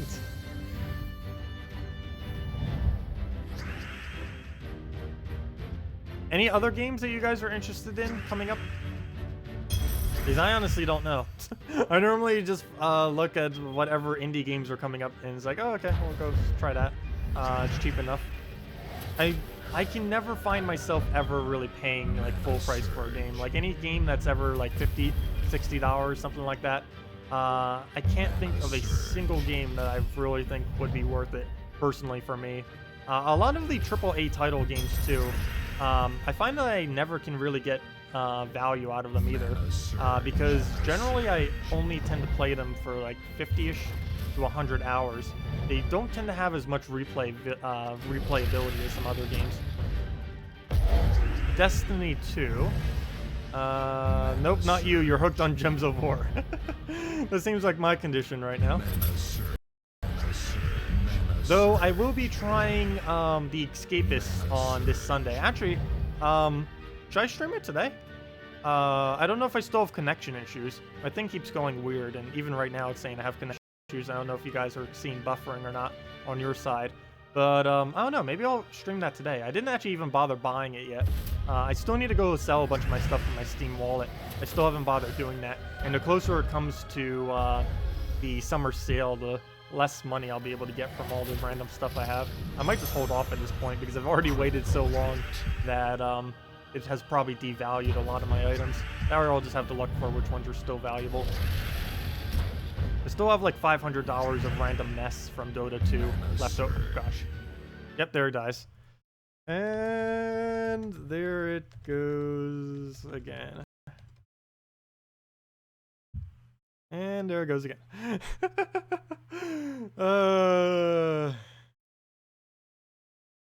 And there it goes again.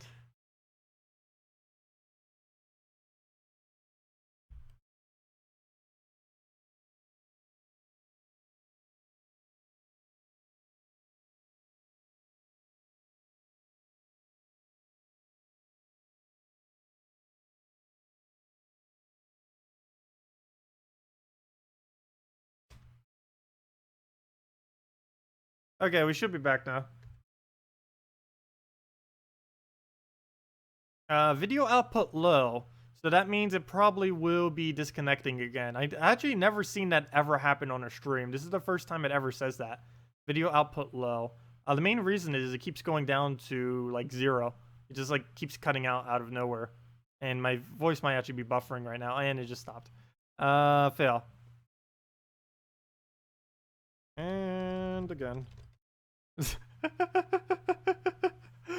Oh, what even? What time would I be streaming it? I don't know. If this connection keeps doing what it's doing right now, I'll probably just wait till later. I might not even bother streaming later today. If I was, it would be like probably 2 hours after we normally do. So like 4 hours from now if I was to do it. I would have to set up the stream and everything. But I might just wait till Sunday. Not quite sure. I don't know. I might stream it today, tomorrow, and the other day. But if my connection keeps doing this, then I don't know about that. And again, it goes down. Rip.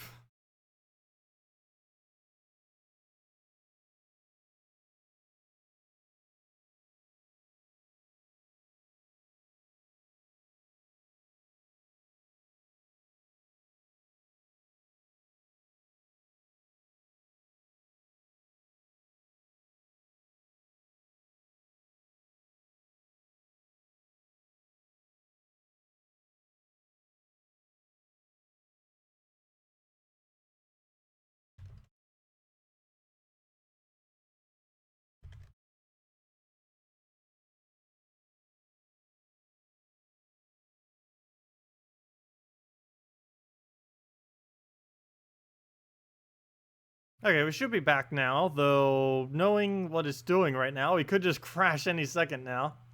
Thank you for staying with us, though, through all the technical difficulties today, all of you who are still here. Actually, let me go give out the redeem code if we ever get stable enough to do so. For that. We still have one more, right? Did I not give out the last one? Yeah, I think we still have the last redeem code. So if we can ever get stable, I'll go give the last redeem code out before the stream just completely crashes. I know, I've been getting blue screens a lot, but I finally figured out what was causing it. And it was something connection related, and it was mainly just the drivers I was using were not incorrect, but for some reason just wasn't really working with Windows 10. I don't know why, but I just had to switch them out, and that could be the issues that we're having right now. I don't know what I'll do then, because I either have to decide between blue screen crashes or this connection issue. I'm not quite sure if this connection issue is resulting in, or as a result of the driver change, though. That's the only thing I could possibly think of causing it.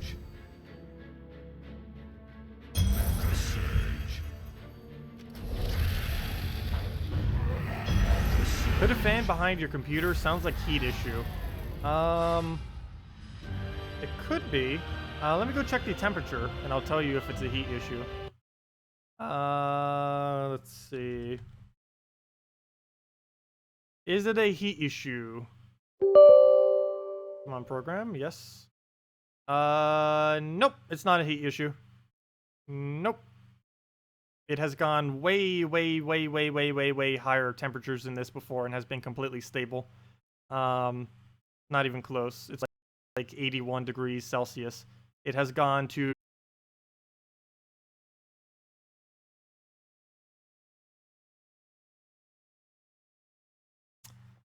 Stream, what are you doing? What are you doing, Stream?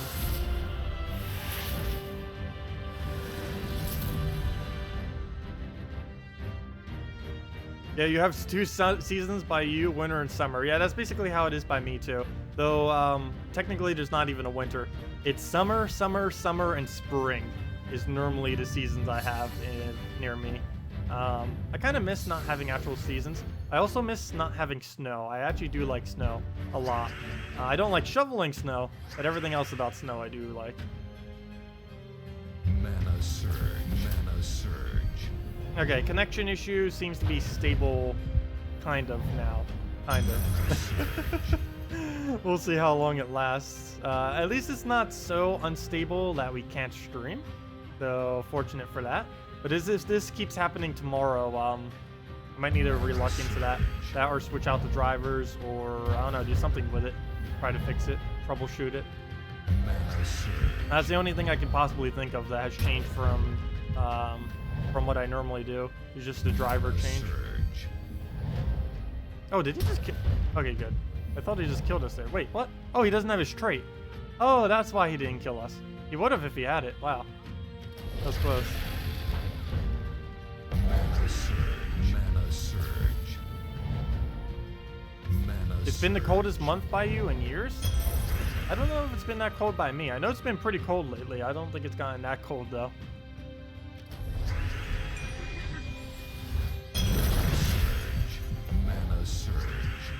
Okay, let's just go and throw that down on green. Oh, wait. Oops, overkill.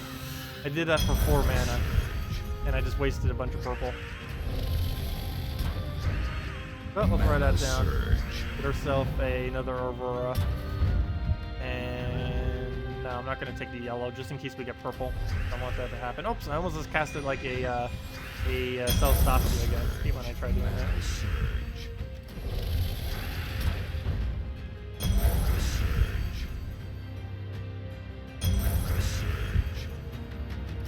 That was only one of them burned, so it doesn't matter.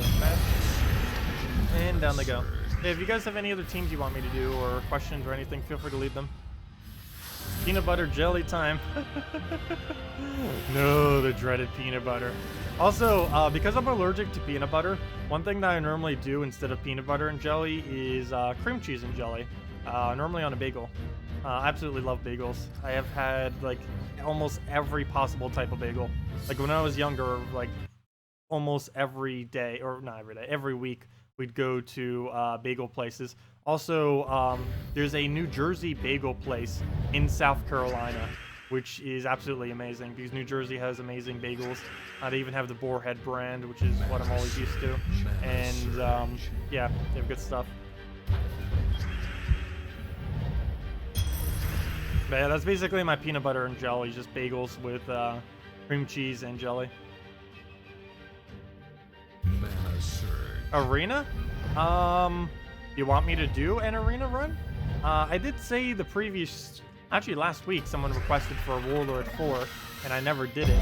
The only issue with trying to do Warlord 4, though, is we have to spend like 15 minutes just trying to draft, which, well, maybe not that long, but it takes like 10 to 20 drafts just to get a team that can even remotely do anything in Warlord 4. I don't believe with the current bonuses that we have this week that we'll be able to do much, because it's Golvania and Mystics, neither of which we really draft. I'm still waiting to try to figure out what the best week might be that's coming up in the near future, and then that week I'm going to try to do Warlord 4. One other issue is I don't know if the glitch, actually I'll need to double check that in Arena. I don't know if the, oh yeah, I forgot to check that and report it to them. I don't know, actually I should probably deliberately not report it, no, just kidding. You know, maybe I'm not kidding. Oh no. But I still don't know if the transform glitch still works in Arena, where if you transform, you come in with traits. It's not needed to win Warlord 4, but it definitely helps. Normally, if they do end up finally fixing that, I probably will report it to them, because there is another way to win on Warlord 4. You just have to use Skeleton plus Mang. Plus, if they ever add a better Skull Spammer, that will work. You know what? They actually have. I wonder if they remembered to add the new Dark Priestess to the Guild Wars, because she is a ultra rare, and she would be perfect for Mang Skull Spam. You could even use her with a skeleton. You'd have to use her behind a skeleton, but you could do like Mang, some troop that you end up drafting with skeleton plus Dark Priestess, and that could probably win on the. That would probably win Arena. Mana surge, mana surge. Oh, that reminds me. That's another glitch I need to go report to them. One other thing that currently still doesn't work, which I hope they really do fix for next patch. I definitely need to make sure I tell them now. You know, I should just like type up a list now, just so I don't forget all these things. But one thing that I should probably mention is the Kingdom bonus doesn't work for heroes for whatever reason. Only the troop type does, but Kingdom bonus is not. It's a little weird. Hello, JZG. Welcome, welcome, welcome. Alright, let's just throw down a Darkness. I don't know. I think I'll try Warlord 4 Arena. Mainly because it'll go pretty quick. We'll either win or we'll lose. One of the two will happen. And it will happen very quick. But one of them will happen. Yeah, but yeah, we'll go do some Arena. Switch it up a bit. Let me go type that out to them real quick, though. Oh, wait, but then I would need to test it on the other server just to double check. Never mind. I'll do it later. I'll probably do it after the stream. I need to test it first. I'm not going to waste even more time just testing another thing. We already tested the thing earlier.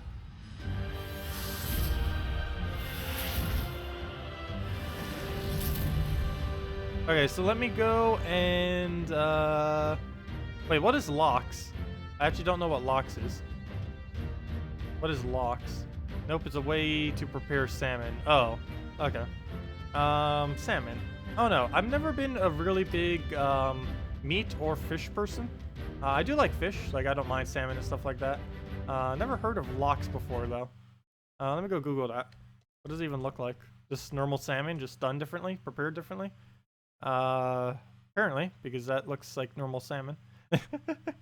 Liquid auction. Wait, what? Lox is liquid auction there. But what's this? Lox is a fillet of brinded salmon. Fillet. I forgot the T silent. A fillet of, or I think it's a T silent. Fillet of brinded salmon. Traditionally, lox is served on a bagel. Oh, it is with cream cheese. Oh, it is. Really? That's a thing. I have never had salmon on a bagel with cream cheese ever. And is usually garnished with tomato. I hate tomato. Sliced red onion. I do like red onion. Cucumbers. That's fine.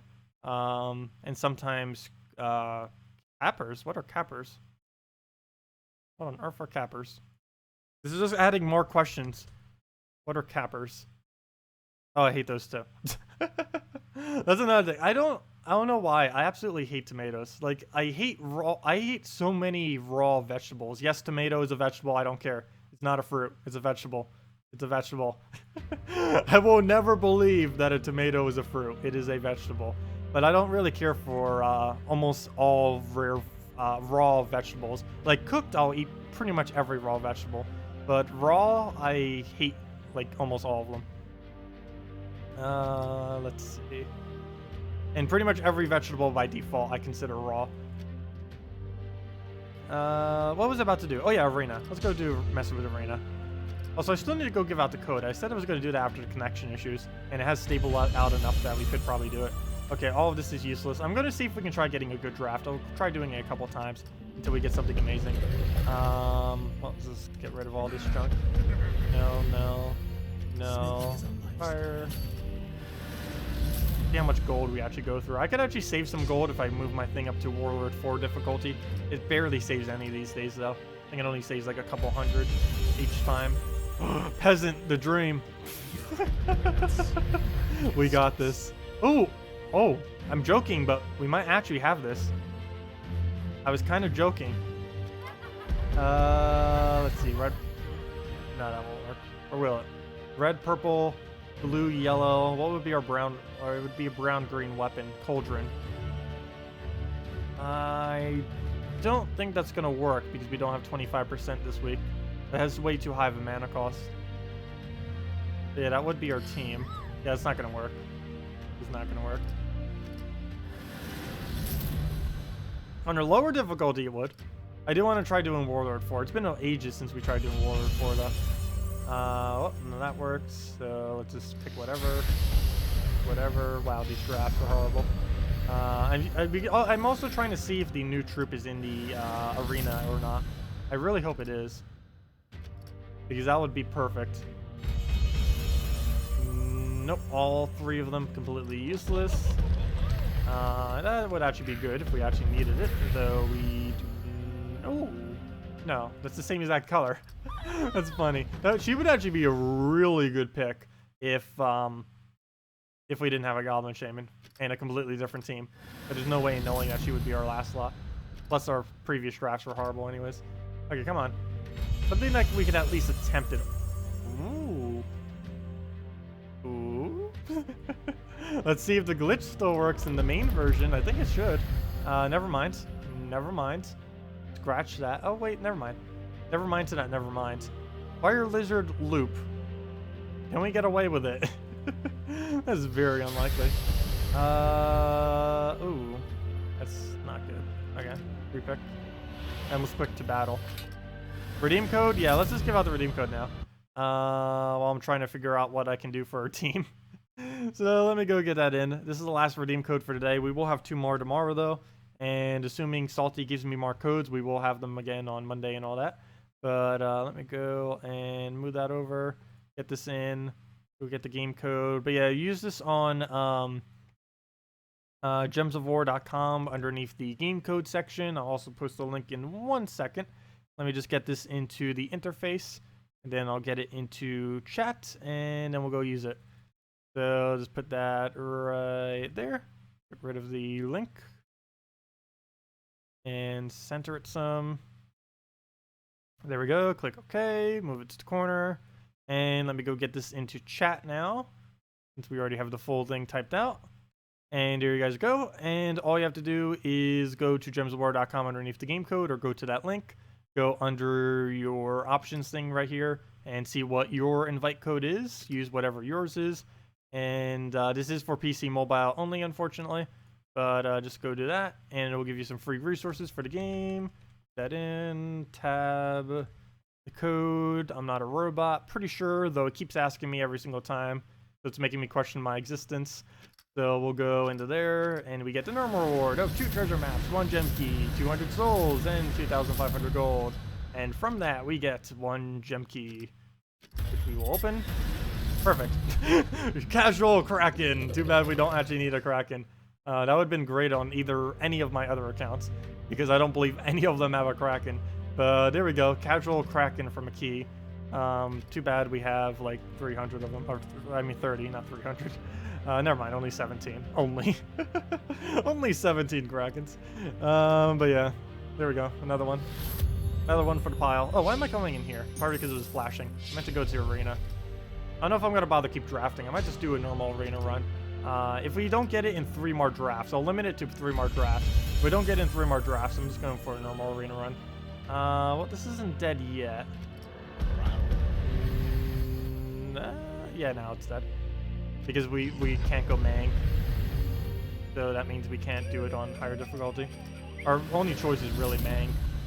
That or try doing the glitch, but I'd prefer to do the way that I'd prefer to, if we end up winning it, to do it with the, with no glitches. So that, even in the future, it'll still stand as a record. Because people could say, oh, you just use glitches to get there. Because if we do it with Mang is basically the only weapon that can do it without glitches. That or really lucky with that one of Heroes thing. Oh, come on, it's an awful draft. Okay, maybe we'll do a couple more. I always just want to go like one more draft every single time. But we'll probably just do a normal arena run if we don't get in a few more from here. Let me bring chat back up. I don't even have it up right now. And oh yeah, you don't have traits. I'm like, yeah, we got a oh wait, never mind. Wrong game mode. Not useful. Still taking it though, because why not? Because we're just scrapping them all away, and yep, nope. Also, I don't know why it keeps doing that. It doesn't do that in the following version. One thing that the next version does, it has a much cleaner interface for the arena. Really? All 3 of them yellow? Really? Actually, that's not bad. We're all yellow and create the color of your choice. Though the follow-up is bad. Oh, let's take Hag. Oh yeah, most overpowered troop in the game. Mm-hmm. Retire that. Nope. Okay, a couple more and then I'm giving up and just doing a normal arena. Nope. Already lost. That didn't take long. Every single one is like first draft. Nope, lost. Oh, come on, we even got a good second draft. But oh well. Match. Lost before we even started. Okay, we'll do this. I'm limiting it 3 times now. And regardless of how many more we do. Okay, we have a chance. Goblin. Ah, Ranger. He ruined it. It's over. Color-wise, it works. Meta-wise, it's horrible. Okay, 2 more times, and we just stop doing this and doing a normal run if we don't get it. Nope, dead already. Oh, I guess we could have gotten silence. That was actually a bad choice, so this other draft would have made it even worse. Yep, horrible. Okay, this will be our final draft now, right here. And if we don't get it this time, I'm just going to do a normal arena, because no point in really going on.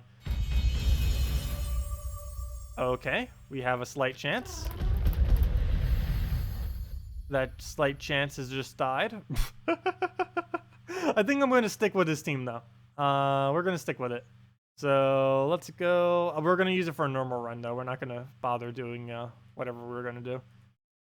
Oh, wow, they both hit 11? I did not realize Griffin Knight also hit 11 in Arena. That's actually not bad. Might go for the Griffin Knight, to be honest. For a little bit of yellow. We need something that actually uses yellow, though. Well, they're both the same color, same mana cost. They're basically the same troop. So, let's see. We used the brown-blue there. So we now need the green-purple, yes. For the yellow removal. Oh, that's an interesting combo. Wait, okay. I'm fine with that. Recruit the Spirit Fox in. Yeah, I'm fine with that. Okay. What order do we do this in? Oh, we can give our hero 25% if we switch to the Mystic hero class, which I believe is Orb Weaver. I think something has Mystic on it. But yeah, we'll roll with this. Throw that in first slot. Throw that in second slot. Actually, throw that in second slot. Throw that there. And should be good to go. How much durability? Wow, how do you only have 17 durability? I did not realize it's actually that low. But yeah, we'll roll with this. Keep it on normal difficulty, which we're already on. And change my weapon, though. Why am I doing that weapon? We need a... Oh, let's go with the green-yellow weapon. Weapon... Oh, wait. He denies our yellow. Wait, I'm missing a color. Never mind. Brown-yellow, right? Or brown... I'm missing something. Wait. Arena... We're missing... yellow. Yeah, as long as we have yellow in the weapon. That's all we need. So, let's just go the extremely overpowered... Why did they even change this weapon? Runic Blade, or I think it's called Runic Blade. I haven't been played Arena for so long, I don't even know what it's called. Which is bad because it's in alphabetical order. There it is, Runic Blade. Okay. Oh, come on, I didn't click twice. So we'll throw this down and see what we can do. course, we don't start with traits, but oh well. And we'll be able to make this work. And we'll just get into it. And even though he creates yellows, we do get to deny it out with our own Spirit Fox. So that'll kind of give it boost ratio just from casting it. So I guess that kind of works. And we'll see what we can do. So let's just do it on normal. Switch it up a bit with an arena. And if you guys have any other questions, we can definitely do it. Oh yeah, no problem for the code, everyone. Oh, I missed your question. Sorry, Dinos. What do you say? What do you say? You missed your question. Oh, sorry. How does Tesla's second trait work? Does she gain armor on 4 times or 5 times matches? If so, it's broken on console. What does her trait say? I actually completely forgot what she even does. I believe it is... whenever an ally casts, you end up getting armor? Or was that her other trait? I actually forgot what her... No, her legendary trait is give a bunch of stats to all your allies. It was, no, her legendary trait does not do anything on 4 times or 5 times matches. It does, like +5 armor and attack, I think, to all mechs or something. Something along those lines is what it does. Maybe not the specific thing, but something along those lines. I forget specifically off the top of my head. Her trait isn't really that relevant. But it's definitely not something on 4 times. I believe she gains like 1 armor on 4 times or something. But, yeah. It's not really anything other than that. Code died already? It's been up for like 3 minutes, 5 minutes. Well, that's unfortunate. They have been getting claimed really quick, though their number is only 150. So that might be one of the reasons why. Gain 2 armor on 4 times or 5 times matches. Is that her final trait? Why did I always feel like it was some kind of mech bonus? Yeah, allied mechs gain 5 attack and armor. Yeah, that's what I thought it was. Oh yeah, she basically has the huge version of armor as her trait. But yeah, her final trait is not anything related to extra turns.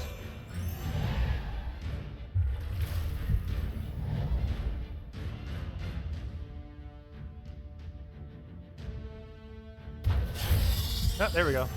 And our hero is completely buffed and able to take all of them out pretty easily. Mana Surge. Okay, we'll throw that down, get a little poke, and hope for an extra turn. If nothing else, it can feed our Runic Blade. And I do want to see if Dragon is still broken. So Dragon, are you still broken? Give us your answer. Let's hear your roar. It is still broken! Success! We still have a broken baby dragon / anything that transforms. Mana Surge. But yeah, they come in with traits. I don't know if they're going to fix that. I need to go let them know that that's a thing, so they can fix it, because they should definitely fix it. It's a pretty bad thing to have in the game. The whole integrity of Arena basically broken by just being able to just keep transforming into additional traits with things that can do excessively huge amounts of damage in Arena. I think the absolute best one is, what would be the best one? There's actually a lot of dragons that would be the best. Well, Dragon Soul, even though its traits aren't the best, would be the best thing we could actually get due to how high of a damage it has. But I couldn't think of what trait-wise would be the best as far as dragons. Probably Elma Grim for the attack reduction to the entire enemy team. Because basically skulls would be killed out in like a couple turns. Wouldn't take any time at all to be able to disable them completely off of skulls. Oh yeah, that reminds me. I said I was going to try doing an arena run. This is my first arena run since Elma Grim came out. I mentioned like in the past, like, it was like the easiest time to do arena would be probably when this thing can finally summon the mythic dragon. And we do have the capability to do that now. So let's see if we can actually get Elma Grim by the end of this arena. I think that's going to be my goal, even though I have no control over that whatsoever. But that is my goal. It is my luck goal. Integrity in arena, I know, right? That's a pretty funny joke, isn't it? Arena is, to be honest, probably the most stated piece of content currently in this game. It was the first minigame even added. It was added before maps were even a thing. So yeah, it is extremely, extremely dated. Like, so excessively. To the point where it's kind of laughable these days. I don't know if they'll ever get around to kind of modifying it more. Well, they visually modify it next patch, but they like mechanically wise, it's the exact same thing, just looking slightly neater. RNG goals, I know. Gotta get those lucks. Well, technically, a lot of games have RNG goals because a lot of games tend to put like their best drops for whatever reason under complete randomness over on top of bosses. I could never really understood that. Why you would give the like best drops is like a 1 in like 5,000 chance from doing this thing a billion times. I always found that really annoying. Especially when someone gets it in like the first, second, or third, or like first dozen tries or something. That's even worse.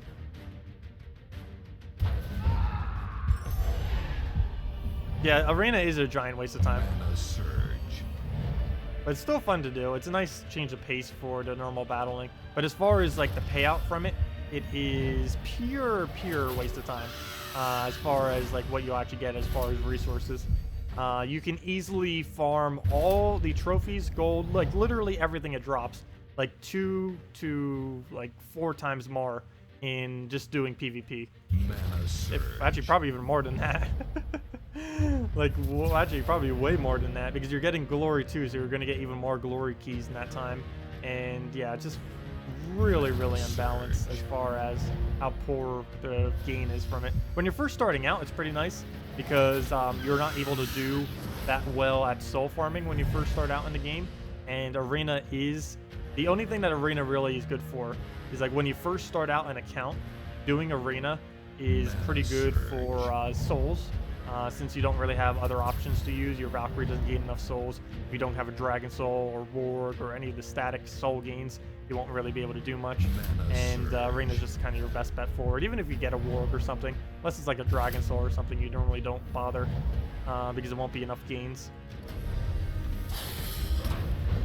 The only main issue with that is newer players wouldn't really know how to win consistently in Arena. That is funny. Yeah, it is a good way to get rid of the constant Scion famine. That is for sure. That is for sure. Mana surge. Okay, let's go and... Oh, let's move that over.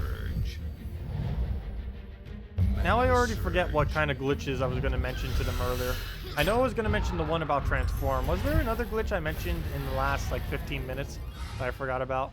I feel like there was. I know there was the transform glitch. It's the only one I can remember though. Maybe there wasn't another one. If you give the reward out to everyone in the raid the first time they do the raid, they have no reason to do the raid again. Yeah, I guess, if the game is set up in that way. But normally you end up giving some kind of other incentive to it that's actually resource worth. Well, I guess that kind of works then. Because it would give an exclusive drop that they would need to get. But the problem with doing it that way is you basically make dead content as soon as everyone gets a drop from it, though. And you need to have it in a way that is balanced so that the resources that you normally get every single time at like 100% drop rate is worth doing. Let's see. Well, we'll go move that over. Mana surge. Where do we go? I'll go to this, take some brains, and then we can get a poke into the weapon. Use the team in PvP 3 trophy battle. Challenge. This team? That is not gonna work unless we Deathmark kill their entire team. We could try it. It would depend a lot on what we get as our Dragon Soul summon. But yeah, we can try this after that. That'd be a really weird thing to do, though.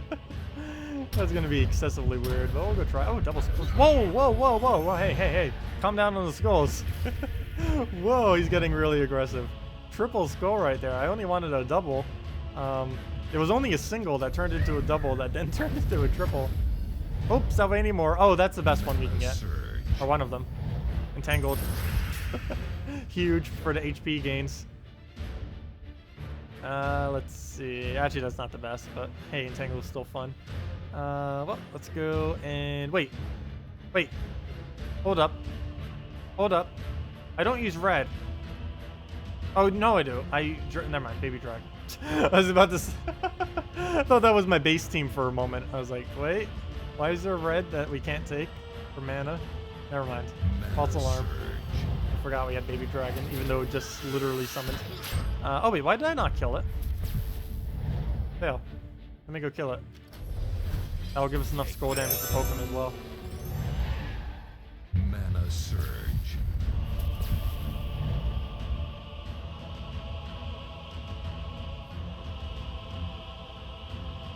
Let's see. I'll just stick to red up. Mana surge. And we get a key. The glorious key. Surge. And we'll just take some purples down. Take the green. Oh, blocked. Mana blocked. Okay, he'll throw down this little thing. We'll just take a skull before he does because he's going to gain such a huge amount of stats from it. Mana Especially surge. since they buffed it. You know, Rock might actually be decent in Arena. I haven't bothered using it since he ever got buffed, which was like several months ago. I don't think it was actually big enough buff to make it viable, though. Mainly because there's a 15 mana cost. Mana surge. Mana surge. And we'll just take the yellow right there. And how much is that? 22 damage? 24. That is 1 damage off. I guess we'll do it off of a... You know, Sylvanian War has been almost more of a mana blocker than anything this battle. Because he's blocking our browns and he's blocking most of our green other than to the blade. But we'll go get the blade back up. It does have a lava elemental, which will hit pretty hard. Yep. Lava elemental. Someone made a meme on the forum about lava elemental too. Like even if your entire team is red, you still take a lava elemental. Lava elemental, like damage-wise, as far as damage costs, damage to mana cost ratio is one of the highest out of any troop that you can possibly draft in Arena. Actually, it may be the highest, which is why that was a meme. I don't believe anything actually has a higher damage that you can do in a single instance. Some of them can build up to doing a higher amount of damage, but as far as like constantly doing a high amount of damage, I don't believe anything's higher than Lava Elemental because there's a 3 times boost ratio. Or was it 4? It's 3. Which might be 2. I don't remember. It has a pretty nice boost ratio. Plus it burns. Plus it has explode. Plus it's only 10 mana, and it works out pretty nice. So you get board control from it, and you get a really high amount of damage, and you get a burn, which will... A burn alone can almost kill some things in Arena, at least on normal difficulty. Feels weird doing it on normal difficulty. I'm so used to doing Arena on the harder difficulties. I should probably constantly keep it on hard at least, like on minimum, because that gives us 25% extra souls for only 10% extra stats. And it's almost... And sometimes it doesn't even move your stats at all, because it's so low. How does Tesla's second trait work? Does it gain... Oh, you said second trait. Armor on 4 times and 5 times matches? Yes. I believe that is how it works. Yes. If so, it's broken on console. Oh, okay. So yeah, it's broken on console then. Yeah, it's what it's supposed to do is... I answered that earlier. I answered that before, Dinos. You actually answered that earlier. We were even talking about her final trait and everything like that. I didn't answer it when you initially asked, but I did answer it at some point. But yeah, that means it is broken on console then. Oh, come on, we get like the worst one. But it is broken on console then, if that is the case. Because it is supposed to gain a extra turn. It is supposed to gain 2 armor every single time you gain an extra turn. It's basically like huge, except for armor, is essentially what it is. Or how it's supposed to be, I should say. No problem, Dinos. Mana surge. Mana surge. But yeah, that's not intended. So yeah, that is a bug. Mana surge.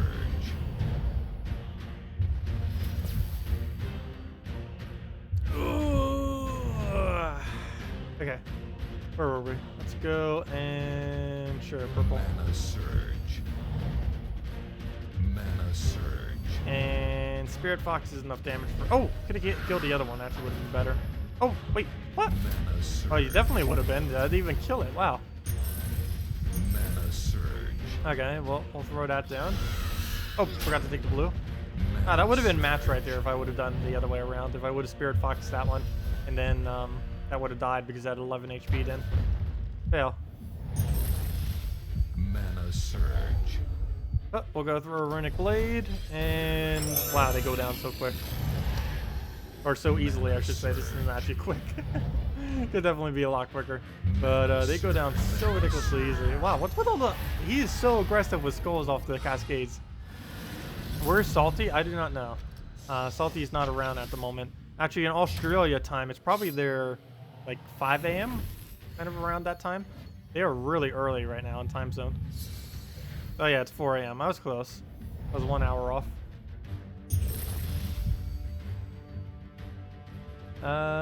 Let's see. I'll take a red into green. Mana surge. And he'll take a skull. And come on, good dragon. There we go. Oh, Christina. Oh, there we go. That's what the best dragon is that you can get. That's it, Christinax. Because you get to crystallize, you get the stone skin, you have the immunity to entangle. All three of its traits, unlike many of the other ones, are active throughout the entire battle, which is pretty good because you don't end up wasting any of them. So yeah, maybe that one is actually the best. So we'll go throw a runic blade on that, and that'll give us the damage to kill the hero easier, as well as just kill all of them easier. So we'll go with that. Goal, 22 damage, easy. Christinax, right, just waiting to go with its 2x boost ratio, or 2 to 1, I mean. And that will not actually kill anything, surprisingly. At least not in this game mode, it won't. It can definitely double shot them, that's for sure. But no single shots will be done. Mana surge. Mana surge. Okay. So we'll go do that, and we'll get a Christinax out. That will kill it out with a skull. And I don't know. Mana surge. I think I will end up streaming that game later tonight, I believe. The Escapist, that is. So I think we will do the first stream of that tonight. Then I'll probably do it. Oh wait, there's only one issue with that. Still have to do the Guild War video. You know, maybe I should just get rid of the Guild War videos. They do kind of get in the way of things. I don't know, I'm still going to stream the other game probably. I just need to set it up and figure out what I'm going to do for the interface. I've been wanting to play it for a while now. Actually, since it came out. It was kind of like Stardew Valley, where I kind of wanted to play, but I was in college at the time, so I didn't. Same thing happened with the Escapist, because I was in college at the time, and then I just never bothered getting around to playing it. And I did get around to Stardew Valley, but I've yet to get around to this game, so I think I'll finally do it today. Today's the day we finally get around. So, yeah, I'll do that later today, and probably tomorrow, and probably Sunday. On the new patch for the PC, are these summons still gonna have traits in Arena? I do not know. I need to actually ask them that. I'm gonna ask them that probably after the stream. Or not ask them that. I need to test it in the 3.05. And if it's still glitched, then I will need to report it to them that it is. And then hopefully they'll fix it. And we'll go from there. But yeah, I do not know for sure if it is or is glitched. I'll need to double check it. And if it is, then I'll need to tell them to fix it. And hopefully they'll fix it.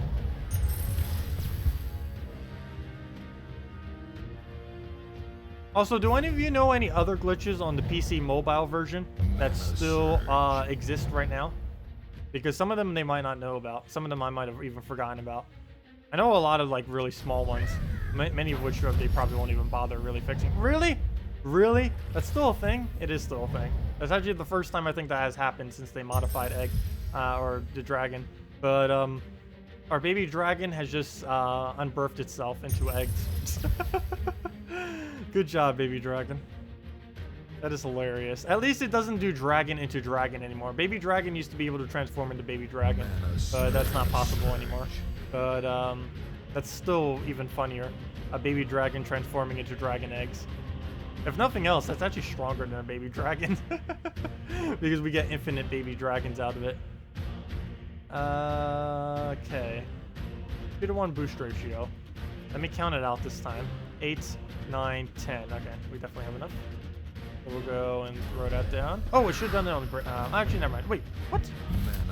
Am I missing something here? Why is it doing 7 damage? Oh! Oh! Oh! Oh, fail. Fail. I'm reading. I was looking at 7. and thinking that was his damage. That's the amount of mana he drains. How did I just fail so hard? Oh, that's great.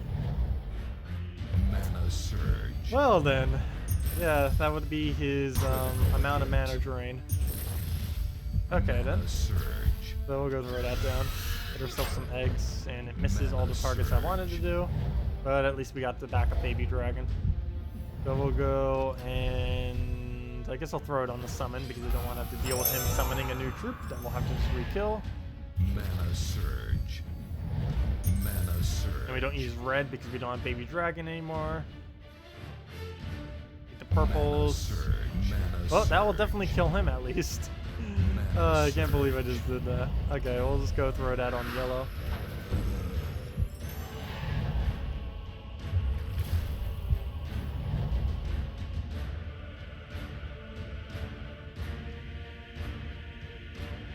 Yeah, everyone pretty much always goes for Lava Elemental. There's really no reason not to. Surge. Even the worst drafts can work with Lava Elemental. There's two really nice cards that are ultra rare that can save any draft regardless of what it is. It's Lava Elemental and Black Beast. Black Beast because it can just devour out every single troop that is useless on your team. And the, Oh, how did I already forget what we were just talking about? Super short-term memory. Let's see. Black Beast and the other one would be... We were literally just talking about it. Oh yeah, Lava Elemental. Wow. How am I that forgetful? I'm gonna be horrible when I get older. Mana surge. Only 22 and I already forget things from like 5 seconds ago. Yeah, and I probably will keep doing the Guild War videos.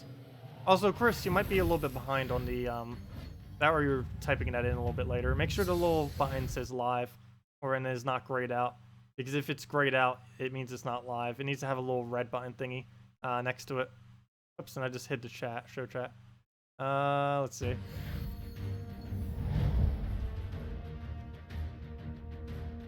Well, I can still do all the other videos I said I want to do. I just need to find more time for them. Mana surge. That or get less lazy.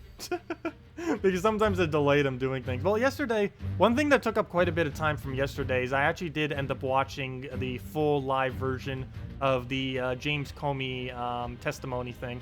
So that did end up taking up like 3-ish hours. I forgot how long it was. About 3 or 4 hours. But that did end up taking up a lot of my time yesterday. And I wasn't actually doing much other than just farming in games during that time. So I was mainly just doing that. And then watching some of the post coverage of some of the people covering it. Mana surge. Hello, Lewis. Welcome. You've been listening to the stream since it started and farming Arcane Mountains till you need 2 more for Gorgoltha fully traded. Nice. Yeah, Gorgoltha fully traded. The game becomes so much easier once you have Gorgoltha fully traded. It works in just about any team you could ever want to build. And the only thing it really doesn't work with is other brown-yellow troops. Anything else is fair game. As long as you have at least 2 good damage sources on the team, you're good to go. But yeah, Gorgoltha is a lot of fun to have.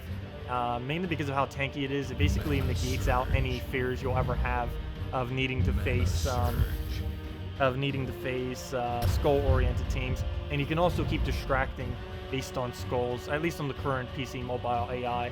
That will be changed in the future though. Do keep that in mind. But as of this current moment and into, I believe, next patch as well, you can still skull distract pretty easily. Okay, we'll go and throw that down. No sports, no video game news, but you keep up on politics. Nope, I don't follow sports. I do not follow video games, but I do follow politics, at least in the United States. I don't really follow too hard in any other country. Mainly because I have no influence in any of them. Or technically, even in the United States, 1 vote isn't really much influence. But I still keep up with it. Mana surge. I do find it interesting. Mana surge. Let's see. Mana surge. Also, there's no way that Donald Trump is not getting impeached. That's basically like inevitable. It's a matter of when, not if. Mana surge. Mana surge. Well, he'll take the skull. We'll take probably just a skull because he's just gonna take a skull. So skull and the skull. It's funny too because if he was a natural person, all he'd have to do is just do his ability and then he'd heal enough. But then we still hit him out. But still, I guess it doesn't matter. Mana surge. You did your 4th war attack yesterday and won the battles, but when the game tried to go back to the main Guild War screen, it was having trouble. Actually, it was having trouble. When it did go back, it said you lost the battle. Oh, that's interesting. That is really weird. Normally, it would actually register your game as whatever it was, like if it was a win or lose or whatever the actual result of the battle was. That is a bit odd. Did you end up exiting the game or were you in the game the entire time? Because oddly, if you exit the game during that, sometimes it actually works correctly, as weird as that may seem. Mainly because the actual instance in which it ends up recording the match of the game is pretty much like right before that victory screen comes out, and it's normally when you end up losing connection or anything like that. And one of the better ways actually to sometimes ensure that you do get the win, this isn't guaranteed that it'll always work, but I have used this strategy sometime in the past when I've had like connection issues and stuff. But if you actually X out like right at the end instead of waiting for the game to play it out, because sometimes if the game is constantly running, it's going to do some kind of error. But if you exit the game once it reaches that error screen and then come back into the game, it will register it correctly as whatever it was, regardless of what it was. But sometimes if you just stay within the game, it'll do something weird. I don't know why that is, but kind of works. You were waiting for about 2 minutes and then left the game and loaded it up again. Oh, normally that would work. Huh. That's odd. That was exactly what I was just explaining. So, yeah, I have no clue then. That's a bit unfortunate. And something that they don't actually do is like do anything for Guild Wars. Like if you end up losing and it was like a error, they don't compensate you at all, I don't believe. They do for like many things in this game, like for way more than I would expect of almost any other game. They do it for almost everything, but Guild Wars is one of the things that they kind of don't do it for, unfortunately. Like if you just randomly lose a battle because of something related to the game, they're like, nope. Mana surge. Nope.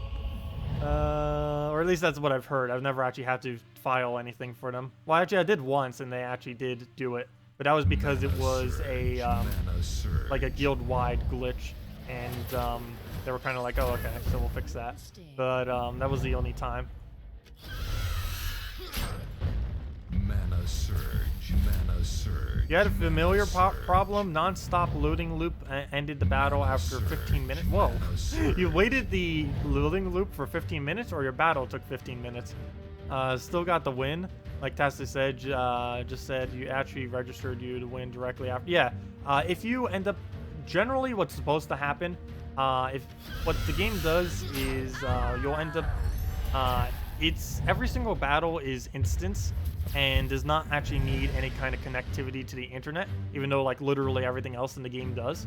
It's kind of weird, but the battle itself is the only thing that doesn't actually need a connection because you're just going up against the AI and everything.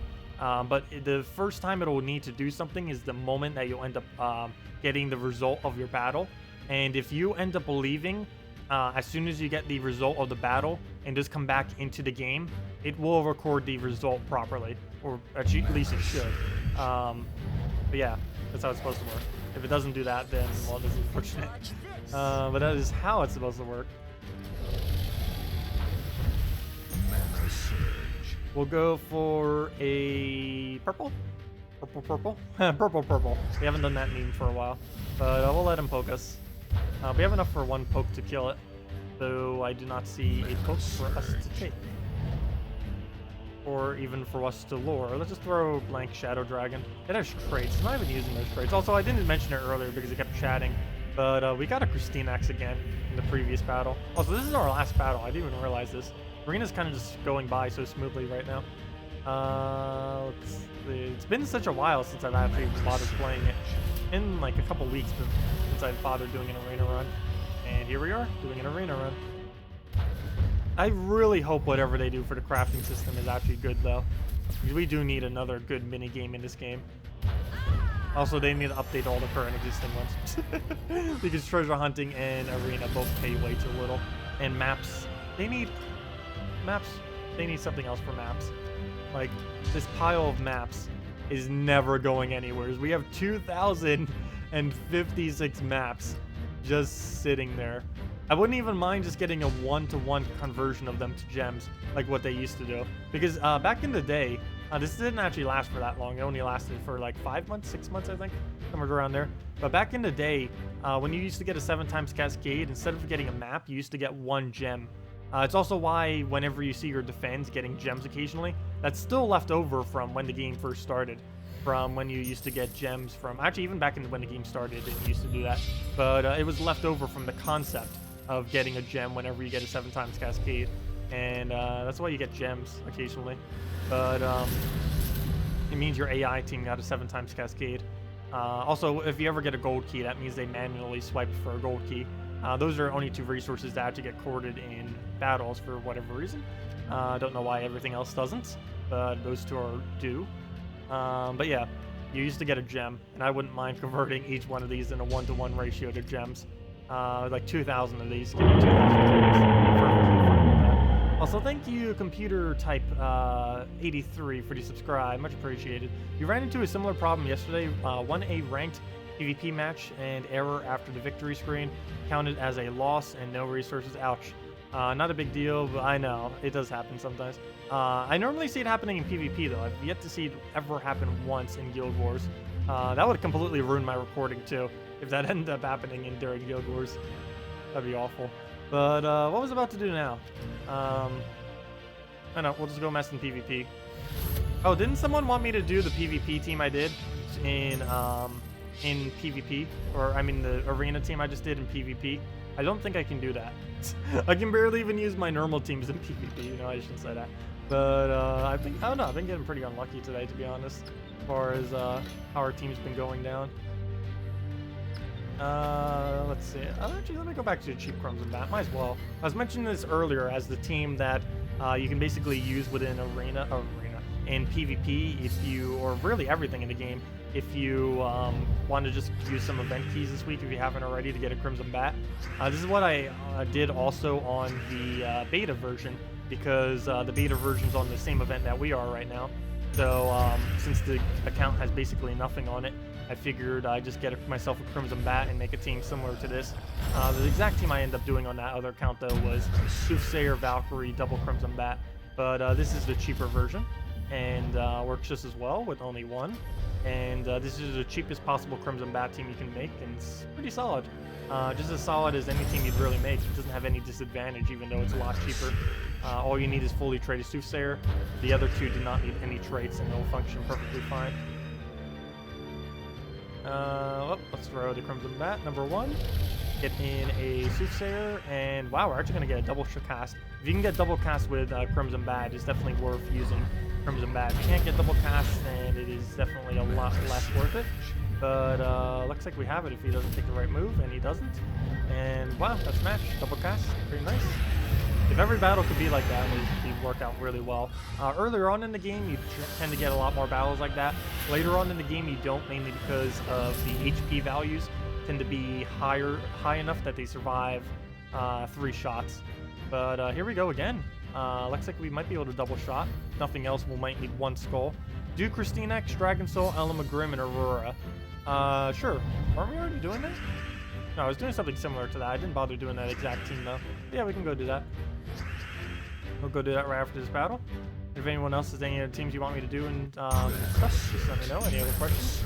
Also, yeah, thank you, Adrian. Yeah, we're getting really close to 5,000 subscribers. We'll probably have it by the end of this weekend. Actually, we'll probably have it by tomorrow, to be honest. The 5,000 subscriber video probably won't be uploaded until Wednesday or Thursday, because I'll be doing the best teams of 3.0 for the video. We already just did the best defense team, so for now that will have to be sufficient. But yeah, we'll go do the best PvP teams. Probably Wednesday or Thursday. Probably more towards Thursday. I'll try doing it on Wednesday, but I have a feeling might have to go into Thursday. But we'll see. Goal is for Wednesday though. Mana surge.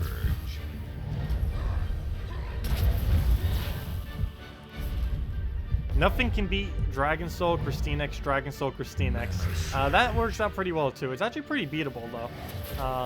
But as far as win rate, yeah, it does get a pretty good win rate. I don't know why I don't really bother doing that anymore.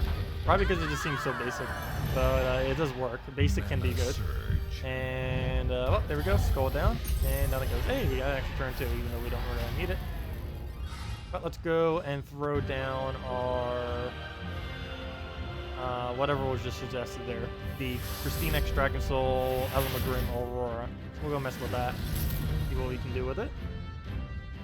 So Queen Mab up against. Go and oops, I almost just cleared out that one. Let me go. Well, let's do it over 4 times Dragon. Oh, this isn't 4 times Dragon though. Fail. Fail. Fail. Fail. Fail. How do you spell Aurora? I honestly do not know. There we go. Is that the right order? I don't think it is. Is that the right order? I'd almost feel like putting Dragon Soul first, to be honest. I'm gonna do it that way. The main reason is if we lose KrissTigger, we lose blue.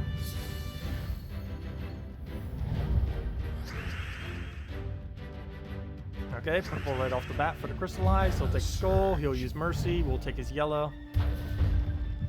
Okay, maybe we won't take his yellow. Okay, yeah, we can take this out the way at least. And then he'll take the skull. Mana surge.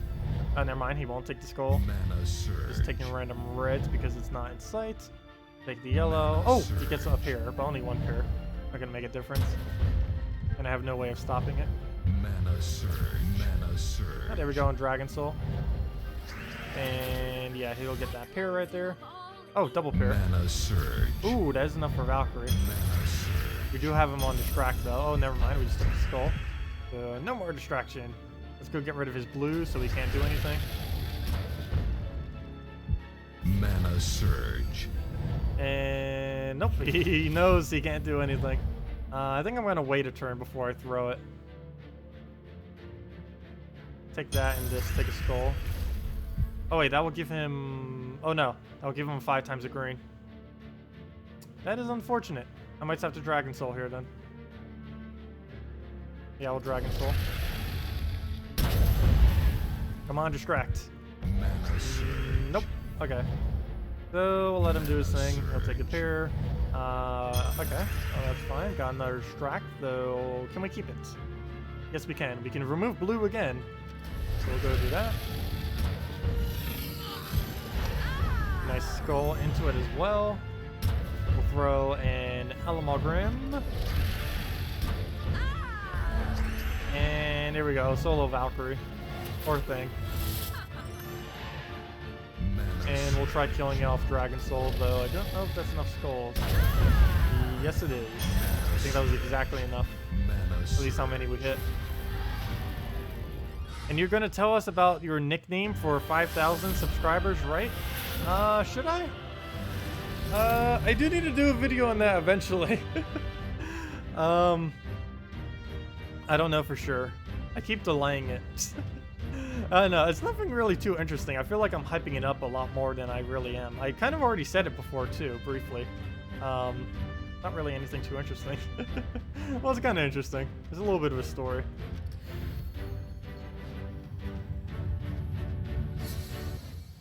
Right, KrissTigger, Dragon Soul, Sylvania more. Sure, we'll go try that after this. Any suggestions to your yellow team to make it better? Gorgolfa, Traxxas, Amnesia, Paladin with brown-yellow banner, no famine.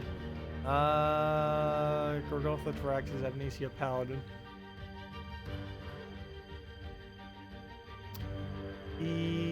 Let's see. I want to say famine so bad. I feel like Traxxas will waste if Gorgolfa is your only brown. I do feel like you need to replace out Traxxas. Maybe for a Moloch, and then you'll be fine. Not to mention you also get a slight armor bonus because then you'll have double divine. I think it's only like 2 armor, but still. 2 armor is better than 0 armor. But yeah, you really have no need for Traxxas if you're only using 1 brown troop. Unless you're specifically countering out blue from the enemy team for whatever reason. But of course in doing that, you're also blocking your Amnesia's blue. Or Garuda, you can go Garuda route as well. Just you're mainly going to be needing Moloch in order to take out Famines, because Famine. Probably after they nerf Mana Drain a bit, it'll be more viable to do Garuda in it. But I feel like Moloch does come in handy more than a Garuda does. Garuda has way more damage, but Moloch has way more safety. Moloch also has a +1 on his ability, which makes it easier to get. Of course, he doesn't have Firestorm, but you can't bank everything on Firestorm. But yeah, I'd say Moloch is safer, but Garuda does a lot more damage. I would suggest replacing one of the 2 for it, though. Mana surge. Oh, you were just trying different setups? Like, what do you mean different setups? Different orders of that team? Or are you talking like different troops? Because if you're talking different order, then yeah, the order you have it in right now is fine. But different troops, I would definitely suggest replacing out the Traxxas for better red-yellow. Or at least a better red-yellow for that team, I should say. Which traits did you need for that Crimson Bat? It's, oh, you need the brown-green. You can actually get it next week on PC and mobile. Because next week's event is brown-green, so it actually ends up working out perfectly for you. Brown-green, you'll be able to get it for 400 glory, all the brown-green you'll need next week. Because you got 2, and that's exactly how many you need for a Soothsayer. But yeah, the only thing you need is a fully traded Soothsayer, and that's the brown-green from the Zasian Kingdom, the only one with a Z, the one with all the goblins, towards like the middle left top-ish area of the map.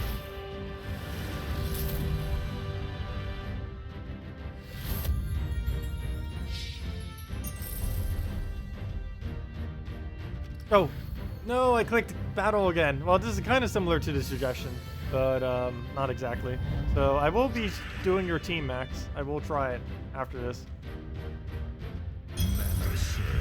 We're making it Dragon Day, it seems like, for the rest of the stream. Do we bother with the skull? I don't think we do. We'll go and drop that down. And then we'll just Dragon Soul. Yeah, no problem. Mana surge.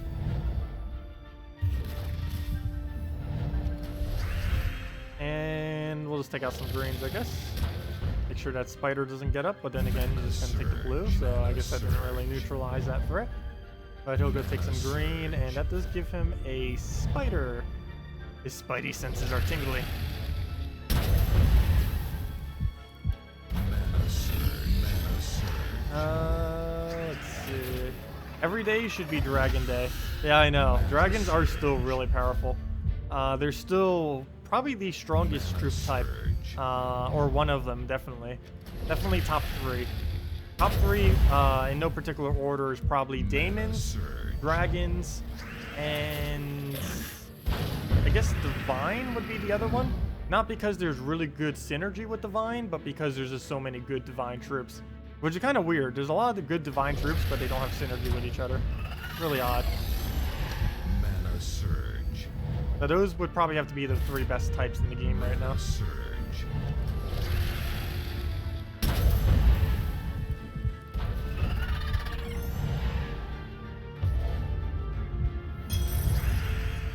Mana surge. Peasants. Peasant is the best type. Mana surge. Dragon, demons, and beasts? Oh yeah, I guess beasts are pretty powerful, mainly because of the... Well, there's only... Beast may seem... Well, I guess. There's only really 1 or 2 combos that you can really do with beasts that's powerful, though. But yeah, I guess synergy-wise, they would be better than divines. So you are probably right with that. But yeah, if you're not doing like Forest Guardian into Cabarrus and something related to that, beasts are really, really weak. Mana surge. Mana surge. Mana surge. Okay, so we'll just throw this on the reds, and Dragon Soul will be the match. Okay, we get 0 mana, of course. Mana surge. Why would we get anything more? But we'll go take our red. I need to go for a jog or something out of this. I don't know what's up with my back today. Mana surge. Just hasn't been wanting to cooperate.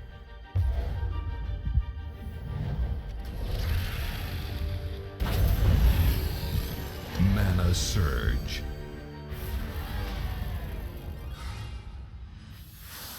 Yeah, there's actually quite a bit of Forest Guardian synergy. You can use it with quite a bit with the Warden class as well.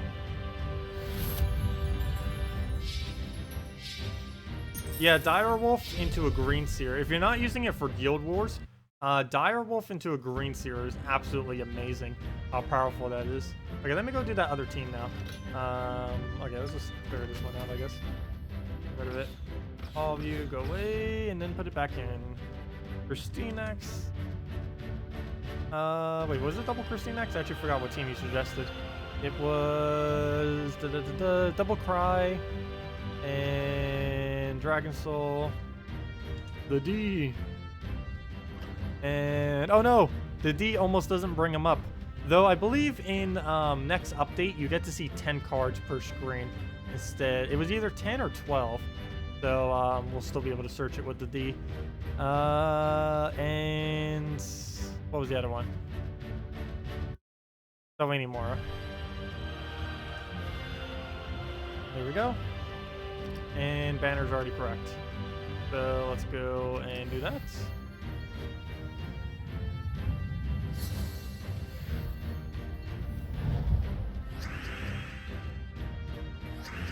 What banner should you do with that team? Double green. Double green is the banner. You use it because of Quick Giant Spider. The extra green will leak into the Forest Guardian, and if you happen to get a Forest Guardian alignment, you'll end up getting a lot of green off of its cast. But yeah, double green is the banner you do with it. Oh, redeem code is maxed? Yeah, I think it's actually been maxed for a while. Let me just go remove it. More tomorrow. Let me go change that right now, actually. There's still no one else to use it. So we'll go change that. More tomorrow. More tomorrow. More tomorrow. Oh yeah, that doesn't fit, does it? There we go. More tomorrow. There we go. But yeah, we'll have another 2 before tomorrow then. And those are our last 2 codes. Hopefully Salty replies. Tenpai must notice me. Well, we'll go take the Browns and just throw down Dragon Soul, get our mana generation, and go from there. And also, we will be ending the stream in about 30 minutes or so, but that will not be the end of us streaming today. I will be buying, oh, what's it called again? Escapists. I will be buying Escapists, which is like an indie, trying to escape from a jail, kind of minimalistic crafting system. Kind of RPG and slightly kind of thing. Basically just escape from a prison is what it is in a more not as violent method. But yeah, that's like the whole premise of the game, like literally the entire premise, but it's actually really more interesting than it might seem, because you have to go through the routines and there's quite a bit to it beyond just here, go escape. Except for the first prison. I think the first prison is actually pretty easy. I have seen some footage of the game, but I've never actually gone like really in depth into it. Well, until this weekend. We'll actually probably stream it every single day from Friday, Saturday, and Sunday. Probably around the same time, just kind of at the... well, actually, I shouldn't say a time because I don't know if I'll be able to commit to it. But today we'll be streaming at about like 6 or 7 p.m.-ish. I'll just be eating, kind of relaxing, and then doing that for a couple hours. Then we'll record the Devour video, and then yeah, good to go from there. And I sleep because we need sleep. Okay, let's go and where to go here? I guess we'll just start on KrissTigger since we don't have other options. Purple would be great though.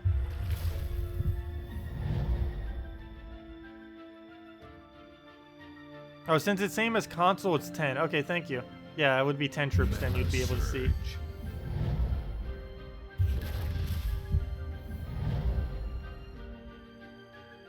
Wait, Frozen Banner with what team? The Cabarrus team?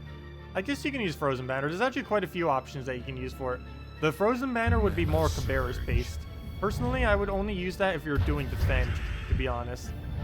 For invading, I would definitely suggest sticking with the double green. Personally, I keep both of them on double green, regardless of if I'm invading or defending with it. But if you do a Frozen Banner, you're doing it more Cabarrus based. If you're doing it with a double green banner, you're doing it more of a giant spider base, as well as slightly into Forest Guardian. This works a lot better if you are the actual player of the game, of the team, mainly because you'll be able to utilize the Forest Guardian, whereas the AI will most likely not be utilizing the Forest Guardian. But it still gives it for your spider though, which is nice. But yeah, I'd say defending it is better using Frozen. For invading it is better to use double green. Personally, I keep both as double green. Mana surge. Yeah, you end up getting a +2 to both of them. You get a +2 to blue, which gives spider quickly, and you get +2 to purple, which gives you your Cabarrus in like 2 turns, or 1 turn if you get that single surge, which it makes it go super quick for the Devour proc, which is one of the other reasons why people do it. Let's see. Well, we'll go throw this down on blue. Is that an extra turn? That looks like an extra turn. And now we only need one more little poke with no extra turn. We'll move that over and throw down the Dragon Soul. And that is the match. And we have an extra turn off it. Yeah, there goes that team. If you guys have any other ones you want me to do, feel free to leave them in chat. We'll definitely get around to them. Or any other questions. Let's see. Okay, well, let's go into this. Whoa! He's just taunting people now. 3 Queen Auroras and a Draculus. Well, the Draculus not traded, but 3 Queen Auroras. Makes me want a 3rd one, though there really isn't much you can do with a 3rd one other than put a Draculus or Crimson Bat with it. It's like the only option you have. Personally, I'd probably go... actually, I guess Draculus works. I don't know. I think I'd probably just go like Crimson Bat, though, which is a lower mana cost. Okay, well, let me go and... I don't know, what team should I even use? I probably should stick with something dragon-related for this, something that hits all of them. Could even stick with what we're doing. Stick with these standard dragon teams. All these pretty standard one was just the KrissTigger Dragon Soul spam. Yeah, you know what? I might as well just stick with this. Stick with the classics. Just throw... Oh, just slap my mic. Stick with the classics of just spamming every single dragon that is overpowered at any given time. Well, they're not overpowered, but you know, the stronger ones. Not yet, they aren't. I thought they would be pushed over the top with Elamagrim, but they're actually almost better just with each other than they are with Elamagrim. Though Elamagrim is still fun to use with Dragon Soul on occasion. I'll go move that up, get the double. The triple, oh, I didn't even see that 3rd one. Nice. Good staircase. Come on, map. Oh, I didn't get a map. I need to go put that map in the dust pile.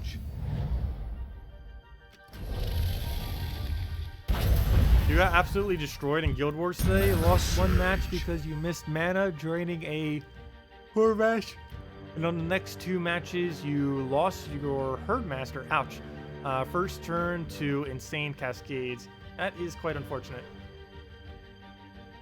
But it happens sometimes. You never know.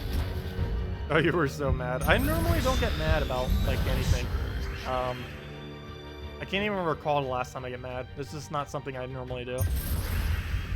I'm really chill about pretty much everything. You never see Corvash in Guild Wars? I always use Corvash. Like every brown day and blue day, Corvash is in my team. But you are right. For the only time I ever see it is in Corvash, Valkyrie, basically Justice team. Corvash, Valkyrie, Justice, and Queen Mab. That's the only time I ever see Corvash in Guild Wars for the most part. I find it kind of odd. It's actually a really good troop to have in your defend team. It's not as good of a first slot anymore, but still pretty good. Particularly in 3rd and 4th, where it can't be Corvash from brown or blue days.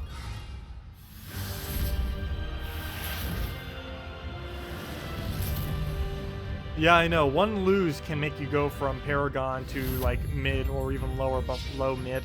That tends to happen with a lot of guilds, because you basically need a perfect score in order to even have a chance of getting Paragon. Yeah, where is my guild these days? Like, I can go show with my score too. Well, it might be a little bit hard because it's a mix of battles numbers. Let me go claim my seals while we're here. I think that's maxed. Oh, that puts us over too, isn't it? Really? Wait. There we go. There we go. Oh, it's all completely off screen, isn't it? There we go. Really? Oh, that's great. I gotta move you back. Anyway. But look at that. We are, I'm not gonna use them, but we're 59 seals off of max. Wow. Really? Okay, anyways, where were we? Guild Wars. What was I looking for here? Oh, we're almost winning against Anonymous? That seems odd. Anonymous has a lower score this week, or they did earlier. Probably because they don't have people battling. They might have a lot of people not playing this week, or, you know, kind of waiting. Like, even right now, assuming we get the rest of our battles in from the person who hasn't played, almost looks like we'd take third. Or would we really actually take third? Or did Nathan do his battles? Oh, never mind. Nathan did his battles. Oh, that would explain how we got so many more points. Okay, Nathan did his battles. He didn't do them for, like, the good majority of the week. But yeah, if you check my points right now, we're, like, the middle of the pack because we end up getting one lose. Because there's a lot of people who do normally go perfect score. Maybe not perfect, or not perfect score, like perfect win streak. They might not go perfect score, but a lot of them do go perfect win streak. A lot of loses this week, though, I do have to say. Oh, Harry's doing pretty good. We end up recruiting him. He's doing really nice.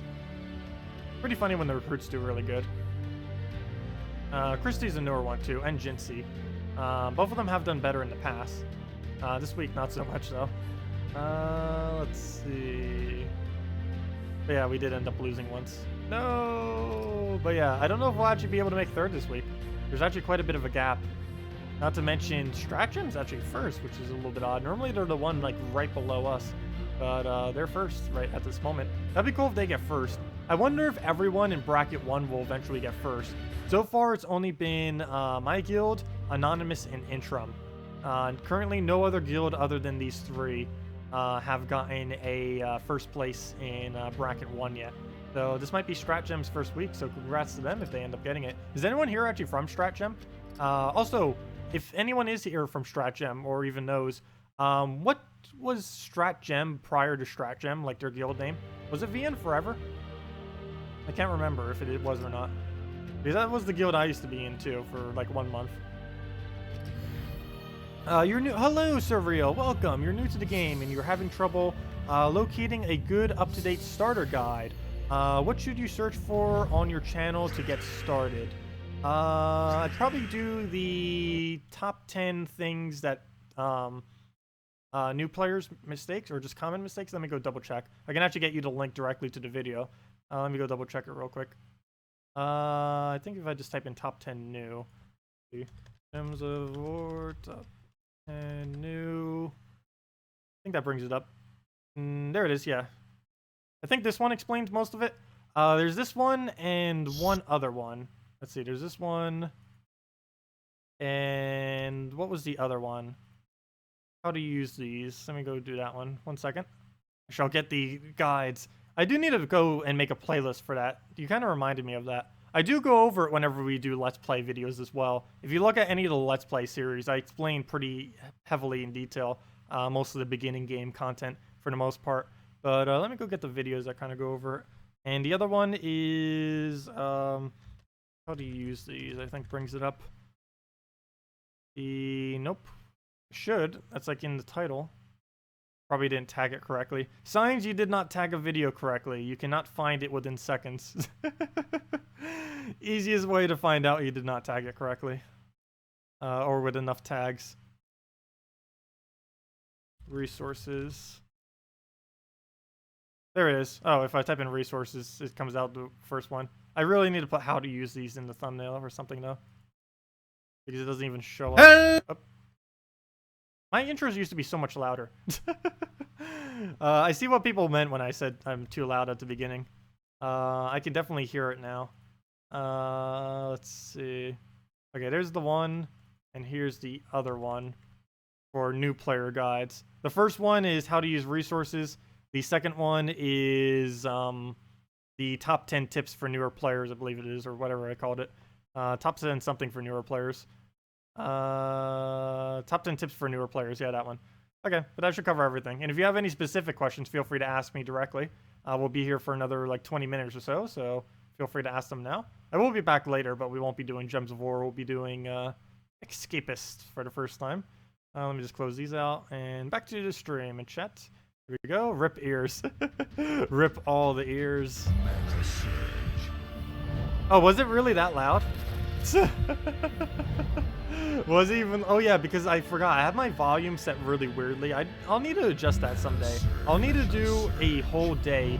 I've kind of been waiting until I get a new computer before I do this, because I'm going to need to do it when I get a new computer regardless. But I need to dedicate an entire day to improving my audio quality. Not like me vocally speaking, but my actual audio quality, like the mic settings, my settings for recording the audio within the stream and videos, and just everything like that. I have no experience with audio whatsoever. Everything I know about it, I have learned on the fly, and I know basically nothing. So that is one of the reasons why my audio quality has always been kind of all over the place. But it's kind of a learning experience. But yeah, one of the issues I have right now is it's extremely amplified, the audio on right now, mainly because my previous headphones were, for whatever reason, were like really amplified all the sound, so I had to basically lower all my sound. But in order for people with like normal headphones, or you know, like earbuds like this, to be able to actually hear properly, you would have to then up your sound. So it was a little bit hard to kind of balance it, since the way I was receiving the audio wasn't really the best. Which is also why I need new headphones, other than these earbuds. But yeah, I will be looking into doing that in the future sometime. Yeah, you lose a lot of points in Guild Wars if you don't use the right color team. Like an excessively high amount. Also, thank you, it's Snow XD Face, for the subscribe. Much appreciated. Okay. Well, we'll go, and I say okay a lot as well. I have a lot of words that I keep repeating. So we'll go and take a purple right there. Still not full mana, and I give him some blues. Oh, and we give it to a Kraken with those blues. But we'll just let him do his skull poke. Yeah, oh, never mind. He doesn't even do anything. Perfect. We'll take a blue into a red, get the double crystallized to a Dragon Soul, hopefully get both of his Phoenixes up, and then go from there. Perfect. Exactly what I wanted. Even more perfect. We got Dragon Soul as well. So we'll go throw this down somewhere. It's probably on... Ooh, yellow looks so juicy, but blue is safer. I'm going for yellow, though. There's way too many yellows to not do that. Here we go. 32. Those are some big hits. Mana surge. Mana surge.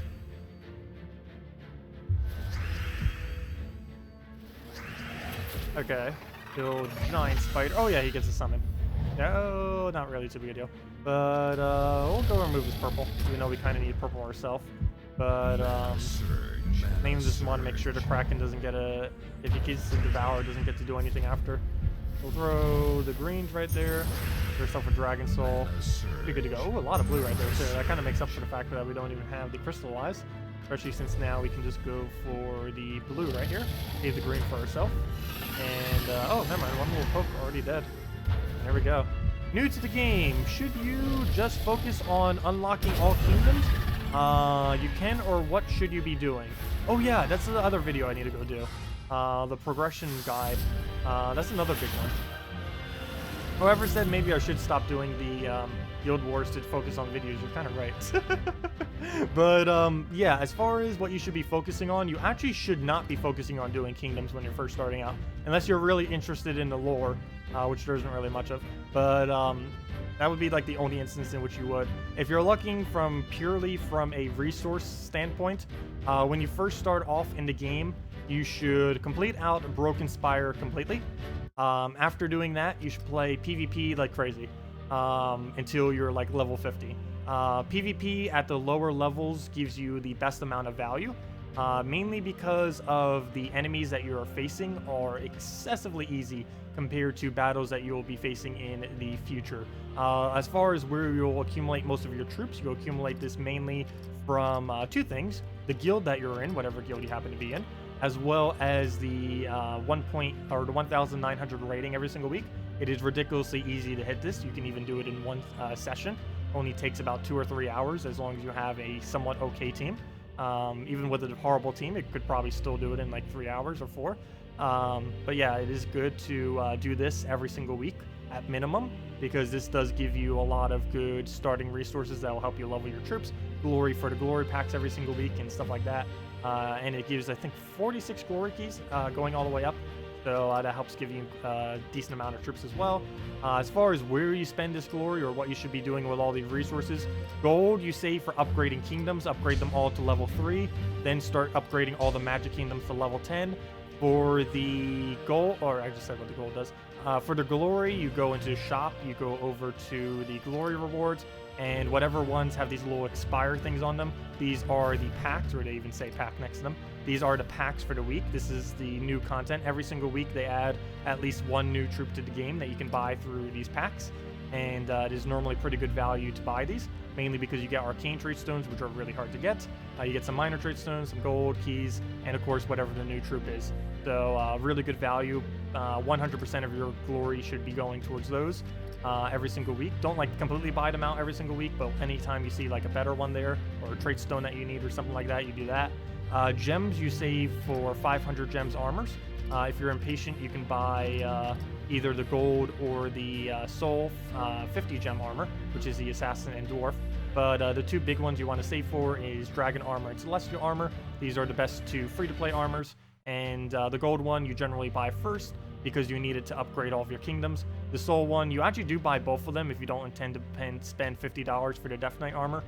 You do tend to do both of them. You use the dragon armor for PvP, or obviously wherever you get more gold, you use the dragon, and wherever you get more souls, you use celestial. This would come down to using dragon armor in PvP, where you spend a good majority of the game. It also would be better for guild wars. And the celestial armor you use when you do questing, as well as challenges and arena. So this is when you use both of those two. And that's pretty much everything. So I think that covered your question. If not, let me know, and I can definitely answer anything else that needs clarification. You're 99% sure RPCs are completely evil. Why is that? If there was a Dragon Soul pack for real money, you'd be super tempted. There actually is, though it only comes during the week that Dragon Soul is available in event keys. So no one really bothers buying it, I think. I don't know, because you can just use event keys instead. So that kind of defeats the point. I do find that kind of weird, like how they do the purchase system. I don't even know if they're ever even selling anything, because pretty much everything that you're selling for purchase, you can end up on the given week, you can end up just getting from event keys. So it's like, wait, why would you sell them at the exact same time when you can get them for free? I never really understood that. But yeah, the next Dragon Soul Kingdom isn't for a while. Actually, I believe the next Dragon Soul Kingdom is for such a long time. I think the next Dragon Soul troop is going to be the my troop, the one that they were going to add of my character, and that's probably not happening until like the end of this year. So yeah, Dragon Soul is a far time away. Crafting system will be here way before the next Dragon Soul event, I am pretty sure. So yeah, you might as well just wait for crafting if you want a Dragon Soul. Your team is Hero, Dragontar, Dragonian Rogue, and Spark Grinder. Interesting. You feel that you could do better. What should you be looking for? I'd say try looking for 2 dragons to slot into your team. First, replacing out your Spark Grinder, and then second, replacing out your Hero. It is really strong to use an all-dragon team when you're first starting out, as well as just through the entire game. all dragons is one of the strongest troop types currently in the game, and there's all rarities of dragons, so it scales out throughout the entire game. But yeah, I just look for trying to make a 4x dragon team built around things like Dragonian Rogue, Dragon Tar. Try keeping an eye out for Dragonian Monk. That's a really good protective dragon. Actually, one of the best protective troops in the game, even though it's only ultra rare. So keep an eye out for those. And as far as actually, that's about it. Other kind of teams that do work pretty good early on in the game is like goblin teams, but if you're already starting into a dragon team, you might as well just stay and commit to dragon teams. So yeah, look out for things like Dragonian Monk, Dragon Soul, KrissTigger, Sylvania Mora. Actually, never mind, not Sylvania Mora. Earlier on in the game, you actually use Dragon Tar instead of Sylvania Mora. But yeah, it would be Dragon Soul, KrissTigger, and mainly just those two. If you can get either of those two, you'll be set for a very, very long time. And Dragonian Monk will likely be the first thing that you replace out your Spark Grinder with. Is there any way to improve the odds at getting dragon cards? Unfortunately, there is not. Currently, all drops are completely random. There is a crafting system coming in about 2 months or so. That's about the only thing that will really be able to focus out specific cards. The only thing that can currently do it now is the event key system, though you don't really use the event key system as a newer player. What the event key system basically does is it drops cards from a specific kingdom. The main issue with this, though, is they cost 50% more than gem keys, yet have the same rarity drop rate as gem keys, so you're better off just sticking with gem keys instead of ever doing event keys.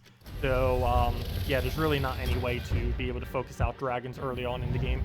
But the crafting system, by the time you actually get like really into the game, the crafting system will probably be released by then, so you'll hopefully just be able to use that then. But yeah, that's they really do need to add that crafting system. This game has been crippled a little bit for a while now, mainly due to just the complete sheer randomness of drops. It's a little bit hard to actually get specific things, but the crafting system should fix that. I know, KrissTigger is really, really powerful. A lot of the dragons are, mainly just because of how versatile they are and how many things they do. Not to mention their synergy is pretty solid. Almost every dragon synergizes. The only few that don't are like Vinoxia and the very weak ones like Dragon Moth, Visk, and a few of the others. Oh yeah, being in a good guild helps out a lot in this game. You can easily play this game 100% free to play if you get even a half-decent guild. Doesn't even need to be an excessively good one. You don't even need to talk to them, though most guilds that do better resources do have okay communication. Let's see. I'll go move that over. Oh good, he's entangled. I didn't even notice we got that off, so he can't drain our mana. That would have been horrible if he did. But we'll throw that down and just get rid of these yellows. We don't even use yellow. So I'll get that down for a pretty big hit. It was the most populated anyway, so we get the higher boost ratio off it. And what do we do from here? I guess we'll just take a purple. Let him take. Oh! Okay, good. He's still entangled. If he would have untangled there, that would also been annoying. Well, I guess we didn't have any mana, so wouldn't have mattered as much. Because he will drain all of it the second he takes a skull. Mana surge. Your kill chat is me, one other guy for 2 lines. You. That's funny. Mine is sometimes like that. If I ever go on a rant at some point, it'll be like 10 messages me, then 1 message someone else, then like 5 messages me. But generally, it tends to be a mix. It depends how messagey I am. Sometimes I message a lot, sometimes I don't.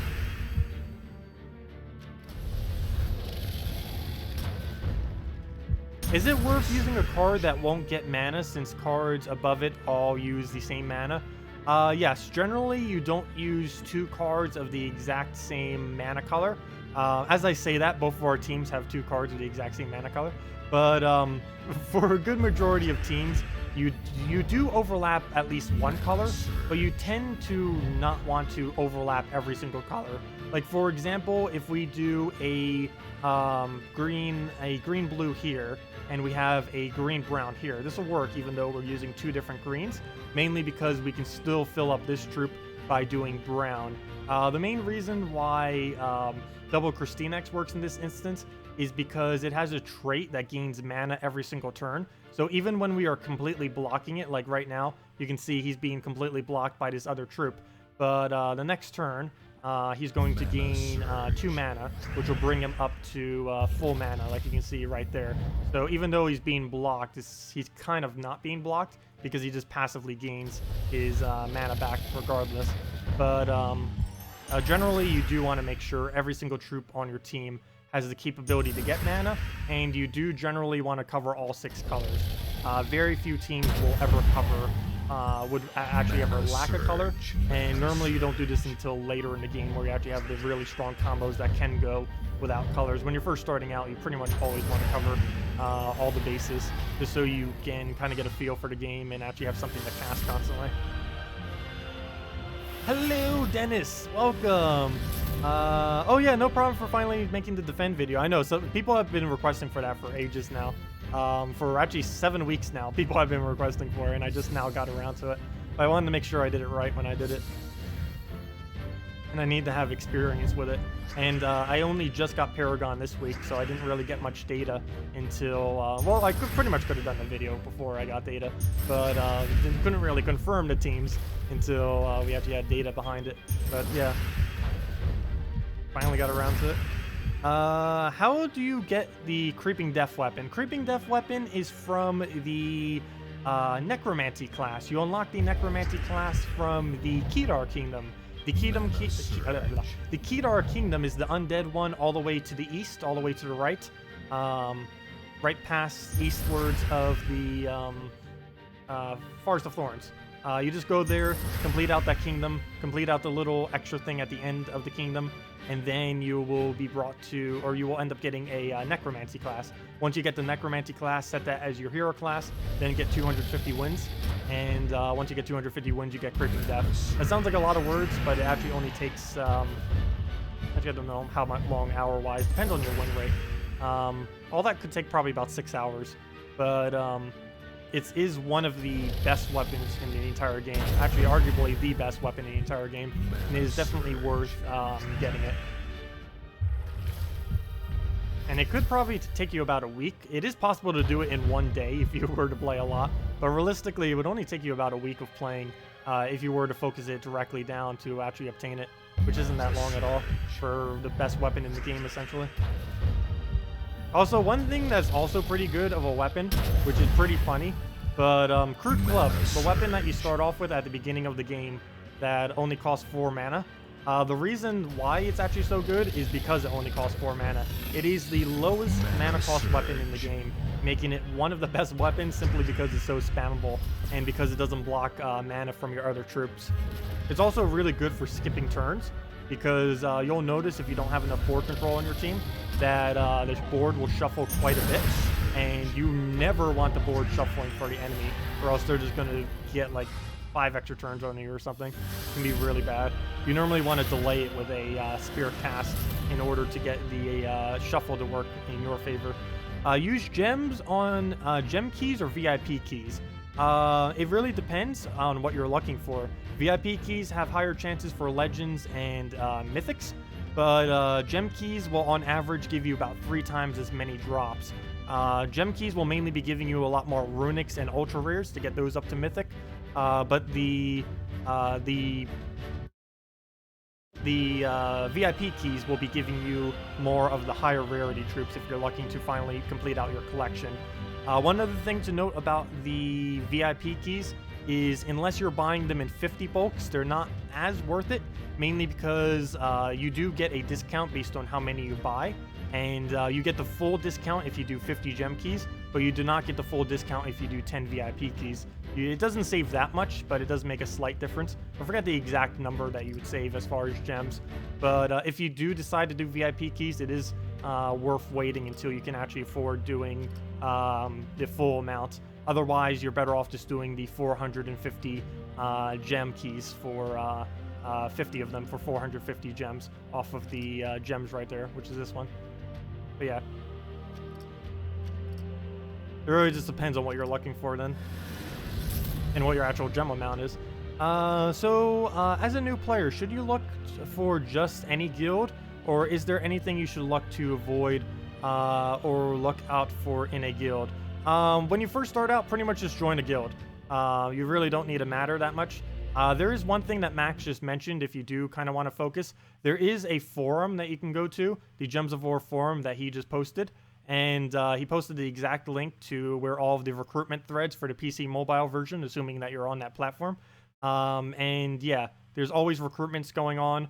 Monday is the biggest recruitment day, mainly because that's reset day. The game is most active on Mondays, and it's the best way or best time to try to find a guild. But yeah, that link that he just posted brings you right to the full page of everyone recruiting. When you're first starting out, you don't actually need to pay too much attention to the guild that you're in. You're better off just going into something really casual, and then a couple weeks later, once you actually have your footing, once you actually have most of your kingdoms upgraded, or even all of them, if you're playing that much. But once you kind of get yourself on a standard footing, once you kind of understand things, then you go into a better guild. Personally, whenever I start a new account in this game, I just open up the little guild roster thingy in the game and just randomly pick a guild that happens to already have some people in it. I don't really do any methodology with it, but after about a month, I normally shift that account into a better guild. But when you're first starting out, there's really no point in kind of searching for a guild, because many of them will have requirements that you won't be able to meet for the most part, that you will be able to meet in the future once you actually have a standard footing in the game. But yeah, it is definitely good to get yourself into a better guild as soon as you can, once you kind of understand the game and you have enough resources to do so. Because being in higher guilds pays so many free resources per week. Relative to the amount of money that you spend equivalent to it, some top guilds make like $200 to $500 per week as far as like the cash ratio to how much you would have to spend to get that many resources with actual cash. So it's definitely very much worth being in a decent guild. But of course you have to work up to it. Yeah, or you could just join one of the guilds that are already here.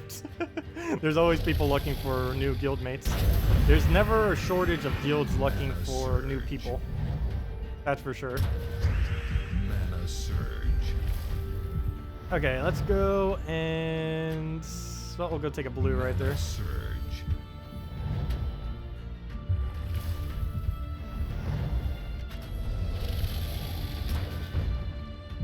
Mana surge. Yeah, global chat in global chat 1 is another good place to try to find people. There's always people here. Let me go say hello, everyone. Everyone will probably respond because a lot of people actually do know me. But all you would have to do is just say, hey, I'm new, I'm looking for a guild. Would anyone want me? And if you do that enough times, someone will probably find you. Doesn't take too long. But yeah, there's all the peoples. Hello, peoples. There's Robin, Arturo. Hey, Arturo, you're here now. You're double. Oh, there's the hello. Hello, Pipper. He's probably not even here. They'll probably don't even know I'm streaming. I'm not even going to bother saying that I'm streaming because I'm actually going to be ending in about like 10 minutes or so. Probably a little less than that. Right on the hour. But yeah, if anyone else still has any questions, let me know. Because I will be wrapping up very soon. Probably after next battle, I'll be wrapping up, eating lunch/dinner. And it won't be the end of streaming for today, though. I will be back with the Escapist. Going to be buying that and playing that for the first time. It's been a game I've been wanting to play for a while now, and I figured I finally get around to playing it. Our next Gems of War stream will be same time tomorrow from 10 a.m. to 4 p.m. Eastern Standard Time. If you have no clue what time that is from 6 hours previously to now.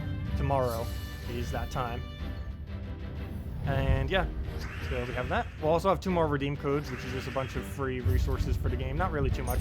Just 1 gem key, 2 treasure maps, 2,500 gold, and 200 gold.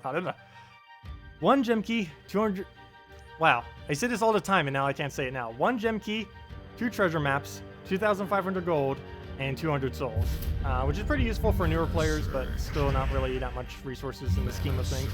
Do you think of this team, or what do I think of this team? What team? You didn't say any team. You just said, what do I think of this team? What team are you referring to? Oh, the team I'm using right now. Oh, yeah, it's pretty good. I've used this in the past as well. This is what I used to use before Elamagrim and Dragonian Monk came into the game. I've been using this, or similar teams to it, since KrissTigger came out. I just haven't bothered using them recently. Oh, there it goes. He siphoned our manas. Yeah, KrissTigger with Dragon Soul, still one of the most powerful combos in the game. Hasn't changed much since KrissTigger came out. still very, very solid. Okay, well, throw that down. Come on, double yellow, double red, or double purple. Oh, we got a purple, but that's not what we need. That doesn't give us an extra turn. And down goes the drain. Luckily, we have all the mana we need right there. And some, if we didn't even get the surge, we had the mana backup. How bad does your red team for tomorrow?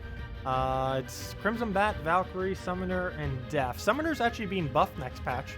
So next patch it might be okay. I would say instead of Summoner, go Void Portal. Other than that, I think you're good to go. Void Portal, if you already have a Valkyrie on your team, there's no point in not going Void Portal. Because Void Portal can summon any random daemon. All that a Summoner is going to do is summon a useless brown ghoul. And you're going to get much better value out of the Void Portal. Void Portal also has Impervious, so it can't even die to Deathmark or Devour, which you know is going to be used like crazy. You do need to trade it if you don't already have a trade it, but it's an ultra rare, so it doesn't cost that much. And you can easily farm the trade stones in an hour or two if you don't already have it. But yeah, I would definitely say go Void Portal instead of Summoner. It's only an ultra rare, so you probably have to trade. You probably don't have it traded, but definitely is worth trading it due to the impervious that it has. It basically makes an almost unkillable summoner on your team. Of course, it is killable. It is normal damage, but you know, a lot less killable with impervious on it. What VIP level do you recommend? I recommend doing VIP level 3 or VIP level 5. VIP level 3, I think, costs $40, 30 or 40, I forget. VIP 5 is $130. VIP 3, the main reason you do this is because it gives you free scouting. This saves you time from ever having to look to see what your enemy team is. It only costs 50 gold every single time to scout, which isn't much. But the main thing that you would need it for is just a time saver that it gives. Because whenever you're looking through what kind of teams you're battling, it will automatically show them always. And this will save you hours upon hours within this game over the course of basically every hour. It'll save you probably about 5 minutes or so. So it definitely starts adding up if you're playing this game for, or if you intend to play this game for a very long time. And VIP 5, the only reason why you would need that is for VIP keys. Though after the crafting system comes out, you really don't need VIP keys. So I think the sweet spot as far as value would probably be buy the Death Knight armor and then just stop buying anything. Because Death Knight armor would give you VIP 3 and it would give you 100% bonus to all resources, or you know, to souls, to it'd be to souls, gold, and EXP. So that would probably be the most optimal for value. Just buy one Death Knight armor pack that gives you VIP 3, the Death Knight armor, and all the other stuff in that pack, and then you'll pretty much be set. And that would give you free scouting, the extra resources, and yeah. As far as spending money on the game, I think that would be like the average value kind of thing. Of course, you could spend more, but as far as the budget thing, that would probably be best if you're playing long term. Though there really isn't a need. You can easily play this game free to play. But if you were to kind of, if you do intend to play for a very long time, that will save you a good majority of time. And it's just for convenience. I absolutely love free scouting. I hate having not free scouting on all my other accounts, but I can't help it. But yeah, what free scouting basically does, well, I can't show what it doesn't do, but, well, I guess you would kind of know what it doesn't do since you kind of have to experience it. But basically, whenever we go into any battle whatsoever, you can see we automatically see what their team is. That's what VIP 3 does. Normally, there would be a little button here that's costs, it says like scout, and it says 50 gold. That 50 gold is basically nothing. The problem is the delay that it has. There's like a 2-second delay. You have to click it, and then boom, then you see it. But having to do that every single time will start costing you some time. And then if you're doing that in challenges and stuff, it takes a little bit more time to, if you want to like repick or look around, like if we're going to go exploring and we want to see what's here. Are there any Golvania here? Okay, good, there's 3 here, so we'd go into battle. But yeah, you get to see those right away, and you know, just all of them. But yeah, anyways, that's my spill on that. You got VIP 5 the other day and used your first VIP key and got Queen Aurora. Nice. Well, that's some pretty good luck. Anyways, I think I will be wrapping up. Wait, are there other questions? Let's see. You thought Void Portal might be super random. Does it summon based on magic or based on the level of the daemons? What do you mean by that? It summons based on both. It summons based on its magic, and the cap of it is based on whatever your rarity is. For example, if you have a, well, for example, Void Portal. If it has 15 magic, it'll summon it as a level 15. If it has 20 magic, it'll summon it based on whatever its rarity is. For example, let me try finding one that's a lower rarity. Let me see all my daemons. Oh, I just had one. There was one just looking at me. Like, for example, if we had 20 magic on our Void Portal, and we were to summon this daemon right here, it would come in as a level 19, because that's the furthest we have ascended this thing, is to level 19. It does it based on the rarity. If you have them all the way ascended to Mythic, then it will do it to 20 if you have 20 magic.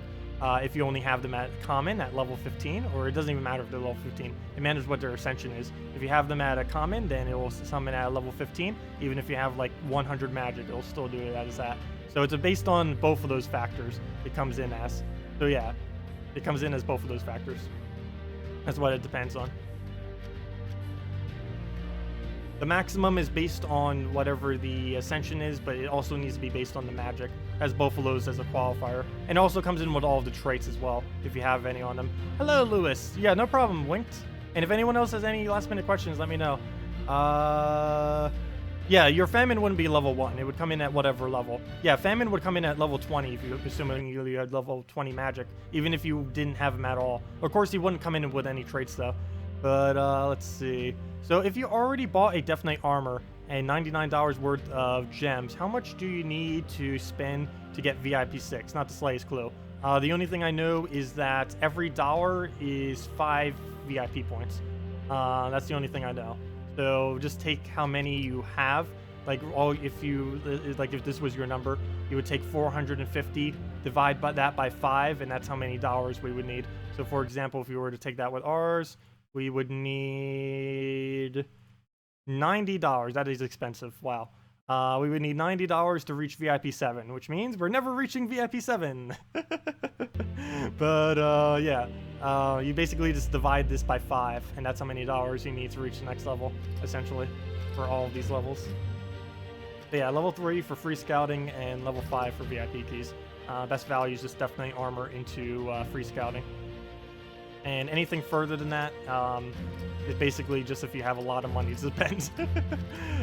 VIP 10 costs like $790. I think I don't even want to know how much these higher ones cost. They're raising it to VIP 20 too. There are actually people who have spent like multiple thousands on this game, and they're raising it to VIP 20 to compensate for. Also, something I didn't mention in the past. About one thing that they are adding to VIP, which I don't know if people will say pay to win. No, it's not really pay to win. If anything's pay to win, I'd honestly say free scouting's pay to win. But one thing that they are doing is every single VIP level as of next patch will give you 1 additional troop slot that you can use.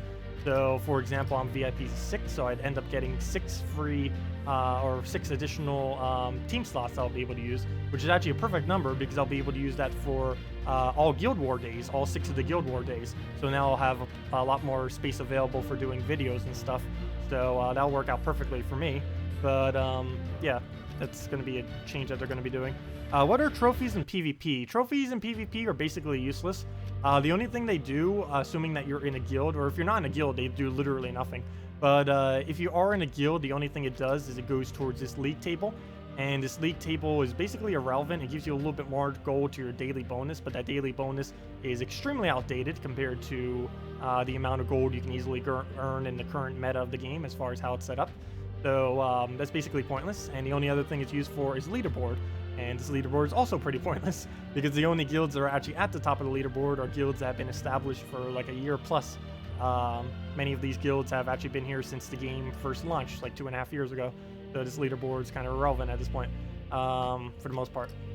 But yeah, trophies are basically dead content until they adjust them in the future. They do very, very little. But you still do tend to go for your 3 trophies, mainly because they do give higher amount of glory and gold, as you can see right here. Not by much, but my final battle here is giving a decent amount more glory and gold. Also, because it's a rival. But let's see also the other reason. And it gives more rating. The rating you don't really need to worry about. You generally don't try going for the leaderboard because the amount of time it takes to go to the leaderboard is not worth the kind of reward you get.